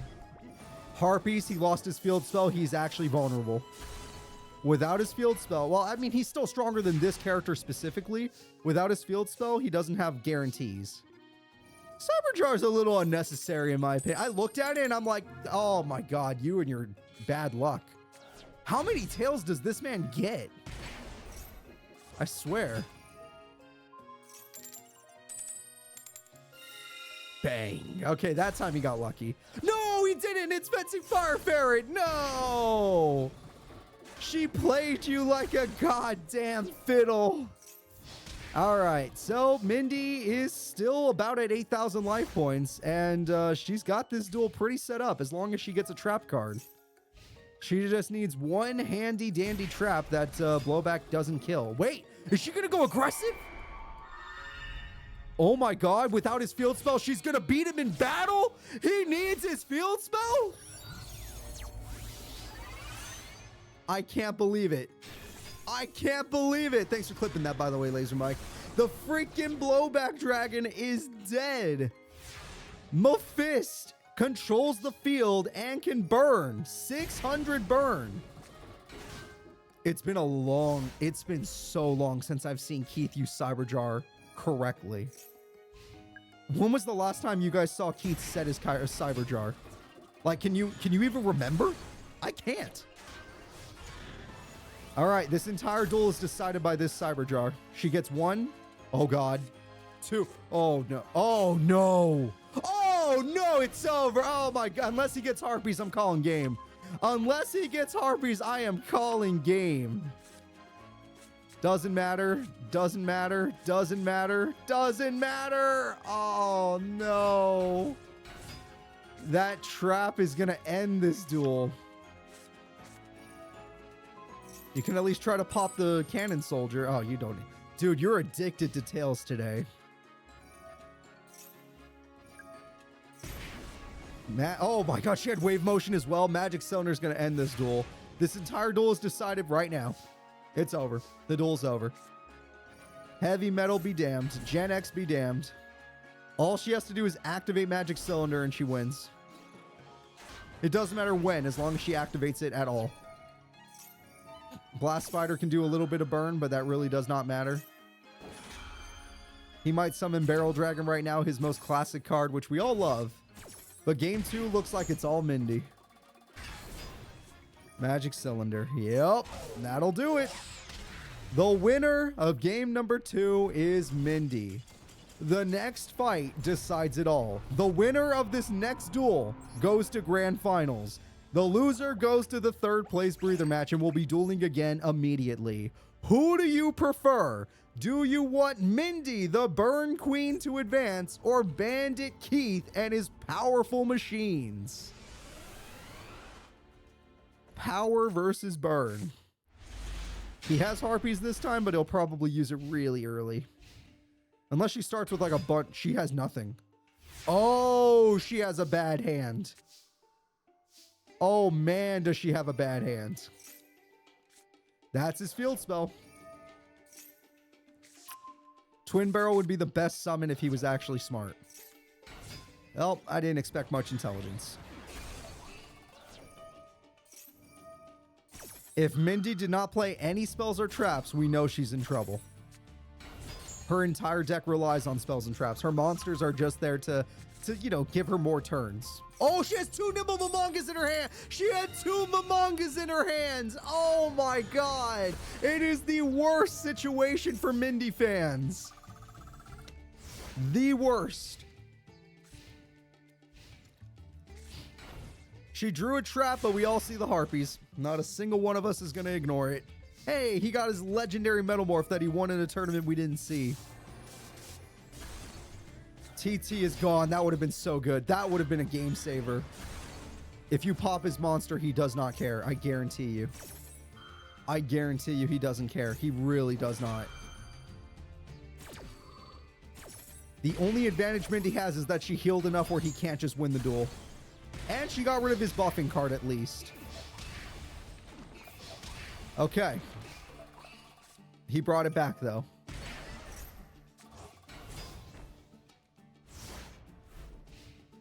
So, Mindy, what will you do?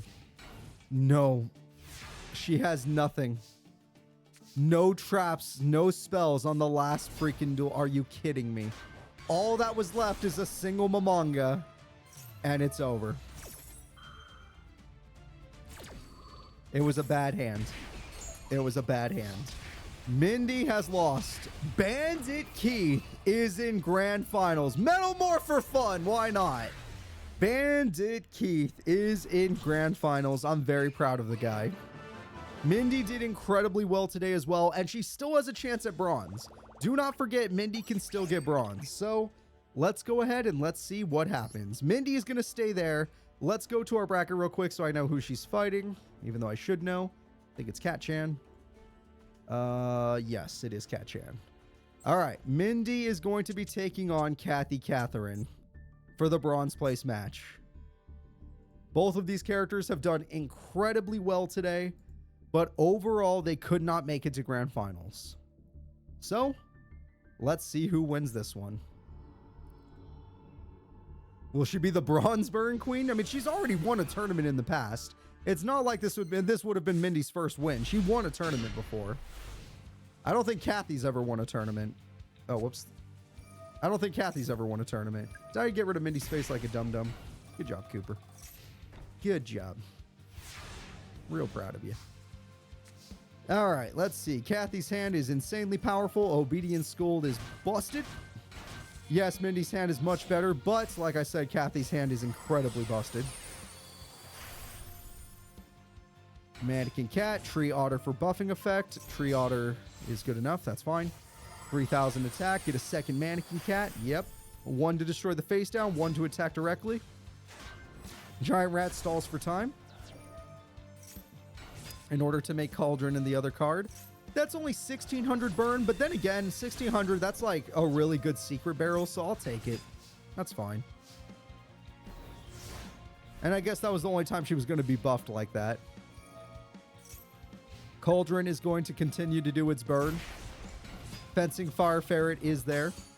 It will get rid of one of the cats. One mannequin has fallen, but we see all the revival in her hand, which is why I said her, like, Cat-chan's hand is busted. It's going to be really hard to beat her. Oh, God, it might be over. I'm not trying to be pessimistic. It's a possibility that everyone needs to mentally prepare for. Just the slightest chance that it could be over. Really depends on this cat girl right now. So, Kathy, how you feeling? You feeling like winning, or you good? You feel like giving her another turn? Nope. Okay. Well, she doesn't feel like giving her another turn, that's for sure. The attack goes through. The attack goes through. The attack goes through. And you get 500 life points. Damn. Wonder if Cat Shark would have worked. Or if that's only during battle with another monster. Either way, she's got it. I swear, Cat Shark is probably one of the most... I love cats. I have 3. Cat Shark has to be one of the most adorable cat cards, like, ever. It's got, like, little fins as arms. It's great. Alright, let's see here. There is no chance of her winning. If she lasted one more turn, she would have had a chance, but she can't last another turn against the cat deck.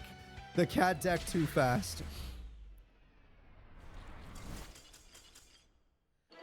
That's going to be it. That's a GG. Game number 1 goes to Kathy. Kathy is 1 duel away from a bronze medal. Will Mindy lose it right now, or does she still have a chance? Because Mindy didn't have a bad start. Her opponent just had way too fast of a start. Way too many special summons. This is no different. This is actually way too much too. That is a very good hand, and if you pop that if you attack that monster, you're going to pay the price. Oh boy. Bandit Keith has never won a tournament? That blows my mind. That blows my mind that Bandit Keith has never won a tournament. He's so good. He just is. I guess he has the Yusei problem, but at least he's better than Yusei. Oh crap. He's the best character who hasn't won? Cool. I like that idea. The greatest non-winner. Tree Otter effect activates. Another Mannequin Cat. This is really not good. If you are a Mindy fan, you should be scared. It's getting bad. It's getting OTK level. It's getting so close to it. It's not quite, but it's very close. That is all of her cats. All of her mannequin cats are on your screen. You have 1,000 life points in a dream.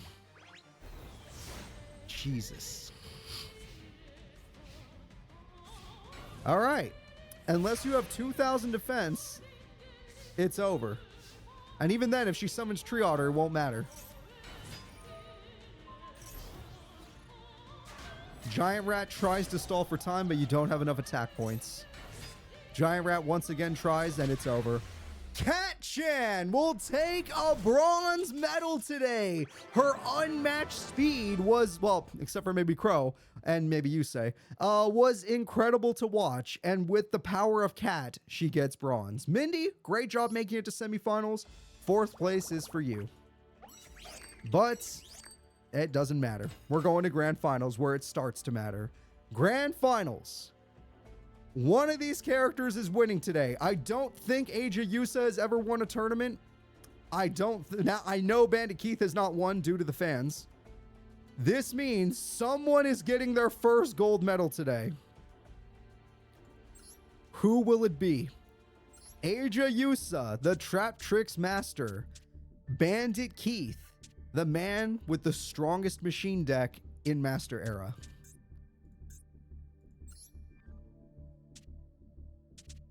Here we go. We're going to start real soon. Grand Finals has now begun. And after this, we do have a trailer for next week's tournament. Aja Yusa is ready. Bandit Keith is ready. They have a ton of second... I mean, I think Aja Yusa definitely has a silver medal. Let's do this. Aja Yusa is already set up for next turn to have a 2800 beater, which to Bandit Keith doesn't mean much, because he could just use his field spell to become stronger than you.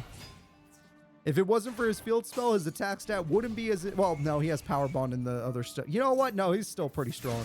And he runs an insane amount of beater cards, including tribute monsters, which is why he bricks sometimes. All right, let's see what else you got. Titanial is here. It's gone. All right. And Desperado, the last card in his hand. The final card he owned was Desperado. Oh, no.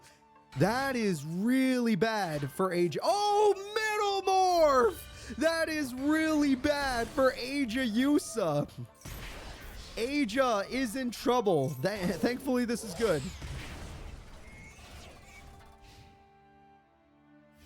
That's a lot of silvers for Keith and a lot of bronze as well.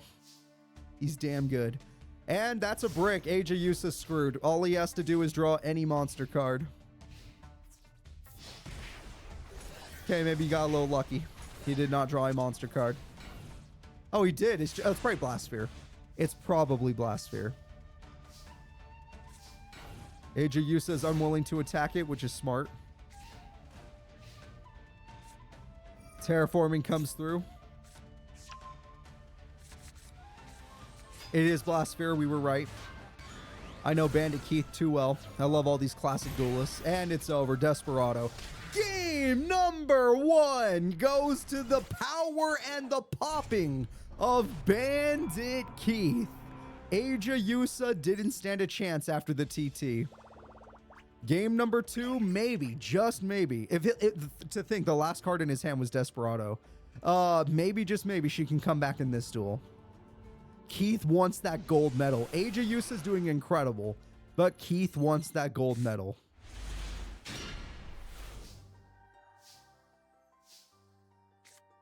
All right, there we go. Titanial is there. This gets you a bottomless or any trap card. Go for it. She did start Harpy Geki, which is insanely strong if he gets his field spell. He also started Geki, but not Harpy, at least as far as we know. Yep, just Geki. However, if she... Okay, well, maybe it's worth it. If she uses it, then she no longer has any Harpies or Gekis. They only get one. So maybe don't use the Geki. How about hold back on that one? Shit, he lost Limiter Removal and Magic Cylinder. Those are the 2 of the best cards in his deck. And you're in so much trouble. You are in so much trouble, Bandit Keith. 1, you don't have your field spell. 2, you have no back row and you lost some of the best back row. 3, you lost your front row. 4, Titanial. Her old boss monster and her new boss monster on the field together, destroying you, Bandit Keith. Now you don't even have the life points where your field spell would come in handy. Oh, there it is, but it might be too late. Blast Spider will try. Yes, it has enough attack points, but you can't get a second monster that high without risking your life. Interesting. You don't really want that Blast Spider to stay alive. You don't really want that Blast Spider to stay alive. Like, I understand you're scared of Heavy Metal Raiders, but it's a burn card. Blast Spider is legit a burn card. That's a luck card. I highly doubt it'll work. Exactly. He has so many tails today. He probably has the most tails today. Okay. She can... No! Oh, I was going to say she can attack blowback, but he was... Oh! He was smart. He played that very well. It's not even blowback. It's freaking... What's that little one called? I forgot. Doesn't matter. Oh, my God. That was luck. He's turning this duel around with, like, no life points left. Not again! Oh my God, really? Come on, man. He won. Bandit Keith is going to win the tournament. Bandit Keith has done it, everybody. His first gold medal happened at the Kaiba Dome. The Kaiba Dome will now be cheering for Bandit Keith. Holy crap. Not bad from the Bandit. Let's get back to our bracket. Let's see how it went. Yep, there is a trailer. Bandit Keith is now number 1, and that will definitely affect his rank once the rankings get released. The end of the tournament is upon us. First place goes to El Bandito. Second place goes to Aja Yusa. Amazing duel from Aja Yusa as well, no disrespect. She did incredible today. Kathy Catherine did a great job as well, getting 3rd. Mindy did a great job getting to semifinals, getting 4th. Honorable mentions go to Crow Hogan, who did fine. Poseidon, who did as well as he always does. Chumley, who did his best. And Taya Gardner, who did fine as well. These characters did okay. Mindy did good, Kathy did great, Aja Yusa did great, and Bandit Keith was amazing.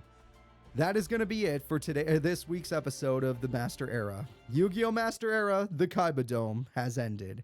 And with it, we have ourselves a trailer for next week. I'll be seeing you all then. Please remember to like and subscribe, and just thank you all for being here today. I appreciate you guys. So, see you soon.